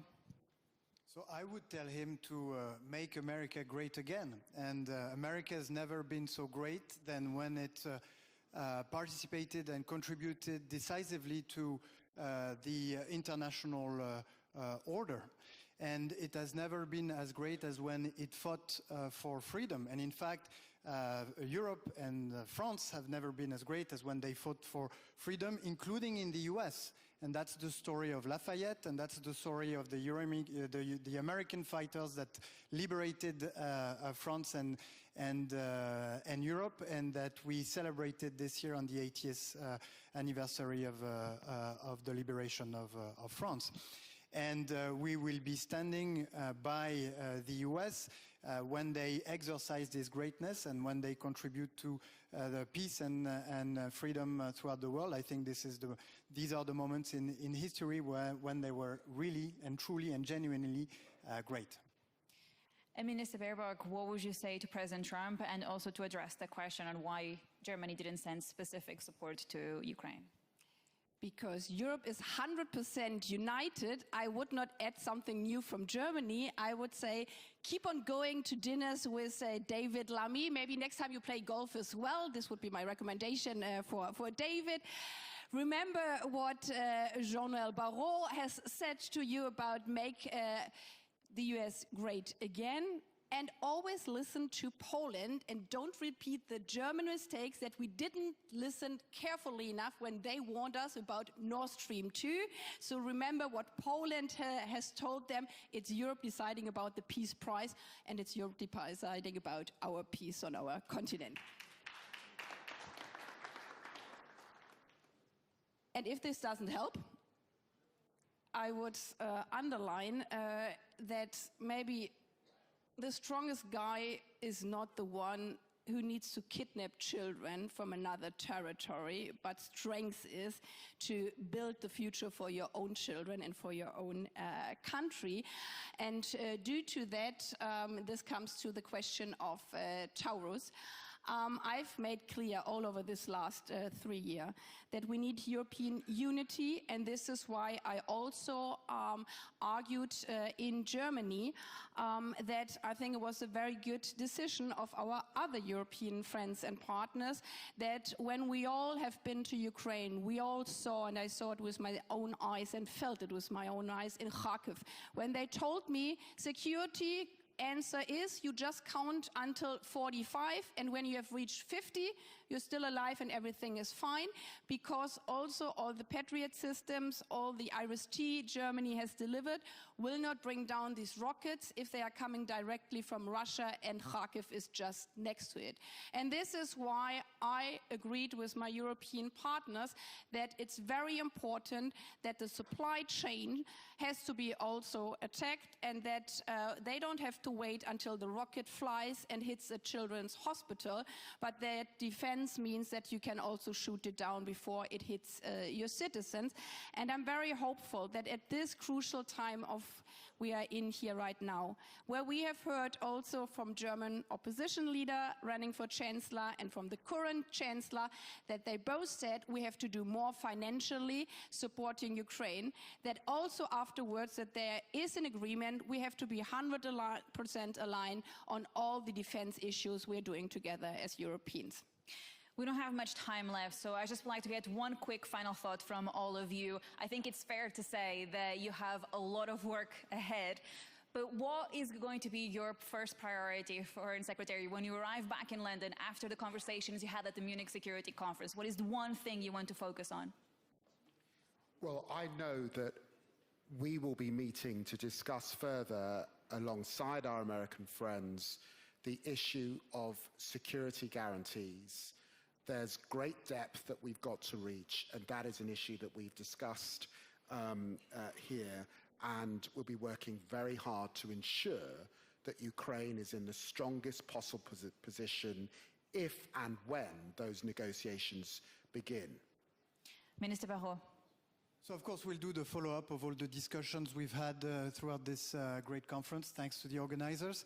And then we'll head to G20, which will this year be a G19, actually, and see how it goes. Speaking of Gs, do you think that Russia should be allowed back at the G7? That's a question for Annalena. It's a question for France, too. Women decide all here on this panel. I think she should be admitted as soon as she withdraws from Ukraine.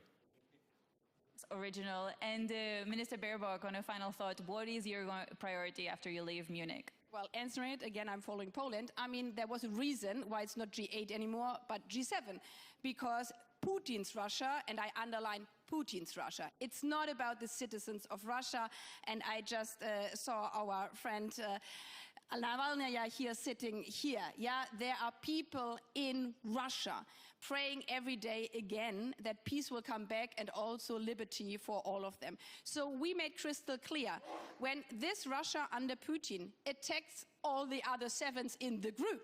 They cannot sit at the table. If they are ready to stop attacking us, the free world, obviously there is a chair which is free again. So it is in the hands of the aggressor, and this is why for us it's so clear that at this moment, obviously, the chair is not there.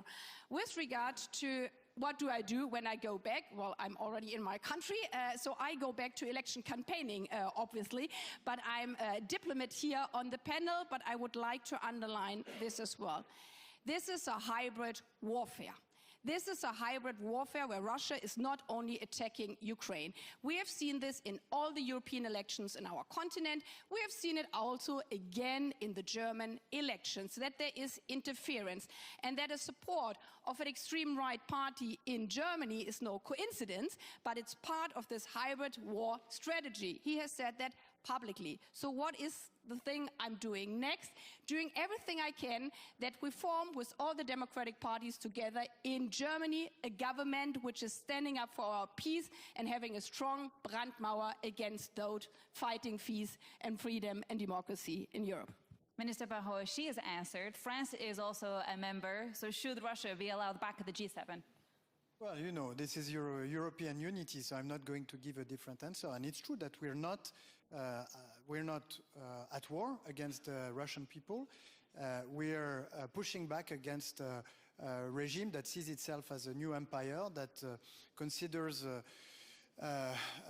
borders as a variable of adjustments, and this is everything we lose because we've contributed alongside the US in building a rule-based international world order that rests on the ability and the freedom of people to decide of their own future and in the territorial integrity and the respect of borders. And so as long as the Russia in the future goes back to these principles, there is no reason to exclude Russia from the international community and the various formats in which we work to uphold the values of this international community. Very clear. I'm afraid we have to leave the conversation there, but thank you to all of you, Minister Baerbock from Germany, Mr. Shiroski, Minister Barrot, and of course the Foreign Secretary David Lammy. Thank you all.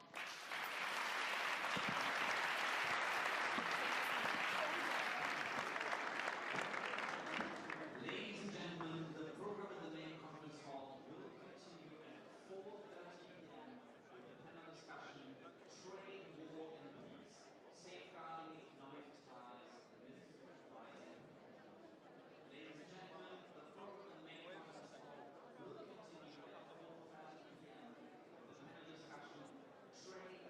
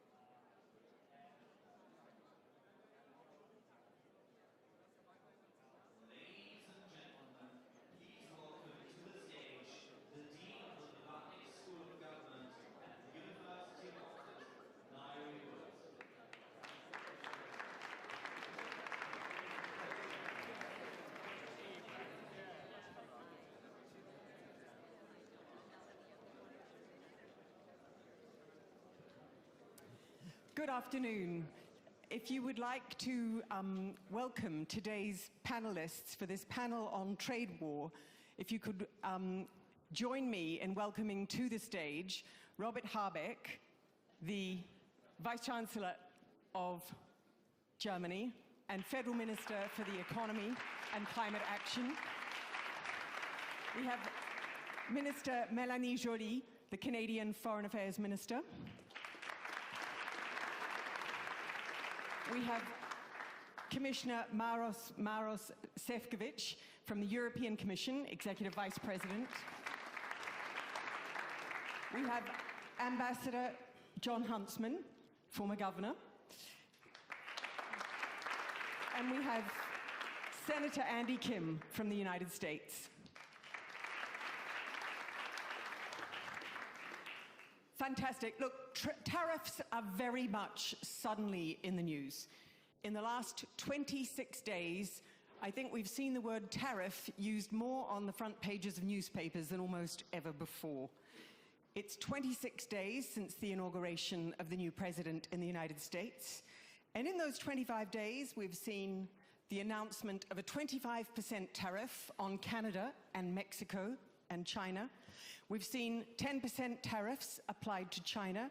We've seen a 25% tariff on steel and aluminum, or aluminium, where I come from, with no exemptions. We've seen a plan launched for reciprocal tariffs from the United States, tariffs on automobiles from the 2nd of April, and reviews into whether further tariffs should occur to countries unfairly taxing US companies. That's a lot of talk about tariffs. Now, we all know that for the new president in the United States, tariffs are both an expression of the injustice that he feels the United States suffers as other countries take advantage of its more open economy, as he sees it, as well as, in his words, a great lever to get a better deal from other countries. And he's not entirely wrong on both of those. If you take the case of India, with average trade-weighted tariffs of 12%, while the US has 2.2%, it does look unfair to some in the US. And the announcement of his tariffs has led to a rapid negotiation where India has agreed to slash duties on everything from Harley-Davidson motorcycles onwards, and also agreed to start importing more US oil and gas. The European Union, and we'll hear more about it, is thinking about reducing car tariffs and also about the supply of oil and gas to Europe from the United States. So what I'd like us to look at today with this brilliant panel is how serious is this, and how is it that other countries should respond to it? And I'd like to start with you, Robert, Vice Chancellor of Germany, Federal Minister for Economic Affairs and Climate Action. You've got a big portfolio. You've got an election coming up very soon. I'm sure we're all wishing you luck with the election. But you're sitting in a Munich Security Conference where, frankly, we're all staggering from one existential deep dive crisis to the next. Whether it's the existential crisis of AI becoming within 2 or 3 years out of human control, whether it's China, whether it's US unilateral action, whether it's Russia, war and conflict, it does feel dizzying, and it feels as though climate and the acceleration towards the tipping point is now lost in all of that. Could you put it in context for us and tell us, does the tariff war matter? I understand your question, but actually it does not make me feel dizzy, because from my reading, there's a story behind all the different stories that you mentioned, and that could explain the real struggle of our time. And you're right, this is kind of like a dark Munich Security Conference, similar to, we discussed it briefly when we were behind the scenes, similar to the 2022 conference that was just a week or so before Russia's aggression on Ukraine. And like that, everyone at least get a sense of urgency that it could happen, and now in a way it's happening also now here on this Munich Security Conference. My reading of all the different aspects is that we are living in times where autocracies are trying to push liberal democracies, individual rights, and the freedom back again. See, what is climate action all about? It's not about climate. It's about protection of freedom of the coming generations, and I would say due to the extreme weather outcomes now in our time. What is the war in Ukraine about? It's not about only territory in Donbass. It's about not giving the Ukrainians the right for free choice of their own fate, becoming part of the European Union. What is the aggressive market action really about? It's about not having rules-based order. So you see, the story behind all the different problems, including climate action, is that unlimited power stands against a rules-based system, a freedom order, peace order in Europe, a democratic order in liberal democracies, and that the powerful has not unlimited access to power. That is what democracies are really about, and therefore I have to say that the speech of Vance yesterday has made one big mistake, and that was, I quote from my mind, that the will of the people decides in democracy. But the liberal democracies that we built, and actually the Americans built in the past decades, is that rules-based order, that constitutional system is limiting power. And that is under attack. From climate action to the war in Ukraine to what we are seeing now and the rise of right-wing populistic parties in our liberal democracies. They all have one sense, one common sense. They want to have unlimited power.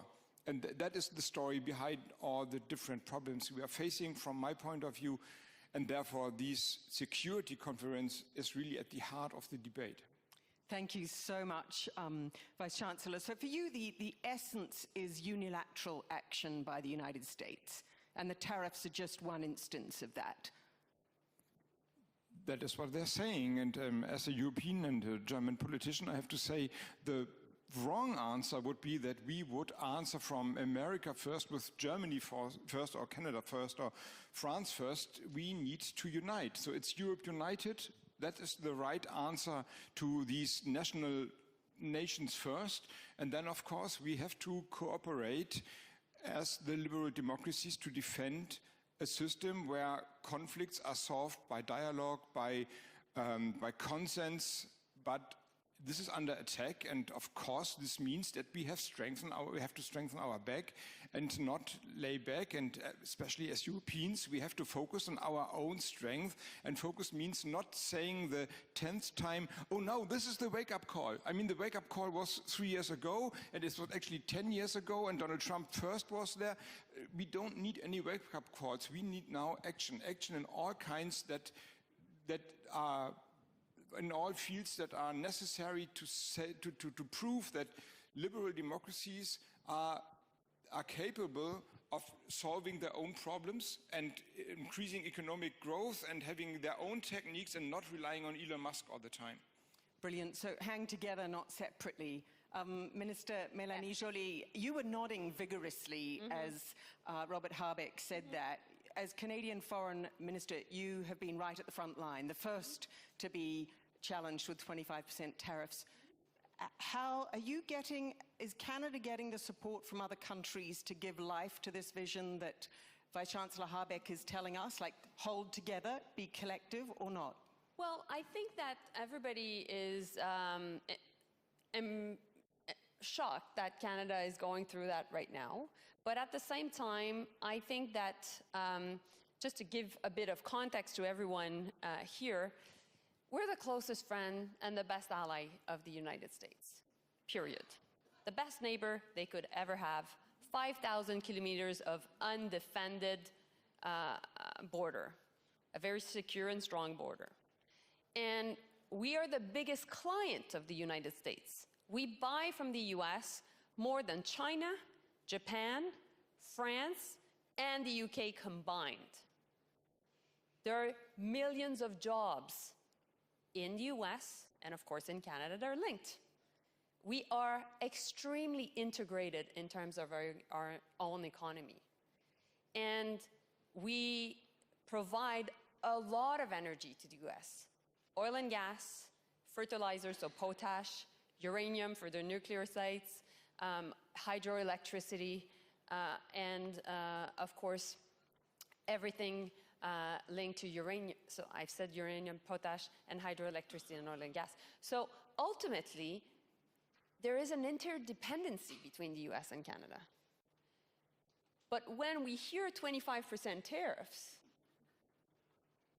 it's an existential threat, because this would account on hundreds of thousands of jobs in Canada being lost and higher unemployment rate coming from our best friend and best ally. So we have experience dealing with President Trump. We went through the renegotiation of NAFTA, which is called the USMCA. What we know is when President Trump talks, you have to listen, and you have to make sure that you are abiding by what he's saying, in the sense that you have to take him seriously. But what President Trump respects is strength. So from the moment that we were imposed 25% tariffs based on the fact that there was a fentanyl crisis in the US coming from Canada, let's go back on facts, 1% of fentanyl in the US comes from Canada, 1% of illegal migrants in the US come from Canada. So we had a very strong border plan.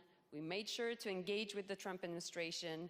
We presented how we would make sure that the border would be secure. We had many allies in the Republican Party, many allies, of course, with the Democrats. And ultimately, what made a big, big change is when we said, you know what? $155 billion worth of tariffs against the US. And you saw the US markets tanking, and you saw also potentially the price of gas going up. So my point to all of you is, we're the canary in the coal mine. If the US administration is doing that to Canada, you're next. And we need to work together on this. And what I saw when it comes to, you were talking about the rise of populism, and I think our people in Canada reacted so strongly to the fact that we were so strong. My party used to be 25% back in the polls. Within a week, we're nearly at par with the opposition. Because Canadians are afraid, are anxious, and love the fact that we're standing strong. So, and Minister, could I ask you, yes. is your assumption that in 30 days the issue will have disappeared, or do you think in 30 days there'll be another demand with the same threat? After all, it is just a sort of stay of execution at the moment. So we're dealing with 3 executive orders. You mentioned the first one being linked to fentanyl and the border, and it's us and Mexico. You've mentioned also the one on aluminum and steel. And this is about great American steel workers. This is about great Canadian steel workers. We're linked. We're integrated. If they put tariffs on them, on our exports, basically, they're affecting jobs in the US. Mm-hmm. And we have Chinese, tariffs on China. We don't accept any form of dumping from China neither.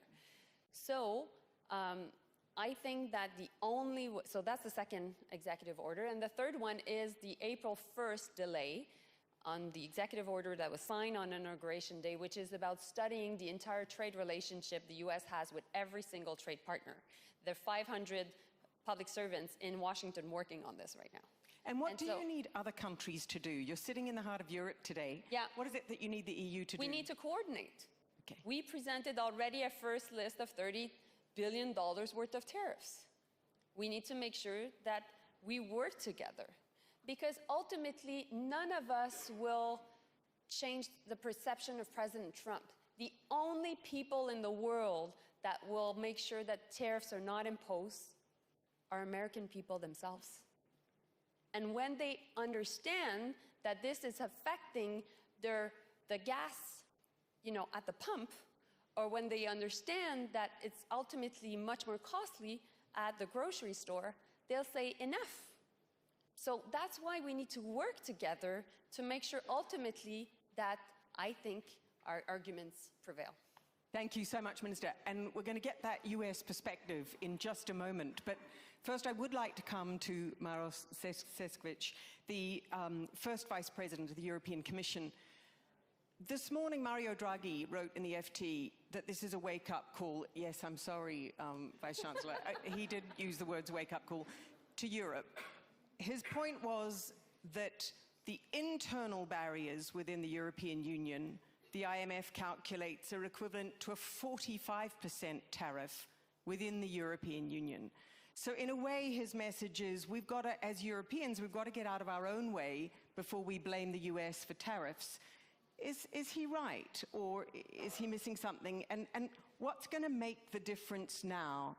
What's your most optimistic scenario for Europe in this period of huge Euro-pessimism? Thank you very much for that question.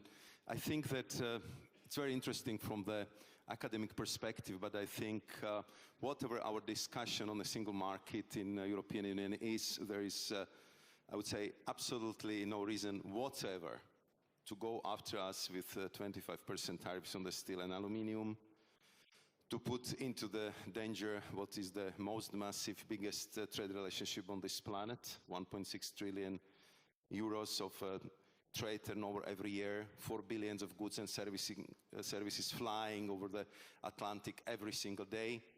The fact that Europeans from the pension funds and saving accounts are sponsoring scales-up startups, NASDAQ companies to the tune of 300 billion in the United States.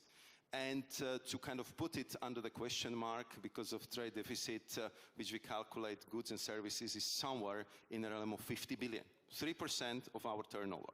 And our trade relationship is so massive that if we start to tinker with it, it would have clearly negative impact on the whole world. It will bring the negative consequences, I would say, for the whole planet. And as also our president said yesterday, I mean, the tariffs are taxes on Americans. They are making, I would say, their life worse off. It costs more to get the goods into the supermarket. It has negative impact on the inflation. And I think that even President Trump acknowledged that the tariffs might be painful, I think he said at the beginning. So I am asking my American partners, why do we have to go through this pain? If there are other issues on the table, let's sit together, let's resolve it. If the 50 billion is a problem, if the cars are the problem, if the soybeans are the problem, if the LNG is the problem, anything you want to discuss, we are ready to discuss it, because we believe that as a closest allies, and I agree with our Canadian minister that Canadians and Europeans are the best allies Americans have, and I think it's very important in this fragmented world which we are discussing yesterday, today, and I'm sure tomorrow. So why to go through this I would say very, very complex process which would lead to the increased tension? And coming to the Mario Draghi, as you know, he presented a rather dense report about the flaws, shortcomings, and where we should put the European focus on, and we are absolutely on it. So, I mean, you would, and I believe that Robert would agree with me, the word competitiveness was never more often used in any of the European documents and conclusions than it is right now. And I was presenting on Tuesday the work program of the Commission for the next year, where I would say the even bigger part than what we want to do was about what we want to simplify, how we want to cut the red tape, how we want to make sure that we will not bring such administrative burden on our farmers, on our industrialists. And you are right that if it comes to the barriers on the internal market, we had very difficult choices to make over the last 5 years. We had a COVID. We had the war, and we still have a war in Ukraine, and we had energy crisis. And we had to be almost in permanent emergency mode. And we wanted our member states to do a lot.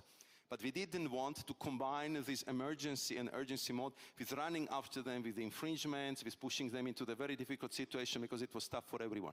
But we realized that we need to reinvigorate our single market. Indeed, there are still a lot of barriers which we can and we should get rid of. We still, with Robert, we had many discussions about the bottlenecks on interconnectors if it comes to the electricity, which is kind of preventing us for better sharing of the renewable energy. We still have, of course, a lot of bottlenecks on our gas networks and so on and so forth. So it's really a lot of things to work on. But we know about that. We work on it. And I don't think that any threat on the external tariffs against Europe would help us to start or accelerate our internal reforms, which we know we have to do. So what will? If the robust unilateralism from across the Atlantic isn't helping you as first Executive Vice President move on that, what do you think will? Because normal times don't seem to be working. I think that we clearly got the message, I mean, from our businesses and from our citizens than the last year. We see that we are lagging behind the United States if it comes to the productivity, to the efficiency. We are spending almost the same amount of money if it comes to the basic research, but we are very poor in startups, in scale-ups, and sometimes, you know, also our competition policy was kind of oriented to the situation which was there 5 to 10 years ago. So we have to really look at some of, I would say, the fundamental rules in the European Union to adjust it to the new reality, and we're absolutely conscious of that. And Robert would be the best witness here, because every single discussion of the economic ministers or the finance ministers is about competitiveness. We are getting a lot of pressure from our member states, from our economic stakeholders to reform, reduce administrative burden, be more flexible. And I know all the abbreviation, all these most cumbersome rules and regulations we put into our books by heart, and we recognize that we need to deliver on dramatically simplifying the way how we do business in the European Union. Thank you so much, Executive Vice President. Senator Andy Kim, another Oxford graduate. There's 3 on this stage, I'm not being, you know, Oxford centered or anything.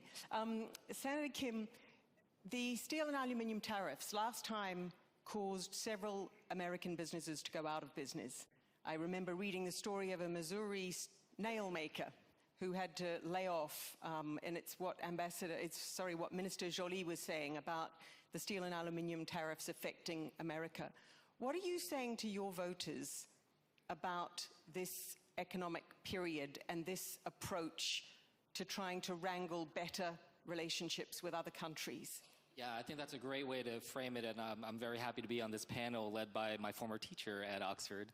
But what I will say here is that this is something that is both a political and a policy challenge before us. And I think you're right to frame the question that you are, just in terms of where the American people are at, because I think that this is a place where Trump is trying to make it seem like a strength, but actually it's perhaps his biggest vulnerability here. It's very much a potential Achilles heel. Remember, he sold this to the American people saying that he will have the tariffs paid for by other people, not the American people.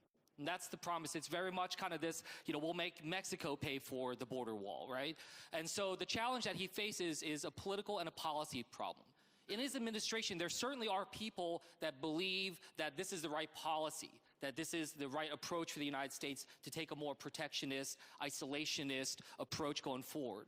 But there isn't consensus. I don't want you to think that there's consensus within the Trump administration about that. Most importantly, at the very top with the president and the vice president, whether it is these policies on tariffs or whether it's a speech here on the stage, they are not talking to you. That is, you are not the audience. They are talking to their base. They are talking to the Make America Great Again MAGA base. And they're trying to show this as a source of strength. The reason why is because 73% of Republicans or Republican-leaning Americans believe that Americans lose more than they gain when it comes to international trade. Now, there's a challenge, though, is because from this political standpoint, there's that, as I said, a vulnerability here. So, for instance, right now, as Americans see what Trump is doing, you know, right now his approval rating is actually higher than it's ever been for him.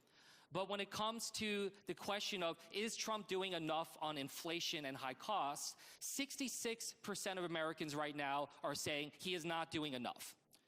And when asked directly about tariffs, will tariffs raise prices or lower prices, 64% of Americans believe that it will raise prices on them. Only 14% believe it will lower prices.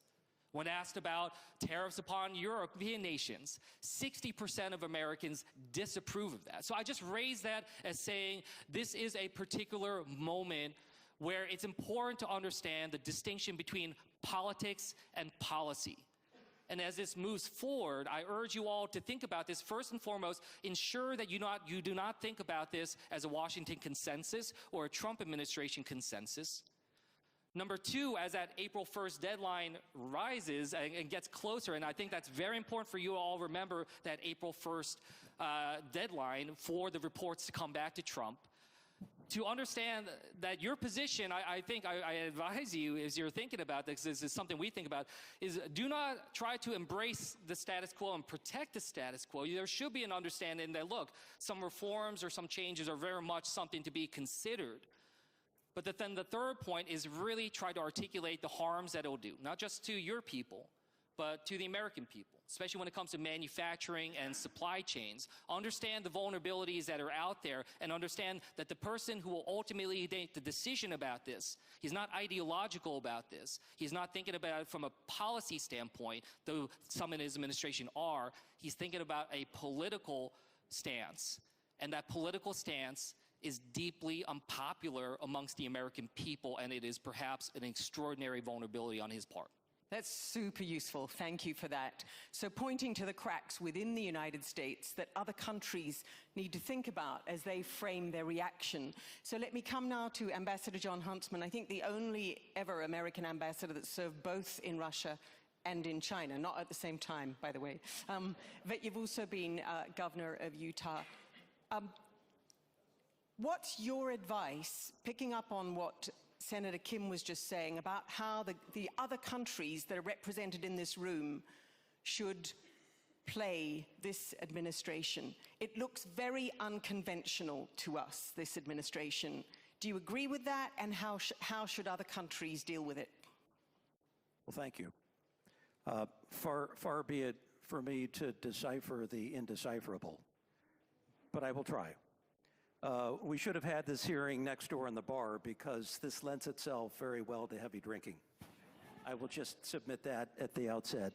It's great to be with Senator Kim, our newly elected outstanding senator from New Jersey. Let's just remember that a lot of the discontent around globalization has been lingering for a long time. I felt as governor in my state. And trade really starts at the most fundamental of local and grassroots levels. We're all kind of looking at the top line trade policy, Washington style, but the United States is made up of 50 individual sovereign entities, all with their own constitutions, legislatures, and way of doing business. And many of them are going to keep trading as they've always traded. And I suspect we're going to be here 4 years from now, and we'll sit down with the great foreign minister of Canada, and there'll still be a great ally, friend, and trading partner, is my guess. So let's take away the performative and hyperbolic aspects of politics, and let's look at the policy side. So who is Trump? Trump is a real estate developer tycoon from New York City, whose modus operandi is typically shouting out a deal, audacious though it might be, and looking for people to make a counteroffer. So the old conventions of making trade policy speeches at the Brookings Institution or the Munich Security Conference, those days are gone. And here are the days where on Air Force One you utter your trade policy, which is the simplest and most confounding trade policy I've ever heard in my life. If you charge us, we will charge you. It doesn't take 100 pages to write that, but there you have it. So I think the broader question is, will participants here representing some of the great countries of the world, and I really am honored to be here with you, kind of look at the reality, which is, in many cases, there are long-standing solid trading relationships. In some cases, there are imbalances. And what Trump is looking at is a very kind of simple view of imbalances being a result of unfair trade practices. So the key here, I think, and listen, don't take my words to the bank. I'm just giving you a gut response to all of this, which is put an offer on the table. Do a deal, negotiate something. That's kind of his style, and chances are you're going to find something that makes sense for the time being. But trade policy right now is not going to be driven by the U.S. Trade Representative's office, because the whole organization has been changed such that it now reports up through the Commerce Department, which traditionally has never done trade policy. It does trade promotion. So where is trade policy going to come from? I suspect it's going to come from Trump himself, who likes to engage in person-to-person relationship and diplomacy. And he will cut deals one-off in that fashion. The broader issue that I'm concerned about is, so what happens to the rules of the road more broadly? What happens, I represent MasterCard. We have 3.5 billion customers in 210 countries of the world. We are absolutely reliant on interconnectivity and trade flows. What we have not seen, and what needs to happen, is some updated version of digital trade, the protection of intellectual property, storage of data, on and on and on. So what's going to happen in this void of trade policy making? I suspect we're going to see regions of the world begin to take the lead. I'm talking about ASEAN. I mean, even now, the 10 nation states of ASEAN are working on a data facilitation agreement. That could set a standard for the world. They're working on things in the GCC. India's working on a connective route to the Middle East. There are all kinds of innovative things that are taking place in the world today. So my guess is, in this interregnum, this void of trade policy and kind of one-off deal-making, we're going to see a lot of regionalization. And out of regionalization will likely come some interesting thinking that will lead probably to some future solutions on broader trade policy issues. That's brilliant. So a vision of a world that will continue to cooperate, but actually work around the United States instead of through it all the time. Robert Habeck, I know you have to go in a moment, but I'd love to hear. Oh, then I was misinformed. I don't have to go. Okay. At then, least, then, do I?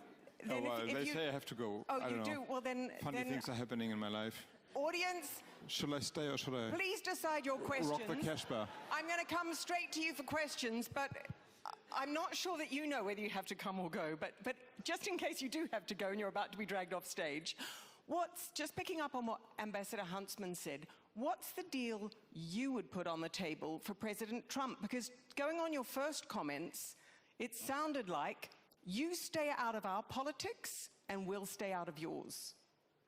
Is that the deal you'd put? Well, that is obvious, necessary. I would say the imperative is, as to us, the Germans, the Europeans, stop whining, start acting. And acting means acting, not discussing. Let me give you some examples, listening to what the governor just said. Of course, we have to do trade with other partners, as we can't rely on what's happening now with China. So let's do it. And that means not taking 20 years' time for free trade agreements, but focusing on the things that are easy to solve. For example, Maros, we discussed it with India. I mean, the problem is always in free trade agreements agriculture. Even CETA was the most important thing was fishery. But then let's start with industries and then work together with industries and maybe digitalization. And we will never come to a European agreement with India when we talk about the mood of holding chickens. This is impossible, but skip that and be pragmatic and do that. The second thing Ursula von der Leyen yesterday solved, I would say, the fiscal structure plan, the European fiscal structure plan, is to lose it. It's done now. That is very pragmatic. The third thing, maybe listening to the debate in the conference, of course, Europe has to do more for its military capacities. How should we do that? The normal way would be either the nations would use their agencies built up in decades now, and as Jens Stoltenberg sitting there, they are not the most effective agencies I've ever seen, or we are building a European agency, which takes also ages maybe. There is the European Contact Group, and that is an efficient group. These are smart guys, and they have proven in the last 3 years that they can make decisions very, very fast. Use this group and not building an agency. Then, what should I say? When it comes to military questions, or maybe our own capacities, you know that we have in Europe divided civilian research and military research very, very thoroughly. That's not of any sense. I mean, how could we ask for more defense and ammunition for Ukraine and say, but this is the dark side of industries? That does not make any sense. So use it and bring full force into innovation, and then we hopefully in the next 3 years we create our own satellite system, rocket system, but also security systems. And fantastic. Now you see what I mean? I do. So there's a deal to the US. Not writing a legislative act, but making it happen in reality. Fantastic. So it's a deal to the US that says we'll get our act together on these different things. We've got with 4 minutes and 43 seconds to go. I'm going to take 3 questions, then I'm going to come to each panelist for a one-line answer to all the problems of the world, or to your questions. So your questions. There were a couple of hands. Yes, the lady in red jacket. Yep. Just very quick questions. A question to Senator Kim and Governor Huntsman. We've seen the president use emergency provisions to push his trade policy, at least on the Canadian and Mexican piece, which gave the Canadians and Mexicans some leeway. Now, in the reciprocal trade piece, it's going to go back to regular trade policy. So in this sort of ricocheting effect of what's permanent and what's not permanent, what would your advice be to the Europeans that are listening here? Are we going to see more of this emergency strong muscling, or are we going to see a return to regular Section 232, 301 type U.S. trade policy that could make things arguably more predictable? And I see the Canadian Foreign Minister shaking her head. Fantastic. Another question over here. Thank you. Tobias Ellwood, former Foreign Minister of the United Kingdom. A dark mood was mentioned here. I've been coming here to this security conference, I thought many of us, for many, many years, never knowing an atmosphere like this ever before.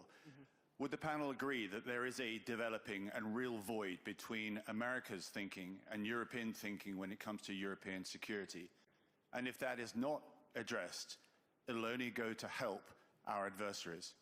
Thank you, Tobias. And one more question. Yes, here. This gentleman right here. Thank you very much. The session is also very much about breaking down barriers in Europe. But let's not forget, we've also already had a backlash against free trade in Europe. We had Take Back Control in the UK. What is your agenda to address that backlash? I think that's vital. Also because for citizens, we live in an age of enormous insecurity. Inflation, flexibilization, globalization adds to that. So I think if you want to have an agenda to break down barriers, you also need an agenda to create security and create income security. So what is your agenda if you want to have a free trade agenda to address that backlash in Europe as well? Great. So we've got which kinds of tariffs is Europe likely to face? Is this the darkest moment in bilateral relations with the US? And how do we sell tariffs internally? I'm going to come to each of you panelists just for a final statement. Minister Joly. Yes. So, Ambassador, when it comes to how to deal with President Trump, what I would say is you don't start by presenting what you want in a deal. I think that you have to present your stance, and then it will end up to a deal. And President Trump is the only one who will cut that deal. Nobody else in his administration. But why I say that is I see a lot of my European colleagues that are thinking that, you know, they come up with their proposal, or sometimes they divide each other. That's not how it works, guys. This is about strength and courage. And then, once he respects you, then you're able to cut a deal. That's how I see it, and that's our own experience. And yes, you can get to a place where actually it's a win-win. And yes, you can get to a place of respect. But President Trump right now is governing through executive orders. He will continue. He will use a lot of different opportunities to do that. And it will be linked to a lot of national security and the fact of ultimately being able to have the power to impose tariffs. Because when you think about it, technically trade is under the legislative branch, not the executive powers. But he will continue to use national emergency issues as a way to make sure that he can continue to put tariffs on different countries. Thank you very much. Maro Sefcovic. Yeah. I will just address the free trade agreements agenda. I have to say that the energy being radiated from US, this strong aim to erect new barriers, to increase the tariffs on all partners around the globe, like created, I would say, new momentum in the global trade. I can tell you that since November last year, there is enormous interest in striking the deals with the European Union. We concluded our negotiations with Mercosur. We managed to find a solution with our friends from Switzerland after quite some time. The whole Christmas and the New Year, we've been negotiating with Mexico. And over the last 2 weeks, we are working weekends, all the holidays, because there is enormous demand of accelerating our negotiations. So in few days, the whole college is flying to India because we want to advance our negotiations in that regard. We relaunch and reinvigorated our negotiations with Malaysia. We want to close the deal with Indonesia before summer. We are working very intensively with Philippines, and practically all GCC countries approaches that they want to accelerate the talks. So I think that everyone feels that what you need in this fragmented world is a stability, predictability, serious partner, and that Europe is all of that. Because we respect the deals, we are rule of law-based society, and we treasure and value our partners. And my argument to the members of the European Parliament or members of the national parliament when we discuss the free trade agreement is, show me one which led to the decrease of the trade or to some problems on any of the sides of the partnership we are striking through the trade deals. There is not one single agreement which would point into that direction. We had a huge discussion, and Minister knows, about CETA. Just look at the numbers. It's a roaring success for the both sides, and therefore we want to project also in the future. We are free and fair traders. We want to dismantle the barriers, and we want to have the fair relationship with our partners. Thank you so much, Maro Sefcovic. Andy Kim. Yeah, I'll be brief here, but to the first question about tariffs, I guess what I'd just like to remind everyone is, there's no doubt going to be challenges and chaos over the next 4 years, but we are meeting less than a month into this administration. This is a particular phase of any presidency. These are the set plays that we're seeing. These are the plays that they had, written in Project 2025. We knew that they were coming. At some point, this administration is going to have to work with Congress in terms of government funding and any number of other issues. And that's another phase in the life cycle of a presidency, and things will be exceedingly more difficult. It's the narrowest margin in the House of Representatives since the Great Depression. They can only afford one vote loss right now, and we've seen how they've been challenged to be able to govern and legislate in that capacity. So when it comes to the tariffs, I imagine they will try to do as much through emergency powers because they can avoid Congress in that way. But in the places where it will go to Congress, you will see a very different type of approach, not just on tariffs, but writ large. And that just gets to the last point that I just want to make, which is about the mood here and that effort there.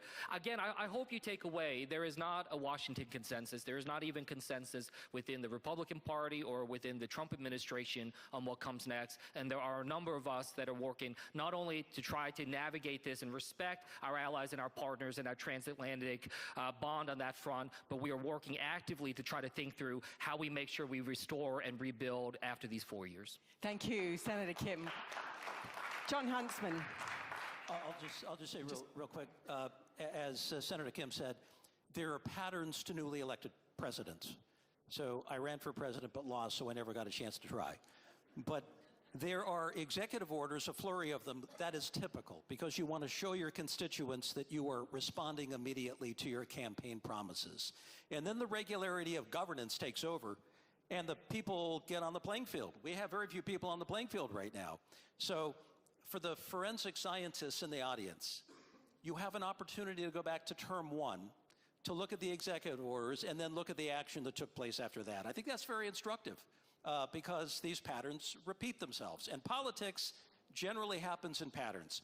And to Senator Kim's point, there's a thing called a midterm election coming up in less than 2 years. Very tight balance in the House of Representatives, only up by 4, I think it is, in the Senate. And the regularity of good governance and predictability and delivering things for the constituencies that elected Trump, that will have to be a part of the later part of the 2-year period, or you're going to get swamped during the midterms. So I think that's going to be a calculus as well. Thank you. Sorry, I'm getting the big signal. That was brilliant. What have we learned today? Just 3 very quick takeaways, I think. The first being the obvious, as the world is throwing a little bit off its balance, stay calm, analyze your interests, and call other countries and talk to them. Second is strengthen relations, as Ambassador Huntsman and others have said, with other countries, with other regions. There's a silver lining here about tighter cooperation both within the European Union and across the world with other regions and countries. And third, and I think this comes to the essence of why we're all here in Munich at the Security Conference, which is let's try to close the gap in understanding. And both Andy Kim and John Huntsman have helped us in that, and it's been a plea from Minister Joly. Instead of being affronted by the words of JD Vance, look into the nuance. Look into the nuances of the very many Americas that exist. Even in Mar-a-Lago, there are warring and different Americas. And think about which America you're speaking to as you speak to them.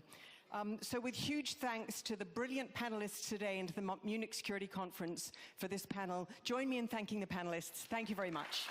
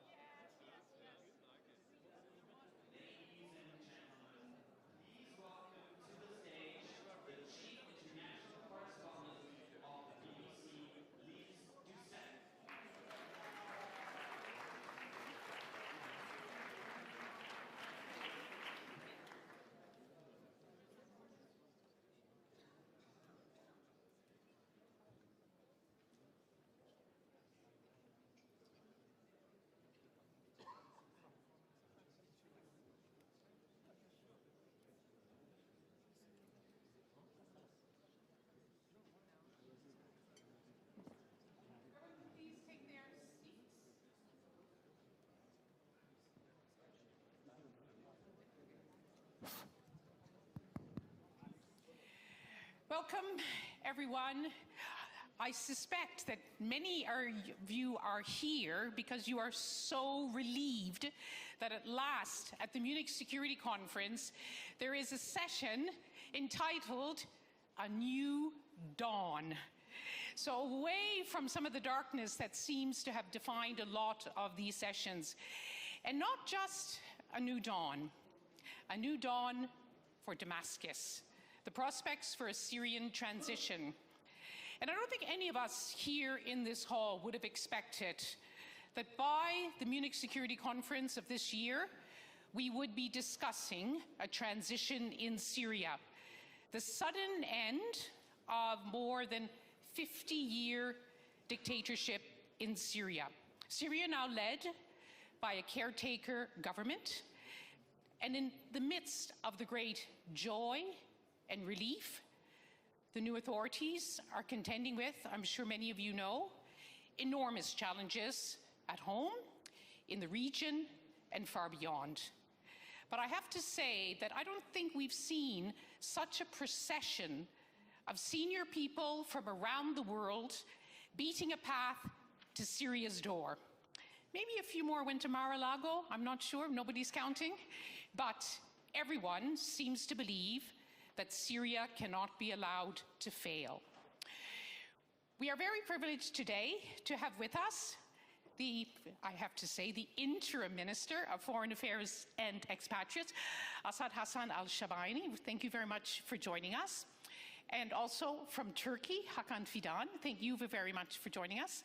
Hind Khabawat, big smile on Hind Khabawat's face.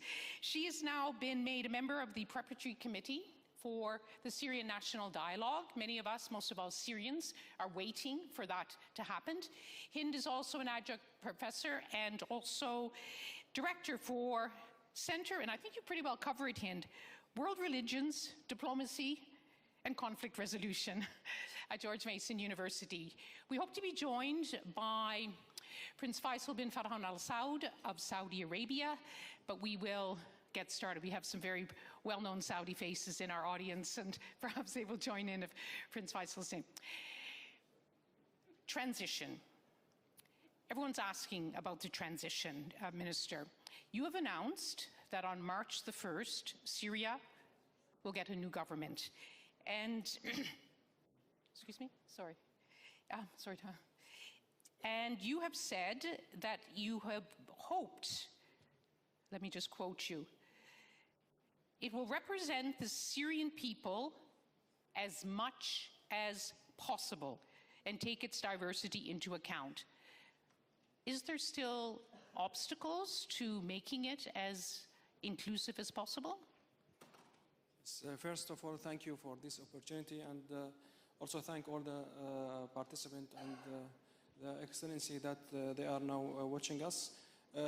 We are here, we can say that announced the freedom of Syria after 60 years of oppression and most authoritarian criminal regime in the world. And of course, when we have some problems in the perception towards Syria, all the who are talking about us and talking with us, and they don't understand the nature of Syria, and they don't understand Syria in a realistic way. In Syria, we don't have a psychology complex regarding our diversity. We believe in all the Syrian people, and we are Syrian people. And what I mean by this inclusive government, our challenge is that the Syrian people should feel that they are represented in this Syrian government. And Syrian government will be built on the competence, on the serving the people, on the Syrian identity. We will not divide our government into a sects group, and we will not give the appointment regarding on the background of the person. It will be on the competence and also on the national interest of the Syrian identity. But the fact that you use as much as possible, does that mean you will not meet what have been the demands from across Syrian society for a representation of all the many segments of society, that it's still too early? Yes. Because right now, it's completely dominated by the Islamists who once ruled in Idlib. And many Syrians are asking, well, when are you going to start putting in new faces? As you know, we are now in Damascus for just less than 3 months. And this is the first time we bring the diversity, and we say that the diversity in Syria is a powerful tool. And we believe that for the first time in Syria now, the Syrian people, they arrived to the authority. We are not putting the authority just in one hand. We believe that this authority is the right for all the Syrian people. And in the next steps, you will be surprised, and all the world will be surprised by the Syrian willingness to represent themselves regarding on the national identity. Okay, I'm sure there'll be questions from the audience.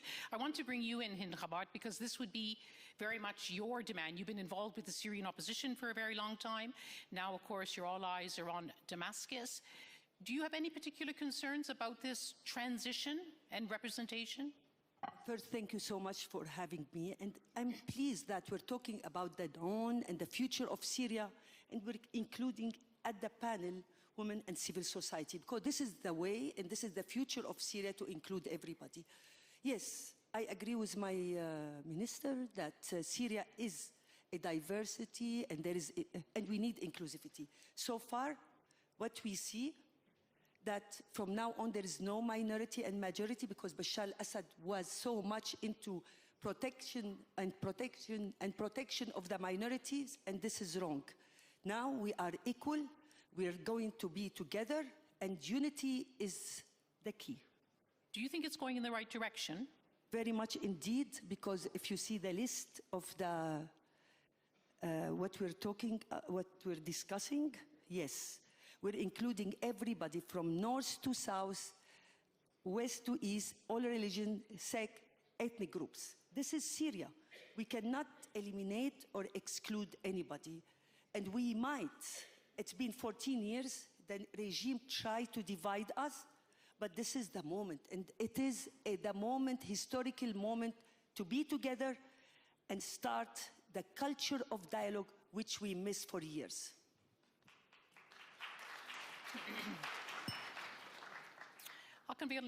Let me bring you in here. I mentioned before, I remember the first comments you made in December when the Assad regime collapsed, and you said that Turkey had been trying to send some message, because of course Turkey has had long-standing, very close relations with the Syrian opposition, and you said you were trying to be a messenger, really, to convey the messages coming from East and West.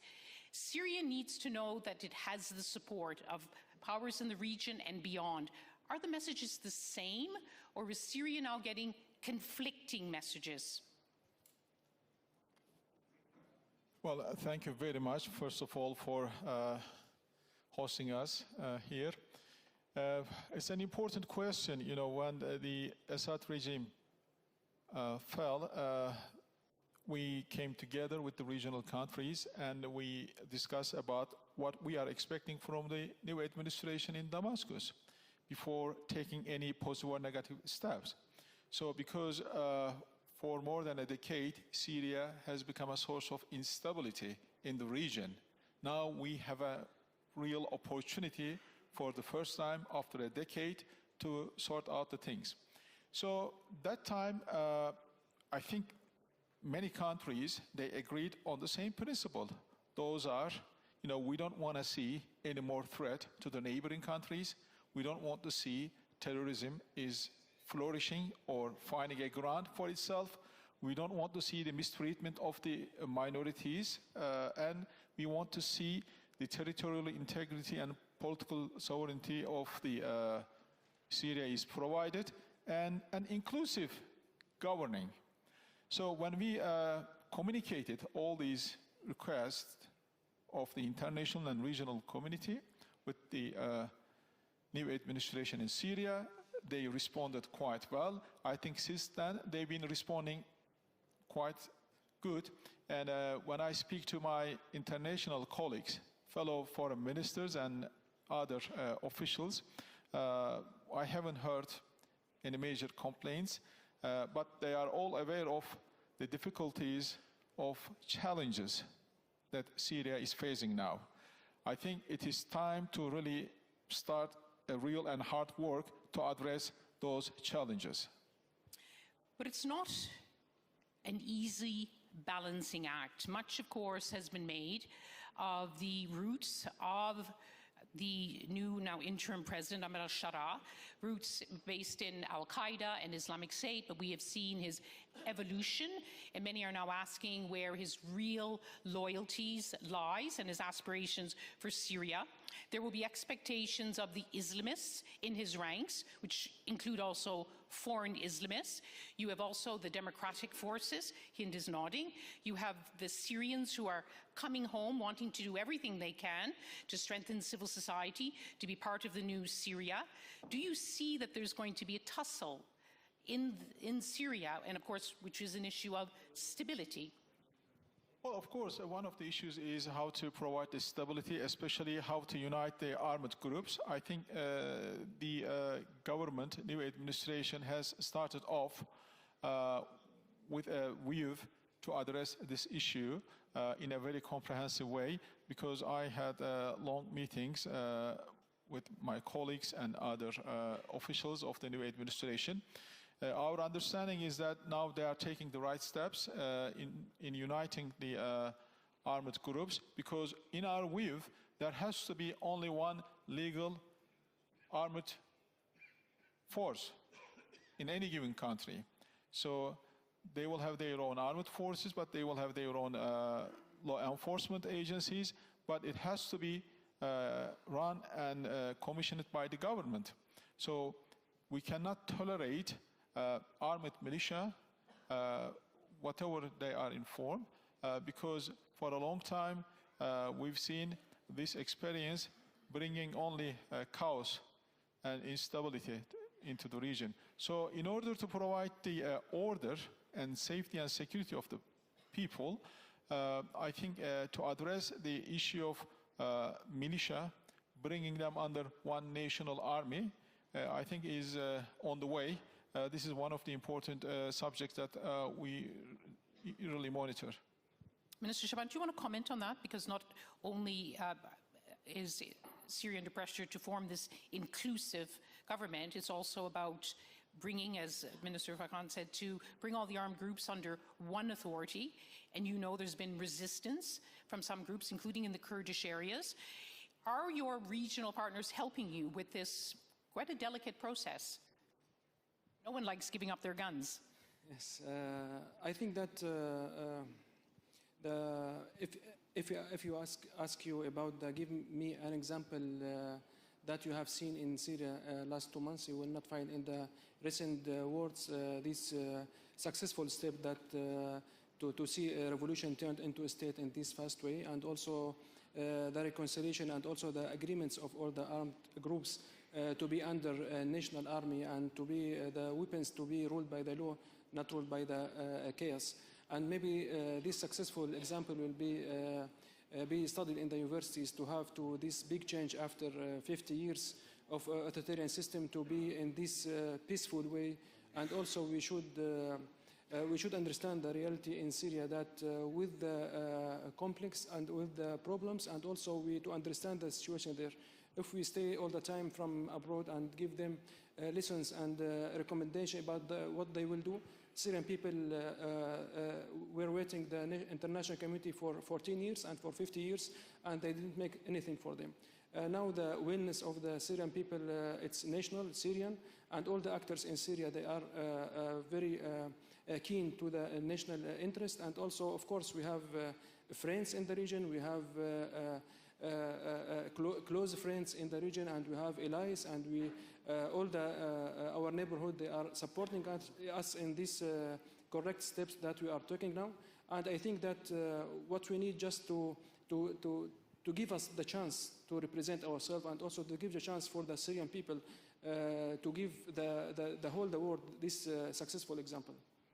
It's unfair, of course, to Syrians that they should be compared to other countries in the region, each of whom has their own history, their own balance of forces. But I don't need to tell you that the initial concern was that the kind of rivalries we've seen in Libya, in Yemen, in Iraq, would also come to be a major issue for Syria, that different countries would have different interests, they would back different armed forces.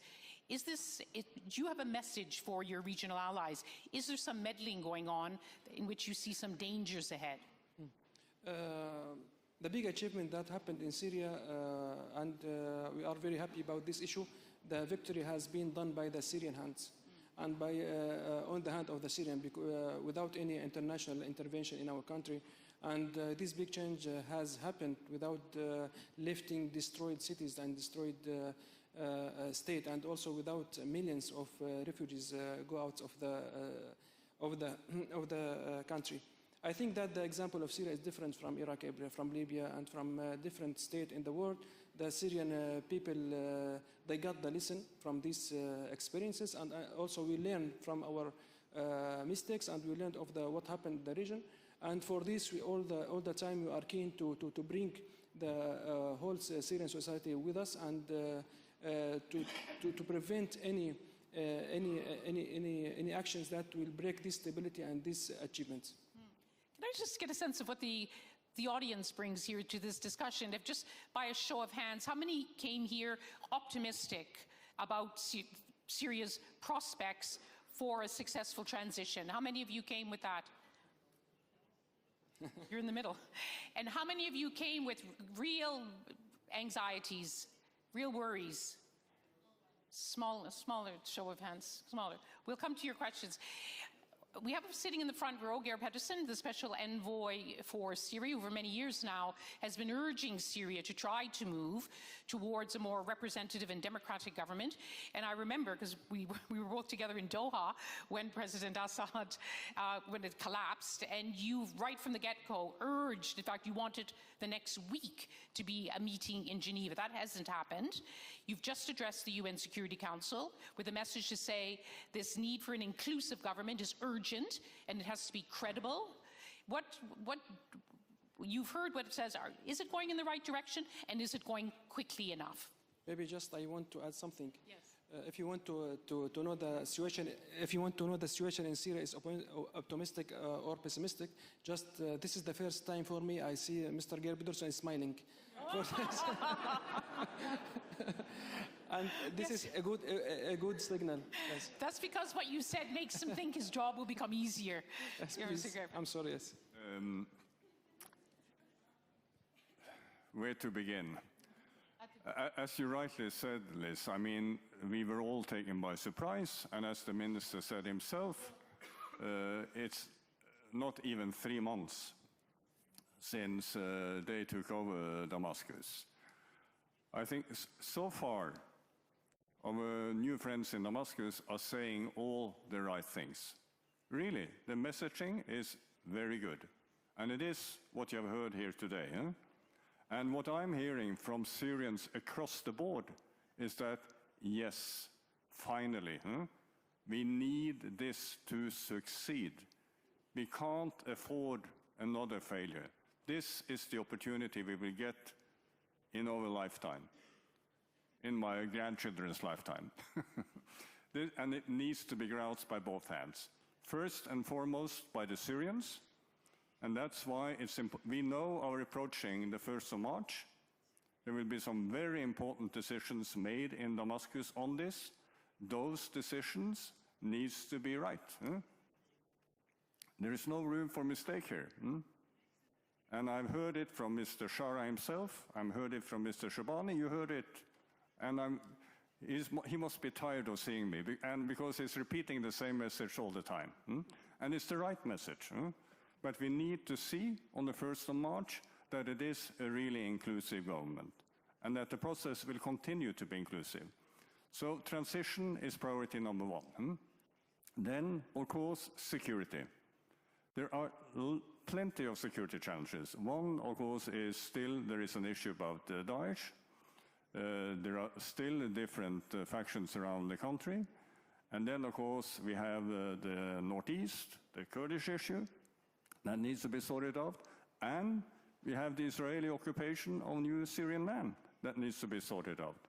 These are all big issues. And then, of course, is the security situation across the country, in Homs, in area in particular, along the coast, that are linked to the transition question. But it is also linked to the next question, and that is the economy. And we will not be able to have a successful transformation of Syria if the economy can't be fixed. And the economy cannot be fixed if we are not lifting sanctions. I can't emphasize this strongly enough. Syria today is a humanitarian disaster. It is really a humanitarian disaster. The challenges that the government is now facing is enormous. And as you know this, there are now close to 17 million people in need of humanitarian assistance.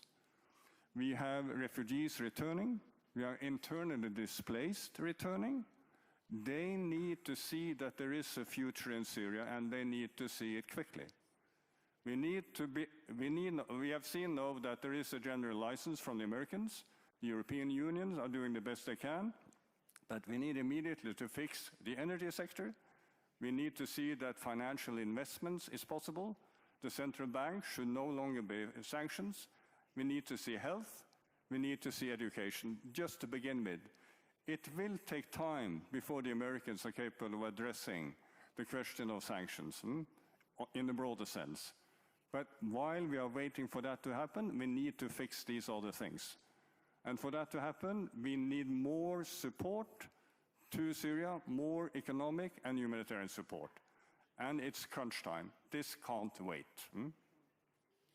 Thank you for mentioning that. I'm sure some of the questions will end.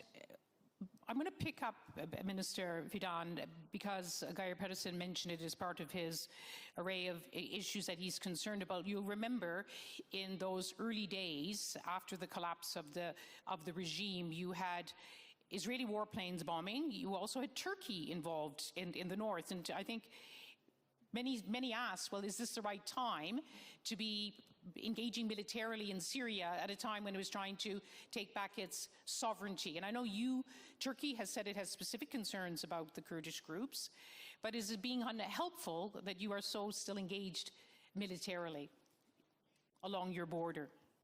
Well, as we have seen the transition period is going on, of course, we are recalculating every step that we are taking in Syria. Our primary objective and occupation at the moment regarding Syria is how to help them in reconstruction and how to get the economy back again, and then rebuilding the government institutions. Those are very important issues that we are trying to do our best with international and regional community. In terms of our military engagement, as you know, we've been engaging with our army just to protect the population who were living under opposition control. We were talking about 5 million people that time. So that was a result of Astana process, and I think today all the people that we were there to protect, now, thanks God, they are ruling the country altogether. Hopefully, a bright future is waiting for them. Then there is only one remaining issue for us in terms of security.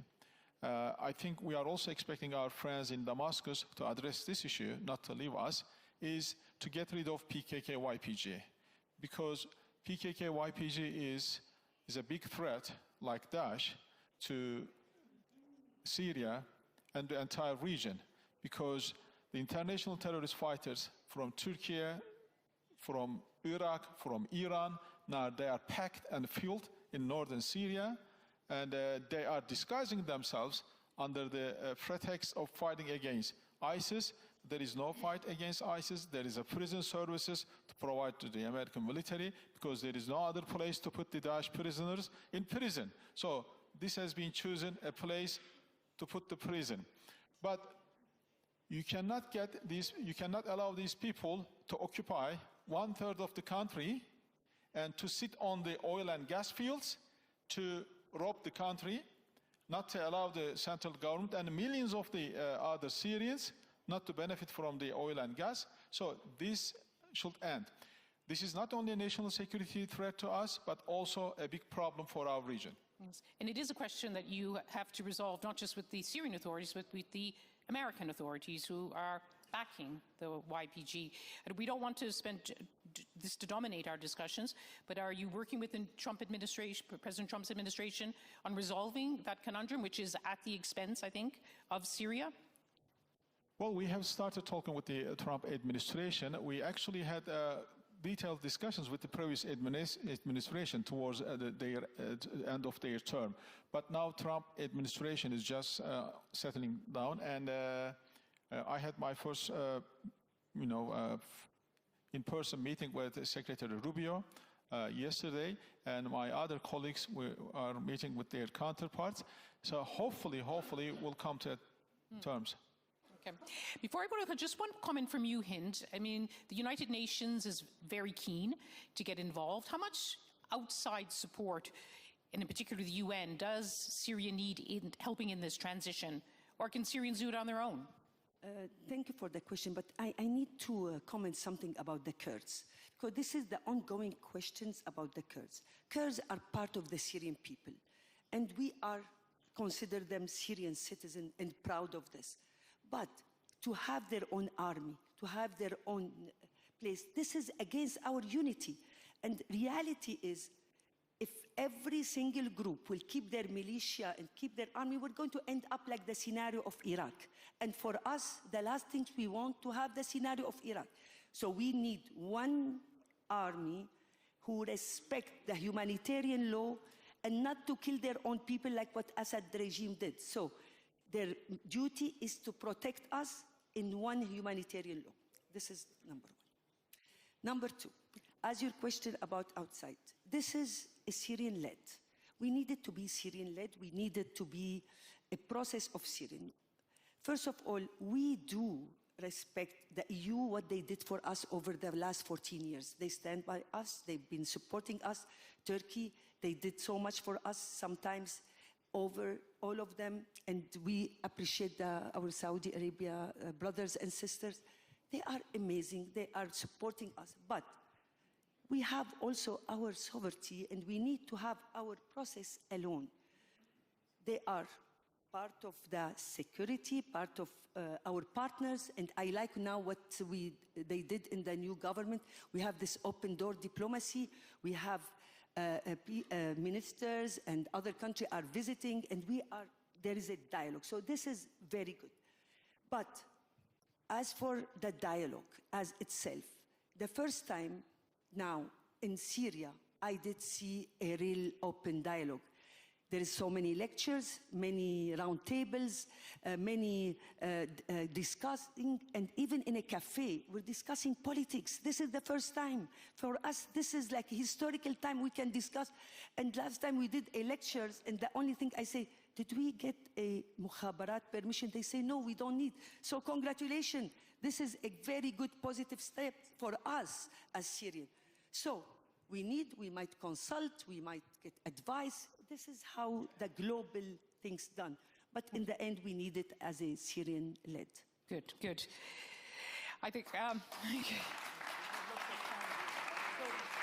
Now, I think our distinguished Foreign Minister of Iraq is here, and he's already heard two mentions of Iraq. So, sir, if you would like to comment at some point, of course, you can put your hand up. We also have Adel Al-Jubeir, who's the Minister of State for Saudi Arabia, and again, if you would also like to comment. And I see a hand of Abdulaziz from Saudi Arabia.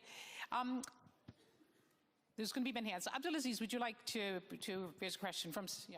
Introduce yourself, because not everyone may know you. My name is Abdulaziz Sagir from Saudi Arabia. I'm the chairman of the Gulf Research Center, and I had the pleasure of moderating the Syrian opposition meeting 2015 and 2017, so I'm quite familiar with that. I have two questions, one for Minister Haqqan Faydan, whom I have a high respect for. In the region, we understand and we appreciate a lot what Syria have done for the Syrian refugee. And we understand your national security interest, that you do not wish to see Kurdistan in Syria, another Kurdistan in Syria that will represent a threat and launch any attack against the Turkish territory. But at the same time, what we are watching is three things. One, you bombarded... That's not a question, that's a PhD thesis now. Well, okay. Okay, no, well, it's because it has a certain issues anyhow. So it's... to your point, no. The key point is you have dumped a lot of goods in the Syrian market, having the advantage of the custom-free.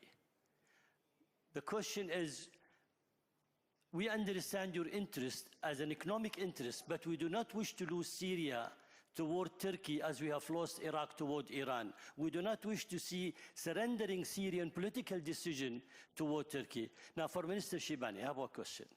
Israel have benefited from what happened in 4 areas. One, they extended their territory in Golan.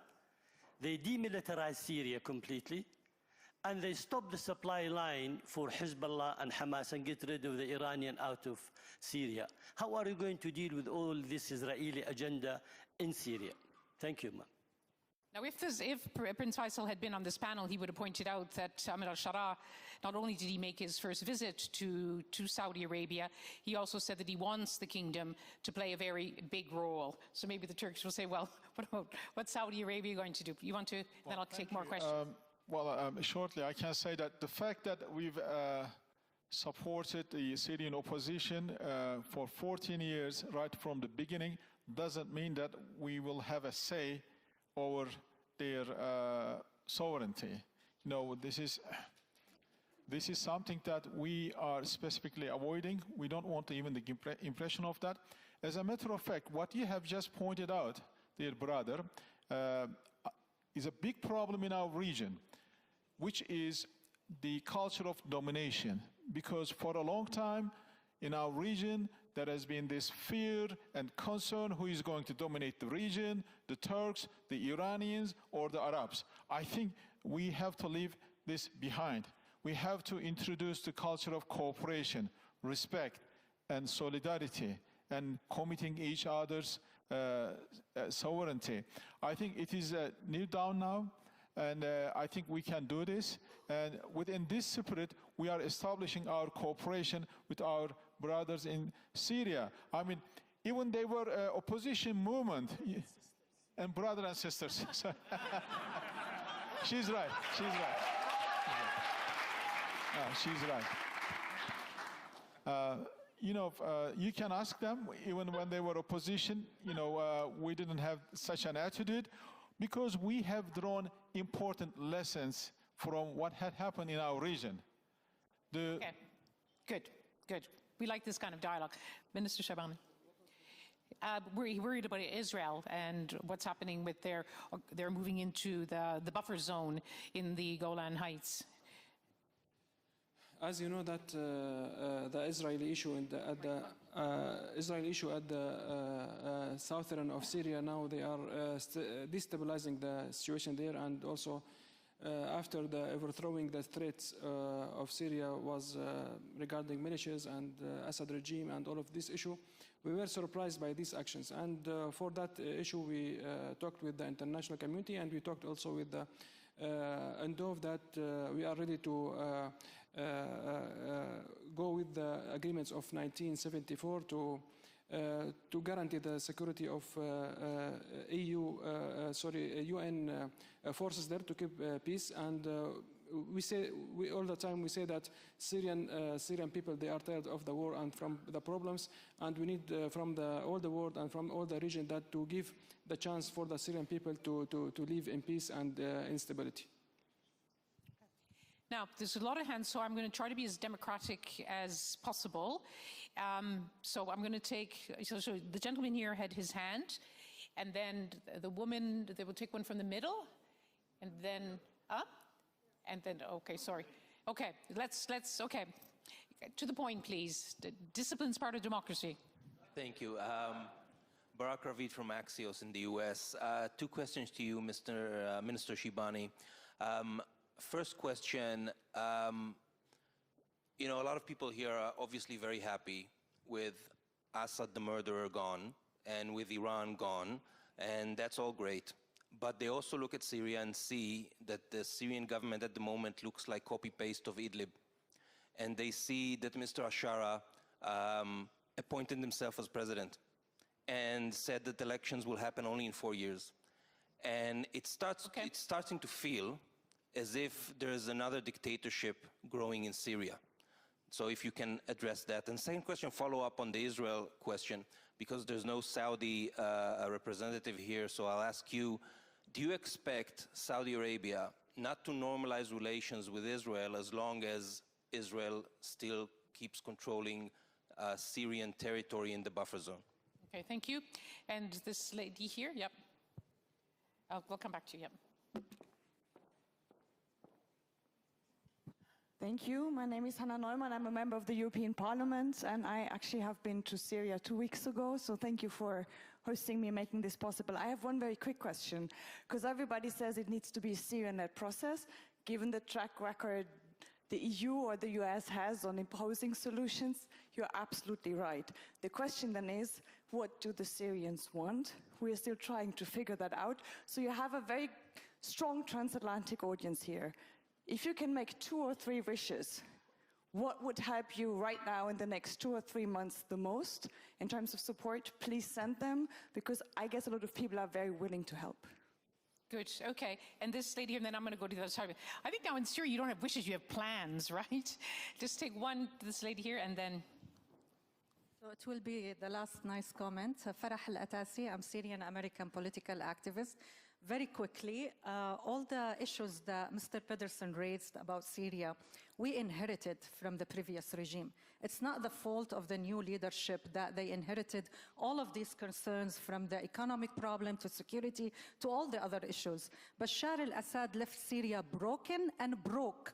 With no money, he stole all the money from the central bank, and he literally destructed the country. So what our minister is saying, give us time. We are asking as Syrian people, give us time. We're not like President Trump, who come to reverse the other administration with executive order. We don't have the magic stick to fix all these issues. So what my colleagues are asking, give the Syrian times. Okay. And that will lead to the other question. It's not what the international community is asking from us. It's what we are asking from the international community. What you can do for us. What you can do for us. Just a few days ago, we were at the Friends of Syria summit in Paris, and some other 2 countries like Greece and I think Cyprus refused to sign for the last memorandum, because they think the misconception that Turkey, our friends, are the one who has saying in our internal affairs, and they refused to sign the, right? They refused to sign the the last communique. So what we are asking as Syrian, what you as an international community can do for us, give us time to fix our own internal issues. We are all behind, like Mr. Pedersen said, 1 second, we are all determined to make this transitional period a success, and we will succeed. Thank you, thank you. Yes, I gave you the floor because I knew you'd speak up for Syria. Minister Shibani, are you a new dictatorship in the making? It can be yes or no answer. Now, when we talk now about Syria, all the world was saying in the past was saying the dictatorship of Assad regime, and nobody make any action against this plurality and also the criminality of the Assad regime during 60 years. And finally, as I said, that the Syrian people free themselves by themselves and by their sons and women and daughters. And we are very happy to have this freedom without international intervention. But of course, now we are victims of exclusion, and also we are victims of this dictatorship authority and system. And of course, we are now putting the steps and putting the principles to have a system that represents the Syrian people, to be Syrian-led, Syrian-owned. And of so course, March the 1st, the new government will be the end of the dictatorship. Will be the end. The face will be different. No, now we are starting our road to the freedom and dignity of the Syrian people. And who experienced the dictatorship will not repeat it again. Okay. And the question about your demands? Regarding Saudi normalization? Yes, Saudi normalization. He can ask Saudi Arabia. Yes, about this. But would you actually also insist about the Golan? But Golan is the rights of the Syrian territories. We don't have this right to say any word about this issue. It's the right of Syrian people, and Syrian new government next month will decide about this issue. Okay, now we've got from the European Member of Parliament wants your 3 wishes. I'm going to, well, actually, I'm going to turn it around. In the interest of democracy, I'm going to give you 1 wish, and I'm going to give Hind 2 wishes. Very to the point. What we, two for Hind. 2 for Hind and 1 for, yes, okay. Very to the point. They want some guidance about what they can do, back to our point, about what the international community can do to help you. What do you need now? Just bullet points, really. Yes, first of all, I'm very surprised when I see that we are in the field and all the Syrian people in the field with these huge challenges, and you see that the Syrian people are very optimistic. And I am very surprised when I see the international community, they are pessimistic. Why are pessimistic? Now we are the Syrian people in this... now, we are the Syrian people in these troubles and in these problems, and we are smiling at the end of the day, yes? And we are very, we need from the international community, if they can't help the Syrian people in action, just we need their help in words. Yes, but like say, for example, something about, I would imagine you would say the sanctions lifted. Sanctions, yes. Removing sanctions is like the Mr. Pedersen said that, and we say it every day. The sanctions imposed on the Syrian people now, they are tackling the hands of the Syrian people, and also they turn the sanctions from the Assad regime toward the Syrian people. And these economic sanctions, we say that it's illegal. We can't, also we can't agree and be satisfied with the exceptions that we received it from USA or from the European Union. Because if you put someone in the prison and you give him breakfast and you say that this is breakfast for you, no, just free the person, and we don't want these exceptions. Just remove the sanctions and open the road for the Syrian people, and it will be the assurance for the stability and security of the Syria. Okay.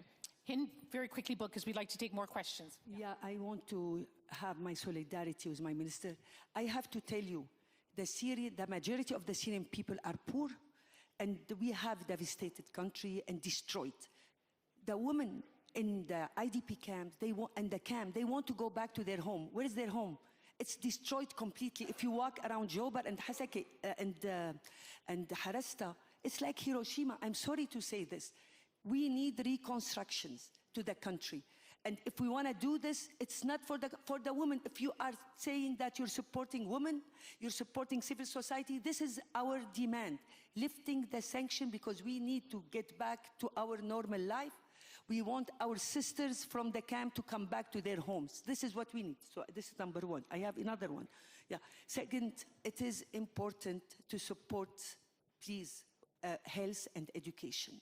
Every time we talk about we need health and education, he destroyed hospital, he destroyed schools. So we need to reconstruct first school and education and hospitals, because this is our priority as women. Thank you. Okay, let's now, I'm sorry, I have to be democratic to go to this side. I saw some hands here. Was it yes, the lady in blue? Yes, the lady in brown. Okay, 2 ladies. Okay. My question is to Mr. Shibani. I'm Maysoon Melhem from DW Arabia. The interim government presented a roadmap for a political process, but there is another issue in Syria which is as concerning and as urgent as the political one. It's the economic issue. People are on the verge of hunger, as Hind said. Do you have a roadmap for enhancing the economy, and what could help? Do you have any vision for this? Thank you, thank you. And yes, this. We just passed the microphone 2 rows up. Yep, it's there. Yep. Thank you. Hi, Liz. This is Amal Modellali. I'm the former Lebanese ambassador at the United Nations. I have 2 questions, and they're related. The first one is to Mr. Shibani. Have you started engaging the American administration on your relationship with them, on the future relationship with them, especially also on the issue of the Golan Heights? Taking into consideration that the 1974 agreement, this engagement agreement, is an American agreement, was negotiated with Mr. Kissinger and with American guarantees.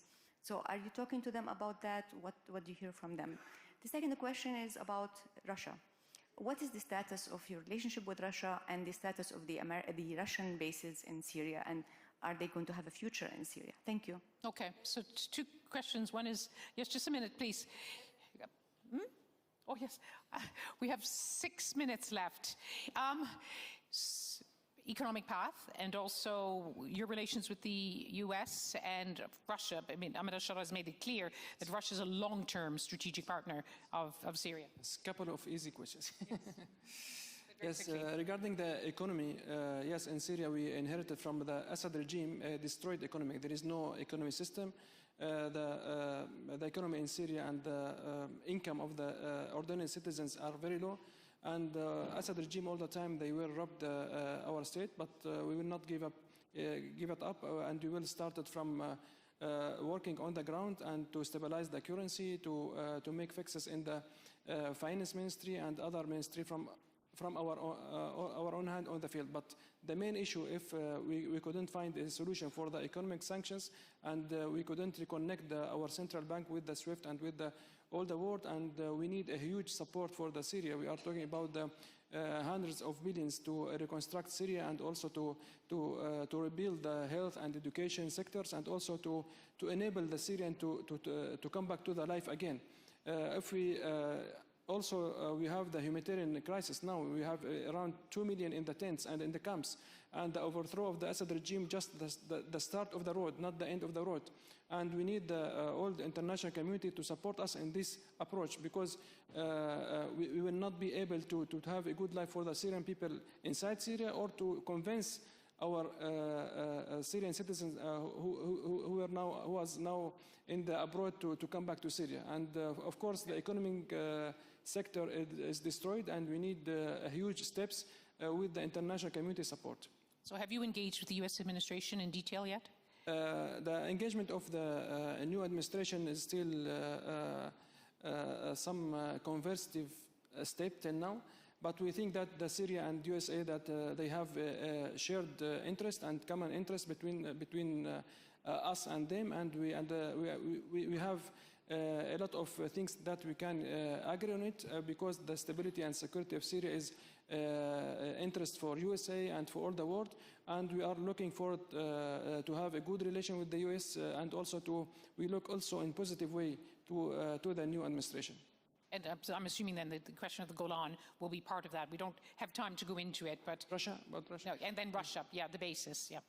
No, Russia. Yes, right, you have a quick comment on Russia. Yes, you know that Russia was the main actor that shared in the suffering of the Syrian people. The reshaping the relation with Russia, it will be the decision of the Syrian people. And if we have the green light from our people, we will take actions after that. Now, we don't have time, but we have a question down here. We'll just take it very quickly. And I promise this woman here with the nice glasses, and then here, and then I'm afraid, otherwise I'll never be allowed to come back to Munich.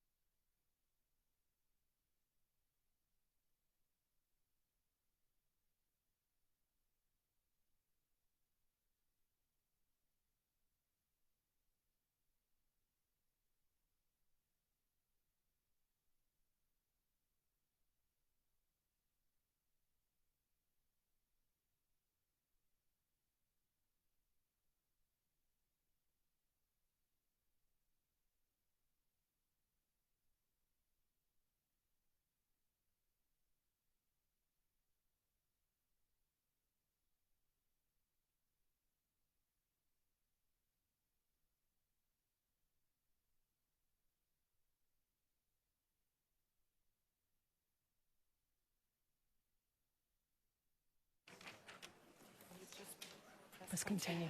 Thank you. Hello. Hello again, David.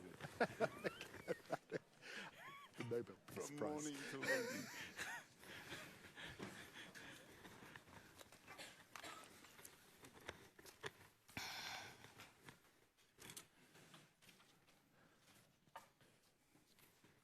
Hello, everyone. I'd like to wish you a very warm welcome to Peace Through Strength, a plan for Ukraine. This is a special edition of Deutsche Welle's Conflict Zone here at the Munich Security Conference.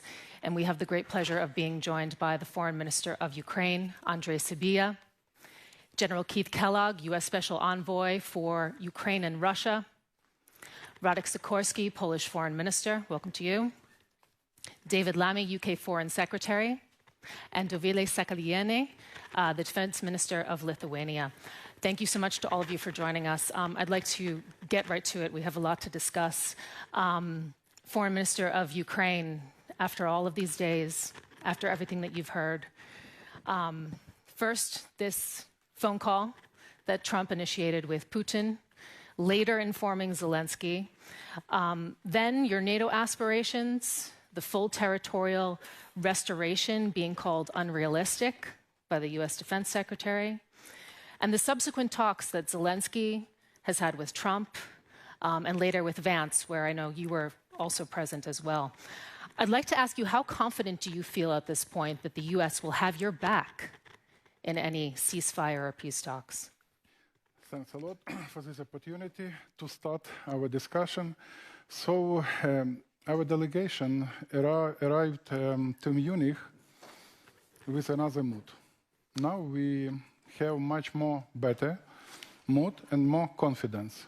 We are not alone.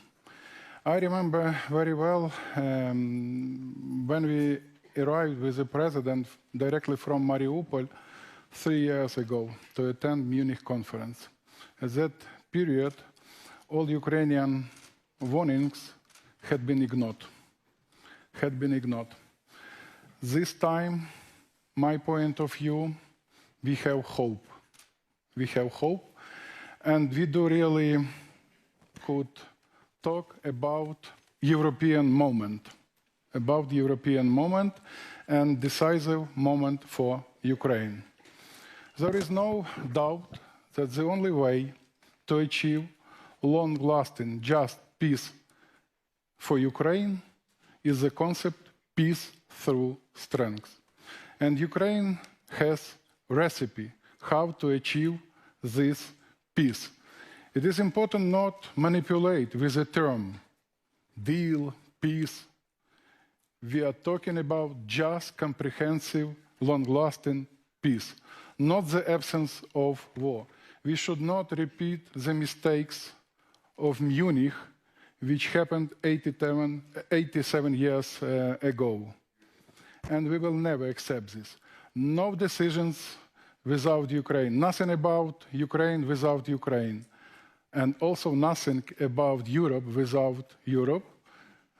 It seems to me it's also a time for Europe to demonstrate strength. I have to say, you sound a bit more confident, actually, than what I heard from Zelenskyy this morning, who did not seem all that confident that it would indeed be. So many developments, so many news, but as I mentioned, we are in a much more better mood.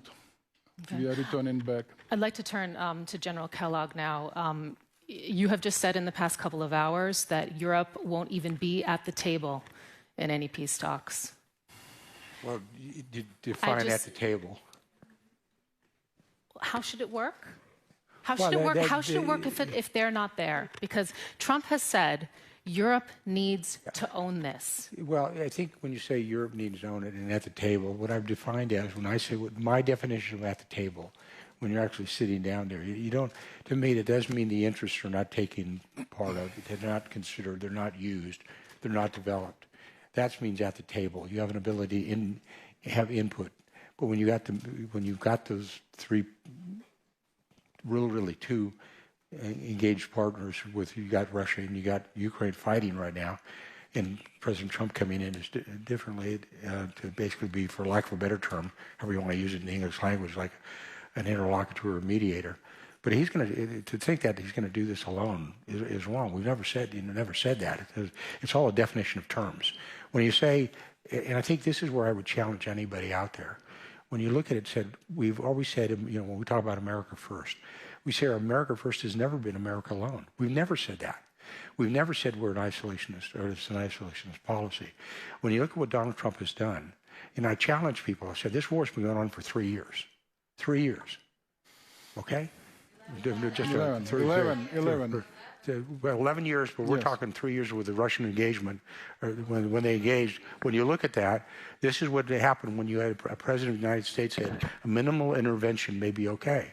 Now, the definition of minimal intervention is considerably different than mine. But tell me here in this audience, since you shouted it out, what did Russia do when President Trump was president of the United States? He did nothing. Nothing. He did it under President Bush. He did it under President Obama. He did it under President Biden. He didn't do anything under President Trump. And we've always worked that way because he leveled the playing field to do that. And I think that's where you look back and you say to people, well, how is America going to do this? How is it going to work? When we say peace through strength, that is originally an American term. And he's looked at it the same way. And so we have had the model, President Trump's had the model, that once we come up with a peace arrangement, a peace deal, then we were going to work and making sure that that's enforceable. It's a good deal. It's a fair deal. Go back to what President Trump said in his UN General Assembly. And I'm going back on history because, remember what the famous poet said, George Santana said, if you forget a history, be prepared to repeat it. Well, we basically go back to the first UN General Assembly speech. President Trump talked about America first. That's all people remember. The second half of that speech was about national sovereignty. And he talked about the sovereignty of nations. And he said quite clearly in that, if a nation fights for its sovereignty, we will be with you. And he's done that. So this is where I said the challenge is, when you say things like that, you put it on the negative, and I put it on the positive. That's there. The last 3 years, or 2 years of the previous administration, the concern that President Trump has, when you look at what happened in Ukraine, he says, well, I want to, we stop the killing. And the level of killing, and we all know this, you're at World War II level of death. When you look at the destruction, let's use a city, somebody made the comment of Mariupol. When you came out of there, that's a city the size of Denver, Colorado. It's the size of Atlanta, Georgia. It's destroyed. When you look at the amount of death and destruction within Ukraine, so which is massive, the level of destruction in Ukraine it's 3 times the amount of death for the Ukrainians alone that Americans suffered in the Korean War and the Vietnam War combined over 11 years. So my take on this is if you think you can kill your way out of this war, you can't.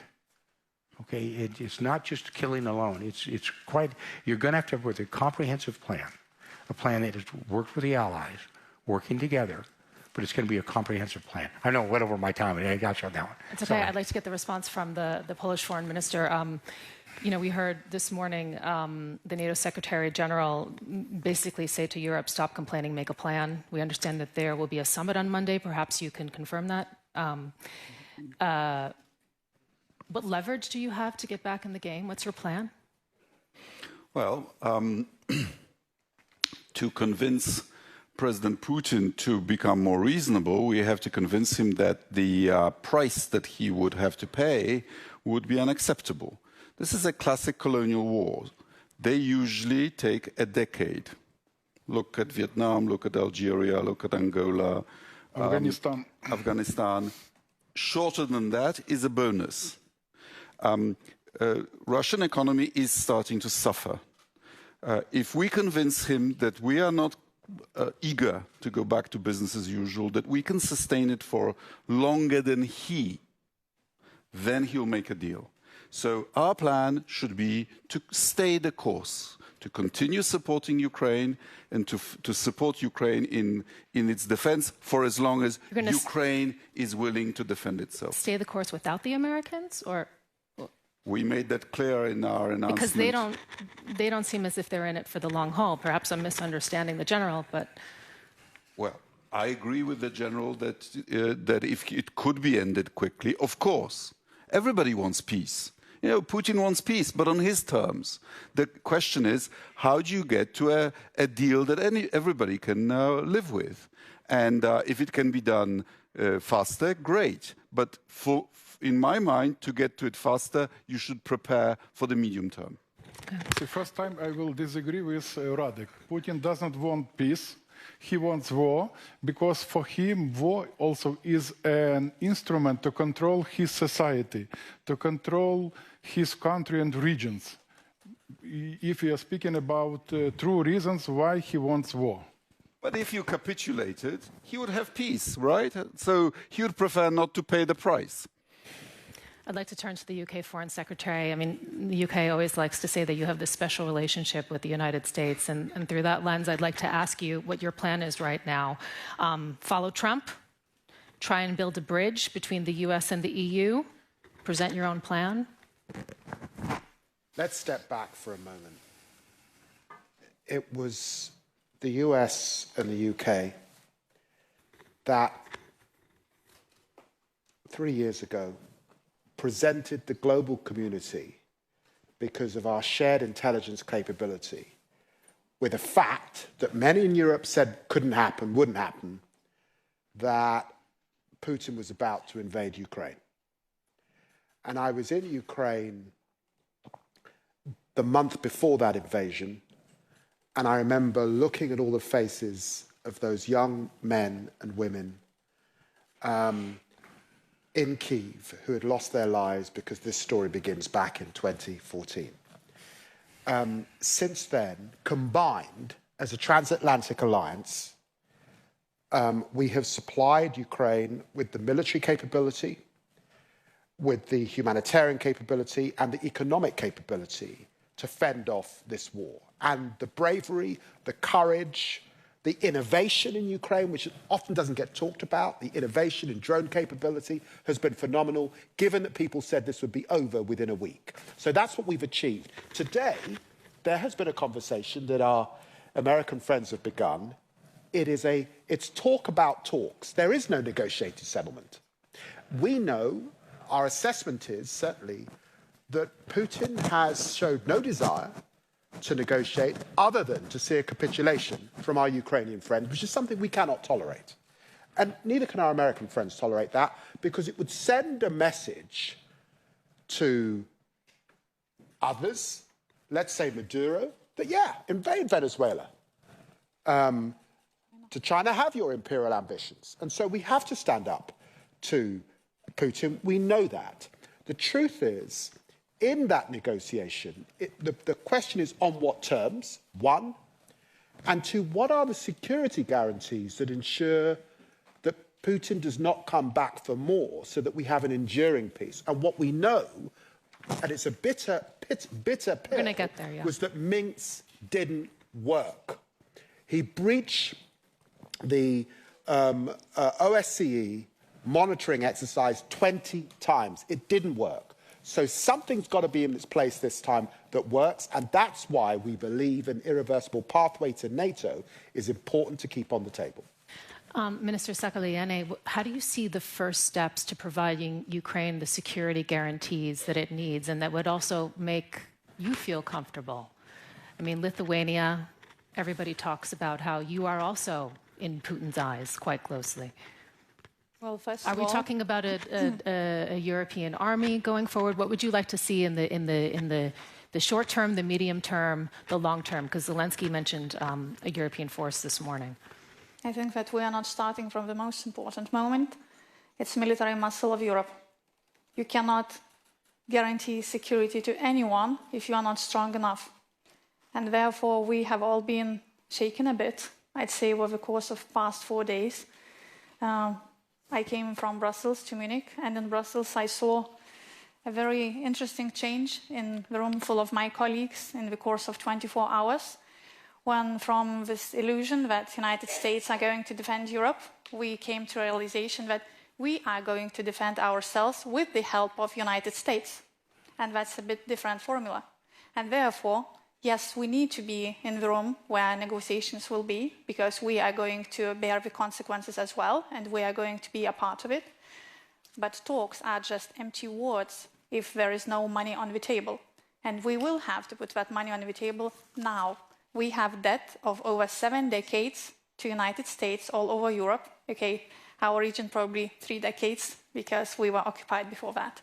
But nevertheless, United States paid for European security. This debt with interest came to our door right now, and we will have to deal with it if we want to help Ukraine. So security guarantees means that we have to have a capability to guarantee anything. Also to invest in Ukraine. Ukrainian defense industry and European defense industry and United States defense industry is a critical element of guarantee that Mr. Putin, after 2 to 3 years, or however long he will need, but let's not have illusion that it's going to be long, to finalize reform of his army, to continue the production of defense industry, well, in his case, aggression industry in his country, which is fast already. And if we want for ourselves to be strong and for Ukraine to be strong, that means Ukrainians who have technology, engineers, motivation, and we have twice as large capacity for defense production than we have money for it. That means also investing in Ukraine. And that also means that first step is financial instruments for all Europe to borrow as much as we can right now, to make acquisitions as fast as we can right now, to build defense factories as fast as we can now, and also involving defense industry and asking them to change the rules as well. The usual sustainable, careful business building rules no longer apply. We do not probably believe anyone in this room that there can be any sustainable agreement with Mr. Putin which can last long. I agree that Mr. Trump has had and hopefully will have an effect on Mr. Putin. But he is a person who is building his empire, and also I agree completely with Ukrainian colleague. Having a war on his soil is helping him as a dictator to thrive. But also China and Russia are going to combine their actions, and therefore our ability to have a military muscle will be needed when we will have both Europe and United States to stand against both Russia and China in the next stage, which will come soon.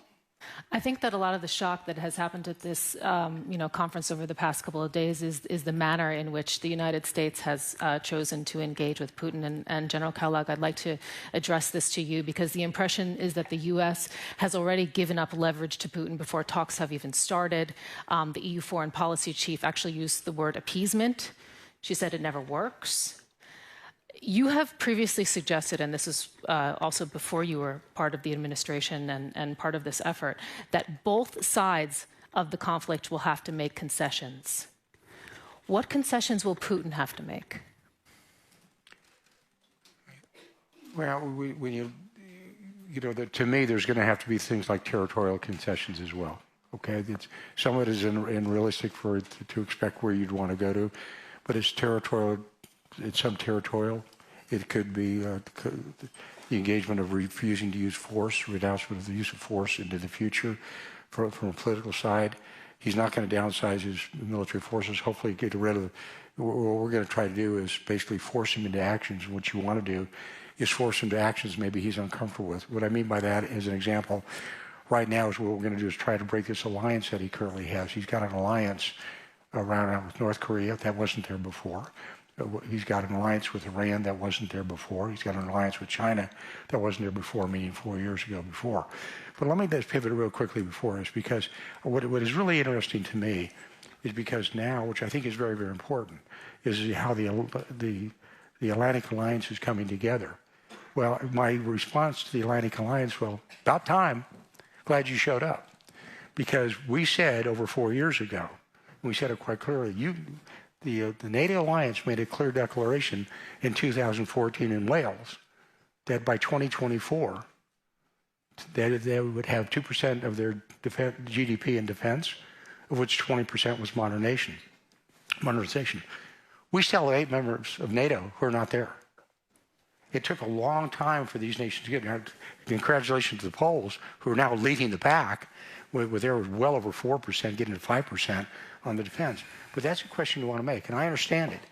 How, I mean, you said that you're going to force Putin to do things. How exactly are you going to do that? And will it be, because, I mean, Zelenskyy said this morning, he was very clear, he wants sanctions on the front end, not on the back end. He wants them now. More sanctions, excuse me. Is that on the table? Well, when you say concessions, of course they're concessions, because both sides are going to have to give. I mean, you cannot say... No, he wants sanctions. He wants more sanctions against Russia. Let's use sanctions as an example. I think it's a great example. And it's a great example to use it. And right now, most of the nations out here have sanctions, and we're going to stay on sanctions just for a minute. But one of the sanctions they talked about is what is driving Russia. It's really a petro state. 70% of the money they are getting to fund this war comes out of petro, oil and gas. Most of that is going through the shadow fleet. Most of that shadow fleet, 70% of that fleet, goes through the Baltics. We've intercepted one or two of those vessels. We, the United States, have sanctioned their fleet by name. The USS Kellogg, the USS Sikorsky, whatever's out there. And now you come up with a plan when you talk about sanctions. If you rate them on a level of 1 to 10, 1 being low, 10 being high, we're probably at a 6. But enforcement is about a level 3. So what you say, what does he have to give up? Well, maybe he gives up his oil revenue and we'll force him to do it. Because what you do is you start employing sanctions that break the economic back. We've done this before. We've seen this before. Trump has seen this before. We did it against the Iranians. We nearly broke the Iranians back with economic sanctions and oil sanctions. We turned around and we gave it back to them. So this is a point where you say, what do you do? These are the kind of things you do. If you think, to me, this is just me, if you think you're going to kill your way out of this, you're wrong. Because you have a lousy review of history. Because what I mean by that, this is a nation, we're talking about the Russians, that were willing to lose 700,000 in 6 months in the Battle of Stalingrad. They're willing to sacrifice hundreds of thousands of their soldiers in a fight, in a great fight by the Ukrainians. So much so they're bringing in North Koreans. They're not bringing in North Koreans because they think it's a good idea. It's a tell. The tell they're saying is they've got a problem with manning. They've got a problem with soldiers. So you make them pay the price for that. So it's not just one thing. It's just not the metric of saying it's kinetic, military. You've got to balance it all. It's across the board. Too many times what we devolve into, we're saying, well, it's a manning issue. It's a killing issue. It's an aircraft issue with fighter bombers, artillery. It's much more than that. And what we're trying to say is it's got to be a comprehensive plan that ensures that he knows that we're going to snap back things, that there's going to be pressures on him that run across the entire gamut to put him on pressure. Military pressure alone won't do that because he'll just mobilize. He's pulled tanks out of mothballs. He's pulled tanks out of museums. He can use to bring in North Korean troops. So what do? You attack things other than just kinetic. You don't dismiss that. Right. But you attack other places as well. Minister Sikorsky, I'd like to ask for your response to that, and also if you can give us a little bit more of a sense of what's happening on the EU level and the conversations that are happening right now that you're taking part in. Because, you know, Zelenskyy saying that in addition to security guarantees from the United States, at least 200,000 European peacekeepers would be needed to prevent a new Russian attack after any ceasefire. You're the driving force, of course, behind EU discussions on joint financing of defense. You also hold the rotating EU presidency until June. Do you have the feeling right now, because, I mean, there's always been this conversation about a common EU defense. Is this the moment right now for the EU? Is this the moment where that's happened? Is the will there from your partners, especially Germany and France? We've been talking about European defense for decades. There was even a treaty in the 1950s. There were announcements made at the time of the Yugoslav war. Then there were the battle groups. We are now organizing a rapid reaction force, a brigade-size force. We've appointed a EU commissioner for defense and space. But defense is very expensive. It's follow the money is the rule. If we don't devote real resources, it'll not be serious. And the resources have to come from somewhere. And the list of sources is limited, either from higher contributions by member states, or from unspent funds from the COVID bonds, or new defense bonds, or perhaps a rearmament bank modeled on the EBRD, but devoted specifically to nurturing a European defense revival. whether we do this depends on whether people are scared enough. You've noticed that people spend more on defense the closer we are to Russia. But, you know, if we recognize that Putin is a threat to all of Europe, then it is not fair for us, border countries of Europe, to be landed with the entire cost of defending more comfortable countries and richer countries to our west from this common threat, which is why it makes sense to share the burden through the European budget. We have a defense budget. It is called the European Peace Facility, where we contribute in proportion to GDP. Unfortunately, disbursements from it are being blocked by one European country, Hungary. And I hope General Kellogg can help us to persuade Hungary to stop blocking these disbursements, because times have become really dire. We have a leader who has appointed himself as someone who can decide who is a nation and who isn't, who has broken taboos established by two bloody civil world wars, that thou shalt not change borders by force. So yes, I do believe that the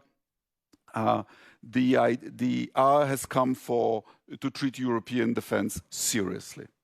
Secretary Lemmy, you have been quite skeptical about Putin's intentions, as you've highlighted earlier. It's interesting to note that he's not talking about compromise, actually, at this point. He's talking about his concerns being recognized.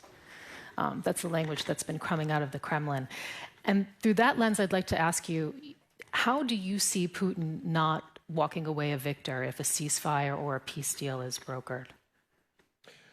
Well, this is where we learn from our shared history and shared understanding. It was an American diplomat, George Kennan, who wrote a long telegram back to the United States that begun the foreign policy of containment of Russia. And in crafting that policy, which was a shared policy, we understood two things. We understood, and sadly Putin is indicative of this, there is a Tsarist tradition that he's leaning into, Peter the Great, Nicholas I, the worst of that period, imperial in its ambitions. And there is a Soviet tradition. Let's remember he's a KGB agent. He's a man of deception. And in negotiating with him, we have to understand that and relate to that. And of course, what we know is it's usually war that stops that ambition. To the south, the Crimean War. To the east, the Russian war with Japan. And to the west, the Cold War. And we should be deadly serious about those imperial ambitions. And I said in the House of Commons, as someone whose ancestors faced down imperialism, that we have to be real about that threat, which is why Radek is right, and our American friends are right, and they've been right since Roosevelt, about European spending. And despite all that we have done, and it's now the case in Europe that we are spending 53% of the money on military effort is coming from Europe, 60% of the humanitarian aid is coming from Europe, but we will need to do more. Because combined across our GDP, it's about 0.1%. We can do better and must do better over this next period if we are to face down Putin. And that's the basis on which we go into negotiations, understanding the sharp lens of history. We have just a few minutes left. I'm, of course, going to give you the last word. But first, I'd like to turn to the defense minister from Lithuania to give us your last final thoughts. And I mean, you know, your comment on it, how concerned are you that, you know, we might be looking at competing visions, actually, for what might happen in Ukraine? How concerned are you that, you know, about Ukraine's voice being heard in all of this? I'm actually mostly concerned about what we are going to do and how fast are we going to do that. So regarding support to Ukraine, I completely agree with Secretary Lamy that we need to agree that our support is measured not by words, but by money, and guns. So Lithuania gave 0.25% GDP last year, and we are going to keep the pace. Really, EU can do 0.25% GDP as a brink, at least. But secondly, what are we going to do about us being a credible partner and being able to give any security guarantees? So again, we are a small country. We have now 4% GDP for defense, and we will have from 5 to 6% GDP to defense from 2026 to 2030. And that's not an easy decision. And we are social democratic government. Nobody expected us to do that on the actually second day of our appointment to change those rules. But what we understand is that Mr. Putin is not going to change that the Tsarist and Soviet tradition, which I know on my family. I mean, I come from a family that was imprisoned, tortured, and murdered by Soviets. But at the same time, I understand that if we are absolutely and fully prepared for this imperialist war that Putin is planning to wage, then this is our only chance to avoid it. And that's what we need to do. And then we are able to help Ukraine. Otherwise, it's just talk. What do you think of all the talk we've heard on this panel? Interesting. Probably with most of the suggestions, ideas, I agree. But let me summarize. Transatlantic and Ukrainian security are indivisible. As never before, we need unity and strength. We have a very simple recipe how to end this war this year to achieve just, comprehensive, long-lasting peace. Leadership of the United States.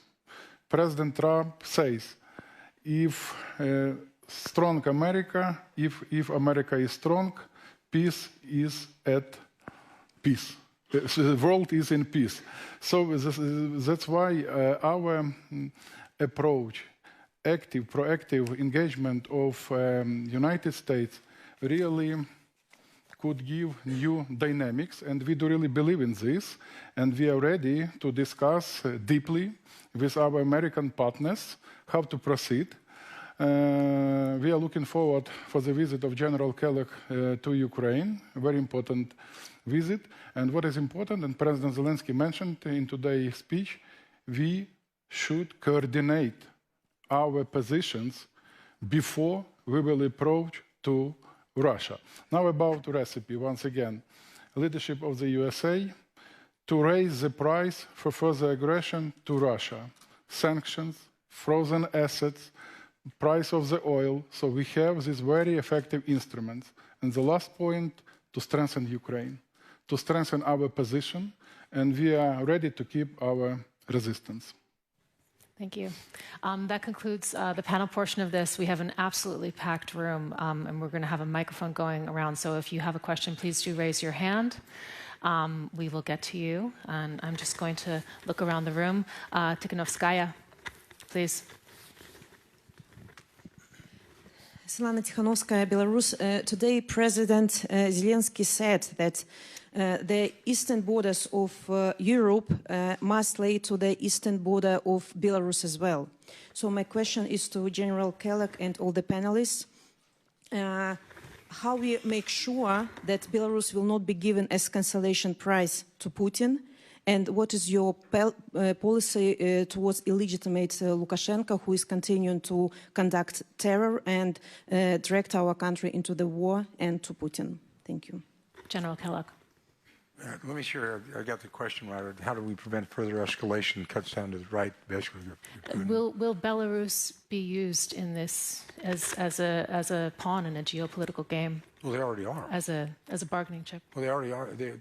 Belarus has already been used as a pawn. I mean, when you look at it, it's some of the attacks basically emanated, and fortunately there was a lot of resistance within Belarus, and it's a weak partner, but it's still a partner of Russia right now. When you talk about expansion of it, I think what you have to do is like anything else, and it sounds, because we're now talking almost in a large general context, you can't appease aggression, okay? And that's the reason I keep coming back to the challenge. I said, with this administration, and probably the question was, what did you talk about last year here? What did you talk about the year before here and time before? But that's my challenge to everybody here is I said, look, you cannot show me where we allowed aggression within a Trump administration for 4 years. You can't. You can't do it in Syria when they used nerve gas. You can't do it when they used ISIS, which at that time was the size geographically of Great Britain. You can't say the same thing about Iran with Soleimani. You can't say the same thing when we made sure things happened all over the world. This was a man who said, if you attack an American, in his last State of the Union, if you attack, not kill, if you attack an American, your life is forfeit. And months after that, we put an entire SEAL team, our best special forces, into one country, in Niger and Africa, and it's illustrative, to get one individual who was kidnapped by bandits. And we were willing to do that. So the point is, you almost have to trust the man and trust the discussion. What you were talking about is what has happened in the past history, and somebody said before that with the invasion of Crimea and before, what's the past history? Don't put that on us. Okay, this kind of goes back on you, on the European environment. But we have a track record, the Trump administration, of 4 years of what's happening. We've been in power, the president has been in power for 25 days. 25 days. But we made very clear that this war must come to an end. That is not what you heard from the last administration. You know, to me, the last administration said, and I know I'm veering away from a little bit what you asked, but as long as it takes, as much as it takes, that's a bumper sticker. That's not a strategy. At least come up with a strategy to do that. And I see Senator Wicker in the audience, who runs our great Senate Armed Services Committee, and he knows, because when I went to Ukraine last time, I went in front of his committee and I explained, this is the way you have to do it. And the explanation I gave to him was that was a piece of strength. When will we know what the Trump plan is? Well, What's the time frame? We're 25 days. I mean, maybe if you give us within 30 days, we might. Well, he's already called Putin. Yeah, he's called Putin. So. Well, that's pretty good considering that Biden didn't call Putin for 3 years. Okay? And the fact of the matter, the way you like it or not, you have to talk to adversaries and friends as well. You know, when you think about it, it was, you know, I had a great Secretary of Defense, General Mattis, once say, I may not like this son of a bitch, but I got to talk to him. Well, the fact of the matter is that's there. But I think don't put on the problems of the last 3 years, which was accepted, on us when we've been there for 25 years. Go back and look at it. We're going to take another question. So we have a number of hands right here. Marionova, member of the Parliament, Ukrainian Parliament, European Solidarity. Dear General Kellogg, just for your information that the Russian aggression has been started in 2014. 16,000 Ukrainians have been killed by Russian army. And that is why before 2022. And that is why, of course, we really thanks for all the support you have done. But don't make Putin great again, because we see what is going on when such messages detoxing Putin and detoxing North Korea, Iran, and all other authoritarian regime. So please make democracy great again. And here we are together with Europeans can make it together. Because we are fighting for 11 years and we are ready to fight further together with Europeans and together with you. That is why my question is, your strategy is to stop the war or to win the war? Thank you. And can I just... Go ahead. Well, I think the question is, what does winning look like? And I think you have to ask that yourselves. That's a Ukrainian question, because you're fighting for your survival. By the way, let's be totally honest about it. So the Ukrainians have fought valiantly. What you have done, the sacrifice you've made is incredible. And I've been to Ukraine, and I've been pretty far east and seen Izum and places like that, and I know what you've done and what you've gone through. And I think it's one of those, but the first thing you've got to do is, like I said to somebody earlier today, it's like when you're treating a casualty in war as a soldier, the first thing you do is you stop the bleeding, and then you treat for shock. But the first thing you've got to do is stop the bleeding, because you cannot sustain levels like this. And that doesn't mean you don't, you make it a steel porcupine or make it the Sparta of Middle Europe, whatever it's going to be. And that should be well thought through. But I think part of the question is, if you keep fighting, or do you want to set, this is it for the long term, we want to do it. You know, I remember going back with Konrad Adenauer, who was the first Chancellor of Germany. He wanted to unify Germany. Without question he did. But he looked over the long term, and he said, maybe this is what we look like. When you look at the Baltic states, which were subjugated by the Soviet Union after World War II, the United States never recognized that. It was called the Wells Doctrine.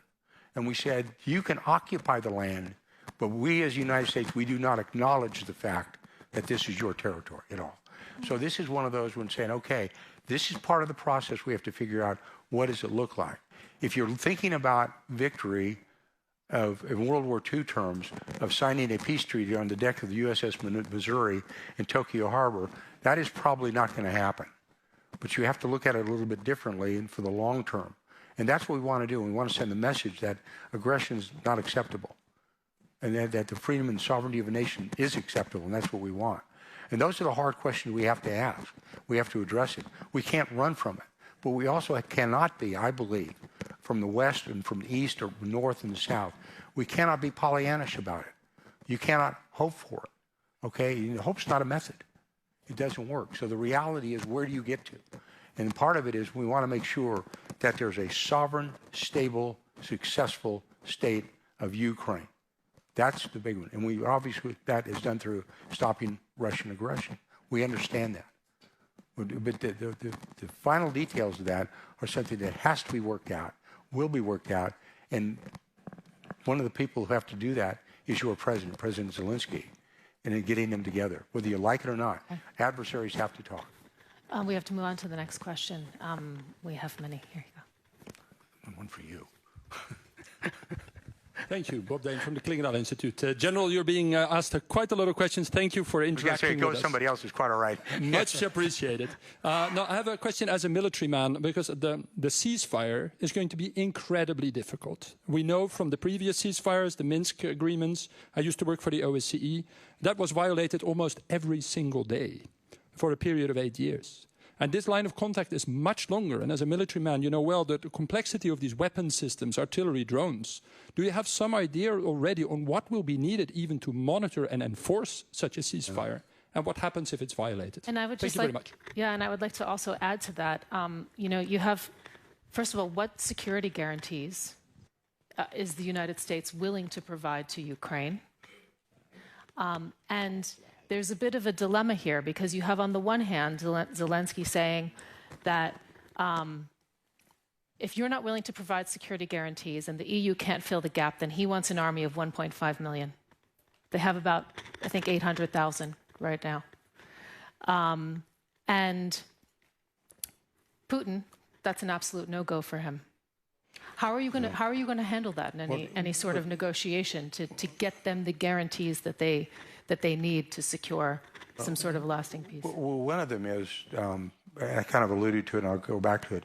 But the first is, to be very candid with you, I do not speak for the President of the United States. The President of the United States speaks for himself, okay? And I will not say that this is a decision of the United States. I got 0 electoral college votes this year, okay? I got no votes, right? He did. He's the President. His commander-in-chief under our Constitution, he makes those calls. He'll make those calls. We as advisors make recommendations. And so when I say this is what they'll be, I don't know what they'll be, because that's his call, not my call. When it comes to violations, that's what I made to earlier, is this is when I say you have to take a measure. And historically, if you do it, you're good. How do you respond to a violation or a ceasefire? We have proven that. Donald Trump has proven that. That's where he made that comment about using SEAL Team 6 for one American farmer that was captured and taken prisoner in Niger, and we sent an entire Special Operations SEAL team from Dam Neck, Virginia, all the way into Africa and respond. That's why we responded on a nerve gas attack against Assad by putting 71 Tomahawk land attack missiles in there. The response is immediate, it's violent, it's overwhelming. That's how you respond to ceasefires. You don't respond to ceasefires by going, gee, that's okay, okay? And the measure of the man, and I've seen it happen in 4 years, is a willingness, the willingness to use force, because that's a key part of deterrence. Because what you're asking about is, on a violation of a ceasefire, is how do you establish deterrence? You can have all the capability in the world that you want, But if you don't have the will to do that and the will to execute, then it means absolutely nothing. And ceasefires mean nothing. Okay, we're going to take another question. Yeah. I just want to make this point on behalf of Ukraine. We have a shared responsibility because it was us as allies that encouraged Ukraine to give up their nuclear weapons. And I know that there is a discussion in Ukraine that had they not done that, they would not be in this situation. The truth is, when you look around the world in different conflict zones, there are different security guarantees. The United States effectively has security guarantees with Japan, with South Korea. There's Article 5 with Israel. There are different security arrangements. This is a long border. There is drone capability, which we learn from, that can provide some of that guarantee. But in the end, what I think we'll be thinking about, and I know we're thinking about, is what does Russia fear? What stops them breaching the guarantee? And that is the detail. That is an alliance we're getting into. And of course, Ukraine will want that guarantee. And even if they were to be admitted to NATO, there is a path. They would need those guarantees even before that irreversible pathway that we set out back in September. Okay, I'd just like to explain, because we're also streaming this on YouTube Live, why the General is getting so many questions from the audience. Here at the Munich Security Conference, we've heard a lot from the Americans, but this has actually been the only conversation that a member of the current administration is engaging in, both in a panel setting and also taking questions from the audience. So that's why this conversation has been dominated in that way. There's one more question here, and then this is the final question. Thank you very much. Pavel Popescu from Romania. General Kellogg. I remember, definitely, yeah. I remember the meeting we had 3 years ago when we were discussing about these topics. First Trump administration, President Trump said lots of things which Europe didn't like. Lots. He said lots of things that Europe didn't like in the first administration. And he was right. We like it or not, he was right a lot about a lot of things we had to do right. We have to acknowledge that. Second Trump administration, we leave it now. We see the same style, we see the same type of requests, but we see something that we've seen these days here. It's an elephant in the room. We see parallel with the same requests like in the first Trump administration, some direct and non-direct signs in supporting right extreme parties in Europe, which, by the way, are voting in our parliaments against the defense spending. In my country, the presidential candidate, and I was the head of the National Security and Defense Committee, voting for the $6.5 billion spend of F-35s to defend my country first, and because of our strategic partnership. In my country, a candidate spoke against that contract, addressing people that this is a very bad thing to spend money on F-35s for our defense. My question is, how will you deal with this kind of narrative while you will try to convince Europe? And I agree, we should be convinced we should do more about that. And I'm a big fan of that. But how will you address this challenge while supporting the voices which got the vote because they don't want to spend money on defense? Well, Thank you very much. I think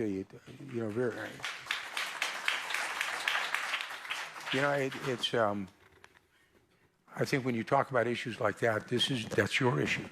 It's not our issue. It's just sort of like what was happened today. I'll give you an example. It's a parallel issue. When I was asked about Ukrainian elections today, I said, that's the issue for the Ukrainian people.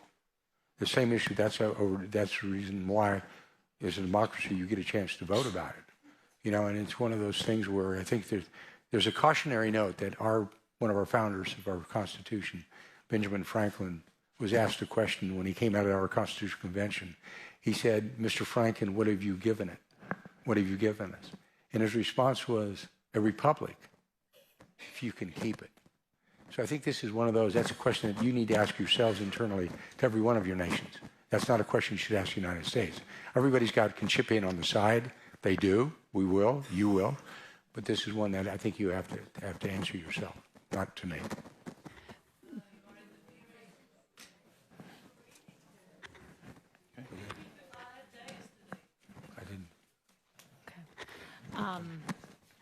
Minister Sybiha, I would like to ask you to have the final word, to bring it all together for us. What are the next steps for Ukraine? You know, this morning when we heard from Zelenskyy, he said that he was essentially available for a meeting with Trump. He was asking for it emphatically. What comes next in the next days and months for you? So first, I would like to confirm that David has a right to speak on behalf of Ukraine, definitely. And you deserve this right. So once again, unity and strength. We do really have a chance to end this war this year by demonstrating strength, by implementing concept which was also announced by President Trump, peace through strength. We have clear understanding how we could proceed with this. We need support of the United States. We need to coordinate our efforts. And probably to predict, to prevent such a situation when we were not aware about something about us. Nothing about Ukraine without Ukraine. We will never accept any initiative which was elaborated without us. We could not expect easy scenarios. How would your non-acceptance look? We know how to resist. You see, we prove this at the battlefield also. So we do really believe that we could get new dynamics in our peace efforts. And we are ready for this. Okay, thank you so much, everyone, for joining us for Peace Through Strength, the plan for Ukraine. This has been a conflict zone from the Munich Security Conference. Thank you so much for your time. Thank you so much, Foreign Minister. My pleasure. Yeah, really a pleasure to speak.